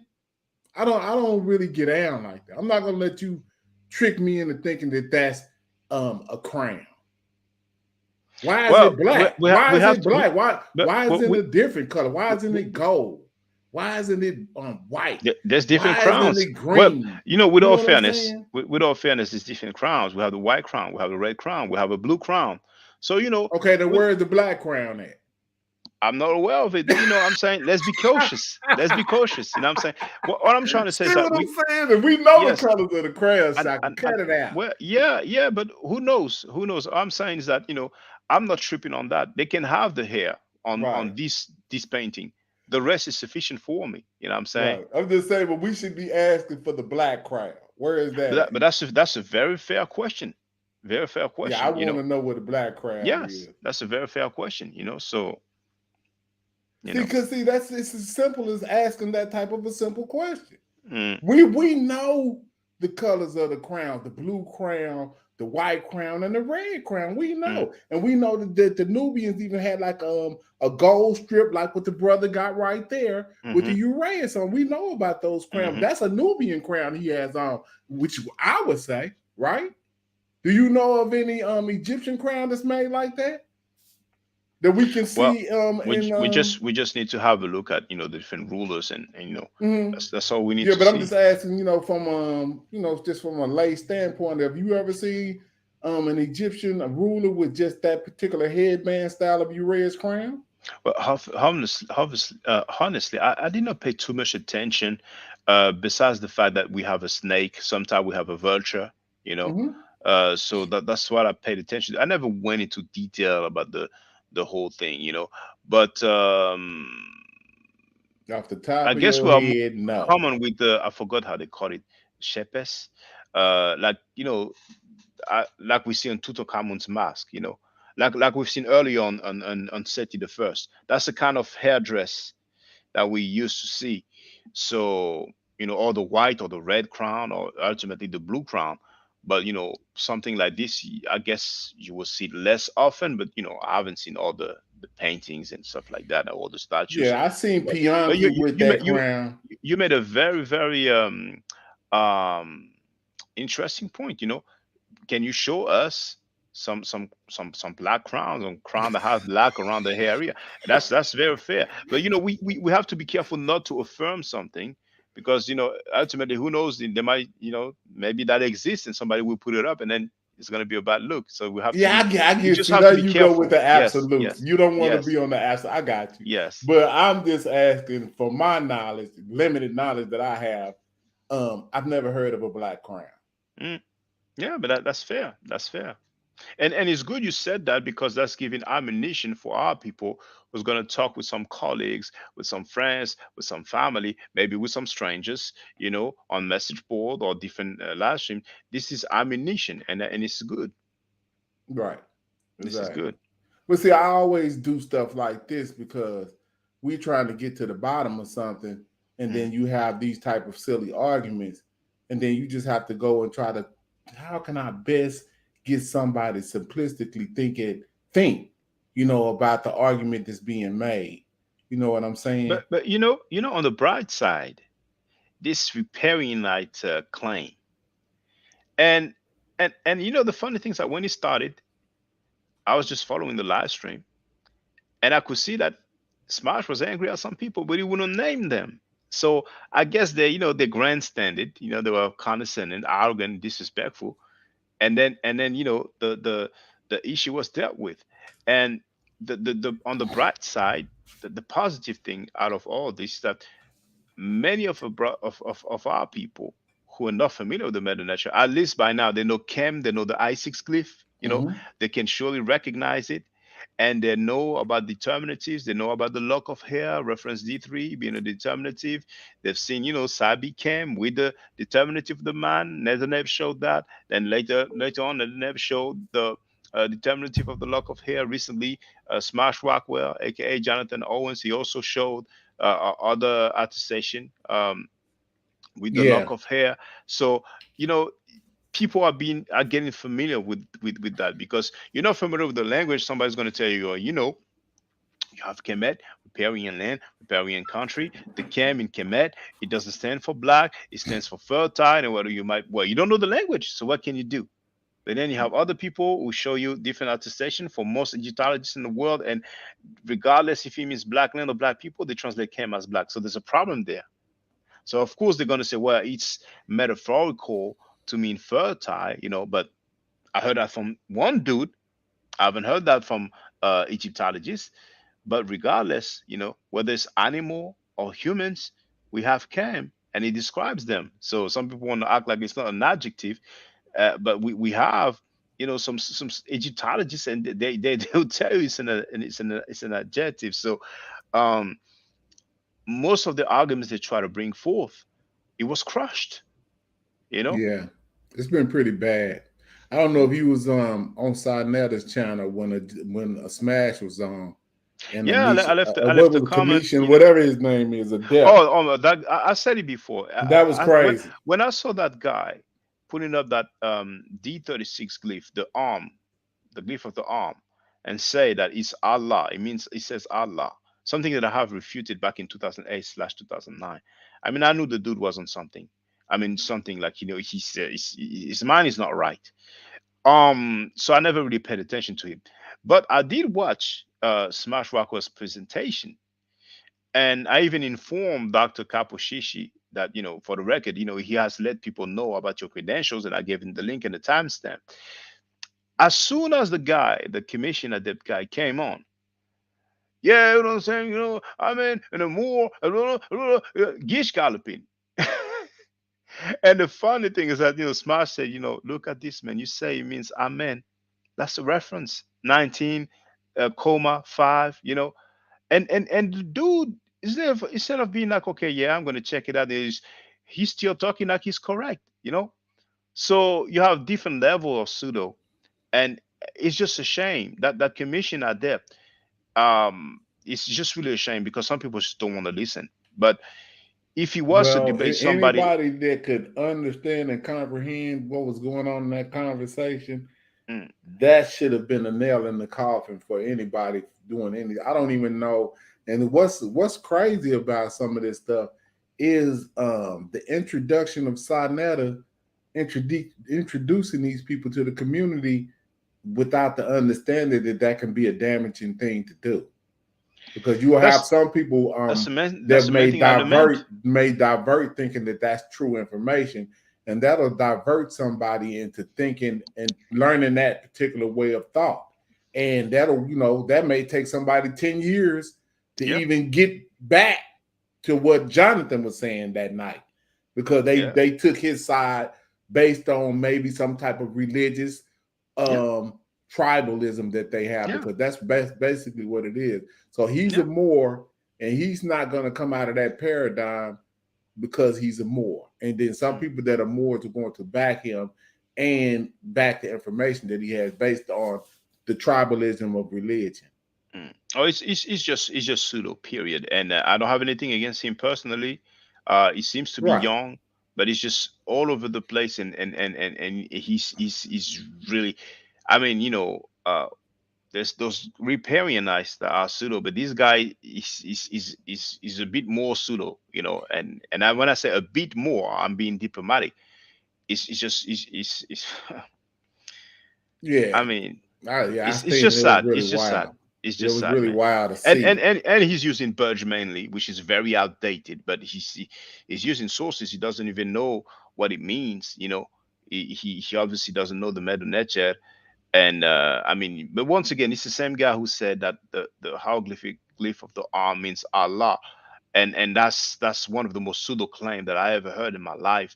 He's not the first one who made that claim. You know, the video is there for those who are interested. It's called "Allah is not in Nubia, Temple of Ptah." That's when that claim was first made, circa 2008/2009. So, and that's a shame indeed. That's one of the main things that I have always lamented So hold on, who was regarding. the first to make the claim? Oh, you never seen it? I'm going to show you. No. Oh, yes. He Let me said, "Oh, see. you ain't never seen it." Yeah, I thought you knew about that, but you know, there's so many things, you know. So So you I'm gonna saying Commission of Depth is parroting that claim? yes, he is. Yes. And see, that's what I'm talking about.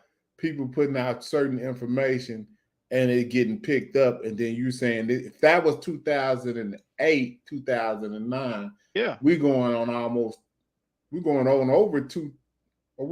over 10 years now, and this information is still Yeah. being circulated in the community. Yeah. I'm gonna show you. I'm gonna first share the link in the chat so everybody can see it. I was still living in England back then. Oh.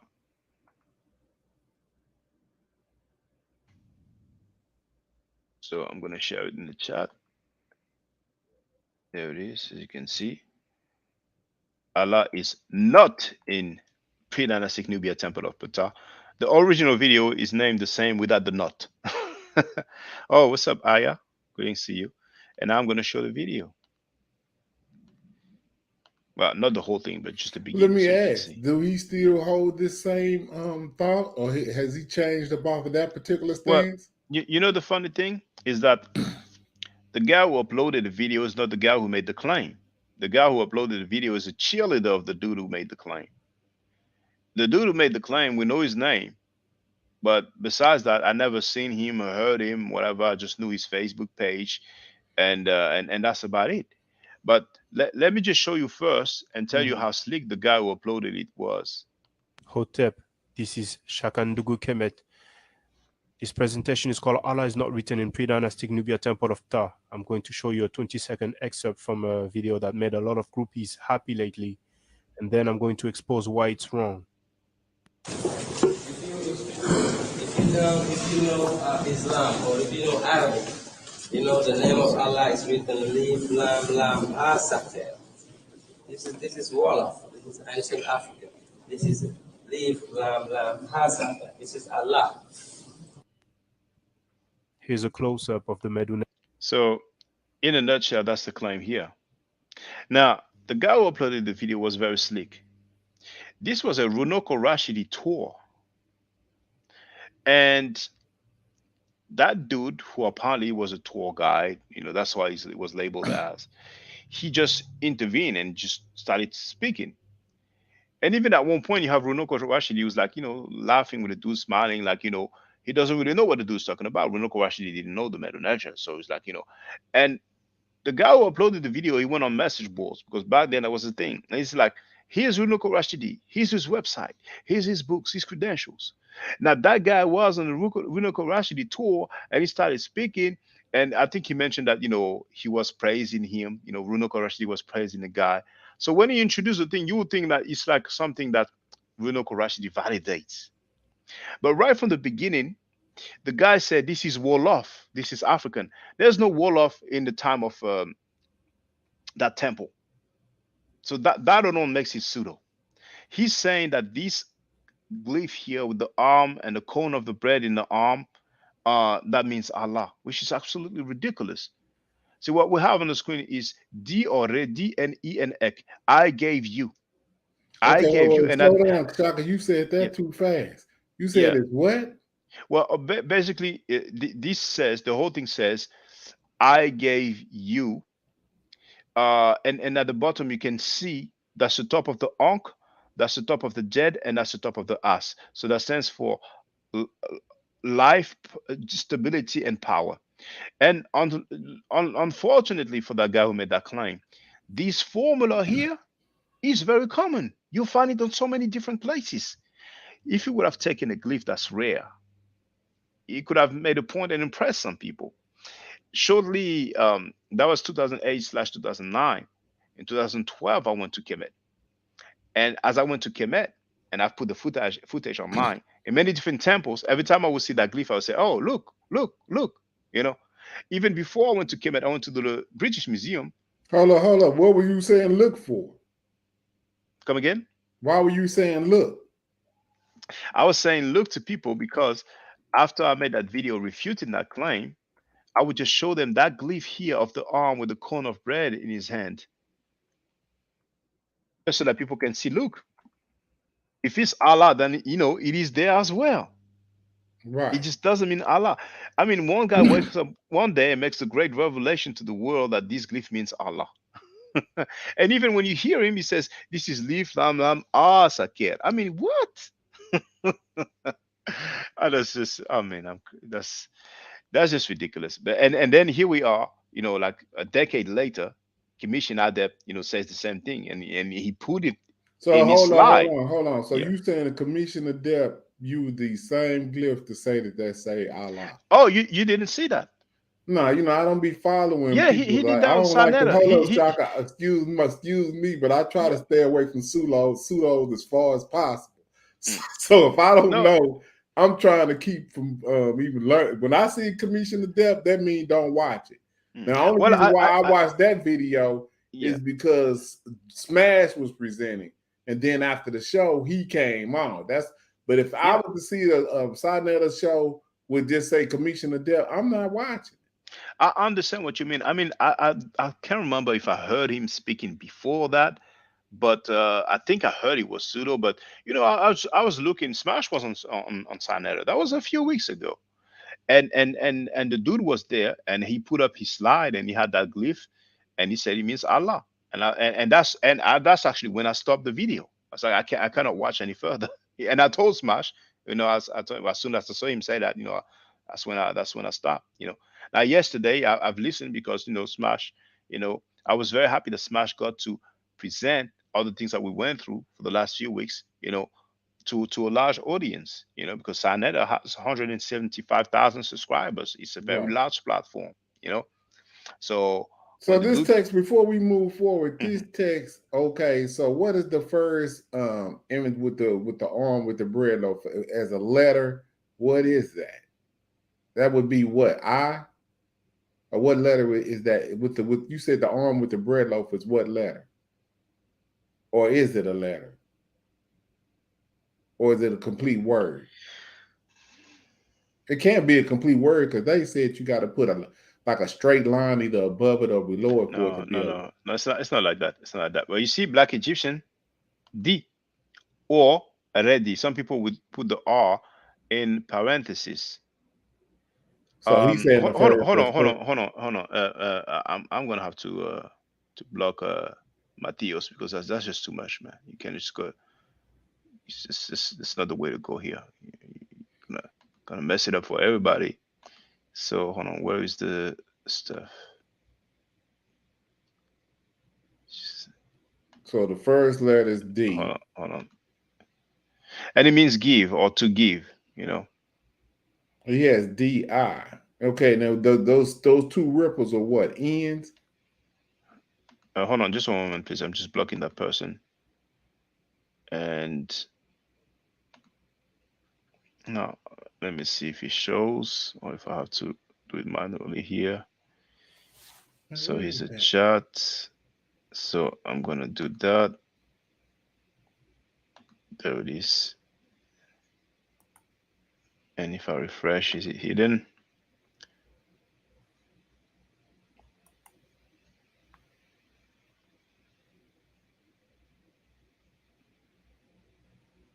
I don't know why it still shows here, but hold on. High user on this channel. Oh, that's it. That's it. Okay, sorry about this. So yes, this means D. Some people will put the R in parentheses before the DI. So some people will pronounce it D or redim, and it means to give. It's the verb to give, you see? And then the E is not written, but it's basically D and E and ek. Ek is like your, it's a suffix pronoun. So your or you. So it says I gave you or I gave to you, and then you have the ankh, the jed, and the was. So it basically says I gave you or I gave to you all life, all stability, all power. And this is something very common. You find that in many different artifacts. And yeah, but I was trying to break down like so you saying the two ripples are what? Now, right? This like, you know, I don't want to get too specific, you know, because we're dealing with the grammar right now, you know, and you know I'm giving classes. But you see Black Egyptian himself, you see, it's familiar because he wrote the same thing, D N N Ek. Now, you know, he might not know see, the reason why I was asking you this question because I learned that those two ripples was in through Smash. So yes, I was trying to go and try to figure this out, you know, slowly myself. I know what those two ends is, but I didn't know what the top symbol and the bottom symbol was. N is a phonetic value, it's a sound. But the meaning can be off, it can be to, you see? Okay. And it can be other thing as well. Okay, I get it. So basically, literally, you have give, and then to you. But actually, one thing that doesn't appear is the E, because this reads D and E and ek, or re D and E and ek. Now, the E is the suffix pronoun for I or me, you see? So literally, it's like gave of me or giving of me to you.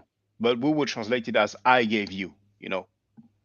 But once again, this is something very common. This is very common. You see it on many different artifacts. So yeah, that's interesting. Yeah.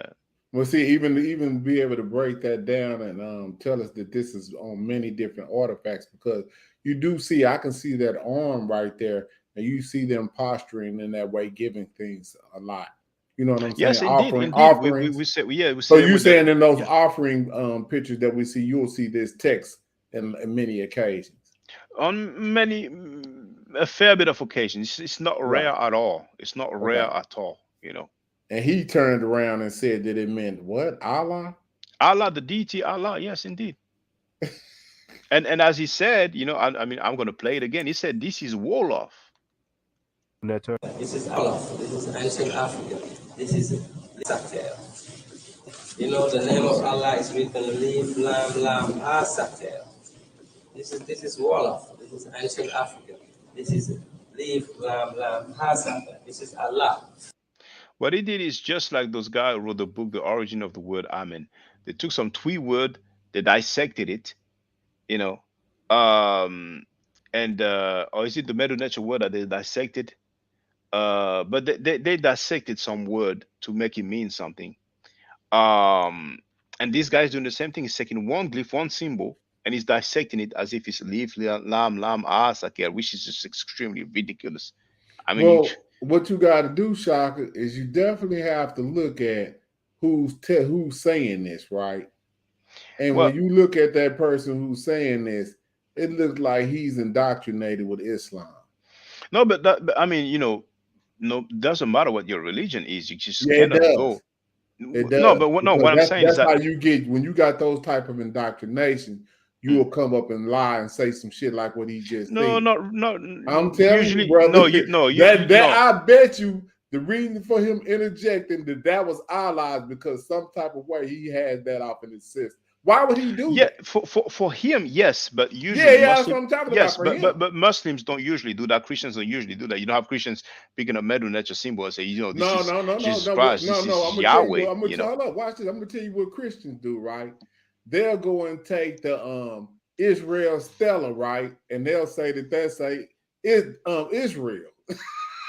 Yeah, but that's because That's some what they scholar do. I'm that's trying to tell you. that's because some scholars said that in the first place, and I think it was Petrie. But But why would Petrie be looking for Israel off in Egyptian text? Why is he trying to find that word? Why? well, historically, people have been looking at records from Egypt because we have very ancient records, Mhm. So maybe he was not even looking at the word; he just came across it, and it's like the one thing that came into his mind is, "Oh, that sounds kind of similar to Israel," and I there it know, but is. why are you looking for something similar? See what I'm No, but saying? You once got again, he was not necessarily looking for it, but he just came across it, and he thought, "Oh, well, that kind of sounds like Israel," and there it is. okay, bam. Okay, so Yeah. does it say Israel's Shaka? Well, we went through that. It doesn't. No, at all. No, it doesn't. See, no, I'm asking you a question. Yeah, I know. No, but once So, again, does it say that Shaka? for those who don't know, Come on. Kemet and Ma'at, the main video that has 300,000 views. I've released that one back in the same time period, 2000. Well, it was after that video that I just made, that I just refuted. So if it wasn't late 2000, I think it was 2009. That I released that one. So no, it spells ECDR.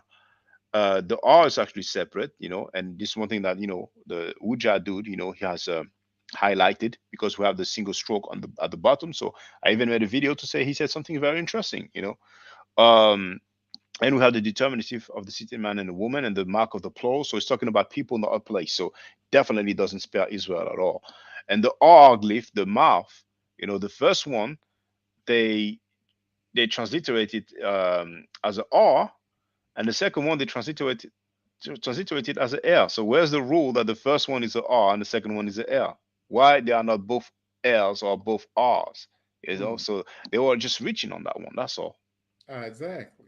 Yeah. So I was saying, this is what these people do to try to put themselves off into history based on their indoctrinations. That's just a simple analysis, because that's the only reason you would try to be interjecting something into something, unless you want that to be what you want it to be. If I don't want it to be something, you can't make it be something that it's not, because it's evidence right there. See, then we are afforded people like yourself, Africans, to now be able to look at the text. See, for the longest, we've only been able to take them at what they say. It's true. But now you guys are coming in and examining this stuff and can read it, and you guys are, for us, way before us. Way before us, Obenga, Diop, obviously a little bit, but Obenga is a heavyweight, and many other people that we don't really hear about, but some have the PhD in Egyptology, and so yeah, there's many people, but and that's the kind of people that deserve to be on large platform, not the pseudos who's going to tell you this glyph means Allah, but that's the way the word is. We just have to do with what we have. That's what we have to do. Right. Well, yeah, I ain't gonna hold you up, brother. I know it's probably getting late where you at. So yeah, well, actually, I realized there's so much more pictures to go through. So what I will do, I'll make a part 2 probably tomorrow. I'll make a part 2. Okay. Yeah, but check that video out, man. Yeah, so I got it there. We can dialogue on that, 'cause I would love. I got the tab open. I got also the PDF, with the transliteration. So I would try to have a look by by tomorrow evening we can talk about it. So I would try. All right. Peace, brother. Peace. Thank you for coming, brother James. No problem. All right, brothers and sisters. Well, I've been live streaming for 4 hours and 47 minutes. I was really encouraged because I received some donations, and it's good because back then I would receive donations on a regular basis, but any kind of stuff. But now it's picking up again, and really encourages me. I hope that you're learning from me. Feel free if you have questions, do not hesitate. Um, if I don't know the answer, I would tell you, and if I know, I will try to explain it the best I can. I hope I'm not coming as arrogant or condescending sometimes. I really hope so, because that's not my intention. Um, and even if you don't learn the metal nature with me, you can learn it from some other people or from some books. I mean, I did it without a teacher, I did it with books, but it's not easy. But if you are interested in learning the metal nature, I'm giving classes and I love teaching. So feel free to contact me, send me an email and give me your availabilities, the time slots where you will be available. It's only $10 for an hour class. And there's a few people who are there in the chat and they're actually taking classes, uh, others who used to be there on a regular basis, and you actually have some testimonials in my outro. So um no matter what you're talking about when it deals with history, then usually we have some records, so it's not that complicated. The thing that complicates the historical claim is the religion, because people go by faith. They have faith based conclusions, you see. So anything that they can drag, they will try, you know. We have Titans, who I believe ancient Egyptians were Blasians. Well, I don't know if it's a joke, but um, Cablinasian, no, just Blasian. Ayadela wrote, not actually studying yet, but will be in the not so distant future. I mean, anytime, brothers and sisters want, then feel free to holler at me. It's not an obligation to learn the med nature, there's no obligation at all. But for those who are interested, then, it's not very difficult, I would personally say it's easier than Arabic and Hebrew. The Arabic, as many of you might know, the letters have 4 forms, isolated at the beginning of a word, in the middle of a word, and at the end of a word. So just one letter alone has 4 forms. Not all of them, but most of them. But anyway, some people might say it's a matter of opinion, that is subjective. The difference, of course, is that the Hebrew and the Arabic language are living languages, are spoken on a daily basis by large communities. But the Mando nature is not that difficult, So thank you very much for being there, brothers and sisters. I appreciate that. Thank you once again for the donations that have been made today, and even in recent days, those who have also sent it, via Cash App or PayPal. I really do appreciate that. It really motivates me and encourages me. And I'm happy to know that you appreciate my work so much that you feel like, making a financial contribution. And if it goes at this pace, who knows, I might be able to just go to the museums in different countries like I used to, because but we'll see, I mean, I would love to do it. So thank you very much for being there, for all the thumbs up. How many thumbs up do we have for this video here? 30. That's lovely. So if you have questions, don't be shy. You can use the chat, or you can get on the panel directly. I prefer when it's directly on the panel, but the requirement is that you show your face. So I can understand some of you might not want to for whatever reason. If you have friends, colleagues, family members, people you engage with online, you can just invite them, tell them that they can come and ask their questions. We can discuss. If they don't agree with what I'm saying, we can talk about it. Whether it's something that I've said, the last 2 days or the last 2 weeks or the last 2 months or the last 2 years, it's fine. We can get some clarity. So brothers and sisters, stay safe, stay healthy. And if I am allowed to by the Neteru, I will definitely holler back at you. I'm planning on live streaming tomorrow evening, which will be like late afternoon for people in New York. So probably I will live stream tomorrow around the same time I started, and I started actually almost 5 hours ago. So just to give you an idea, okay. So yeah, Hotel Black Egyptian. So once again, stay safe, stay healthy, and if I am allowed to by the Neteru, I will definitely holler back at you, Hotel. Now, for the record, for those who don't know, I'm giving Medu Nature classes. And here That's the flyer. Okay.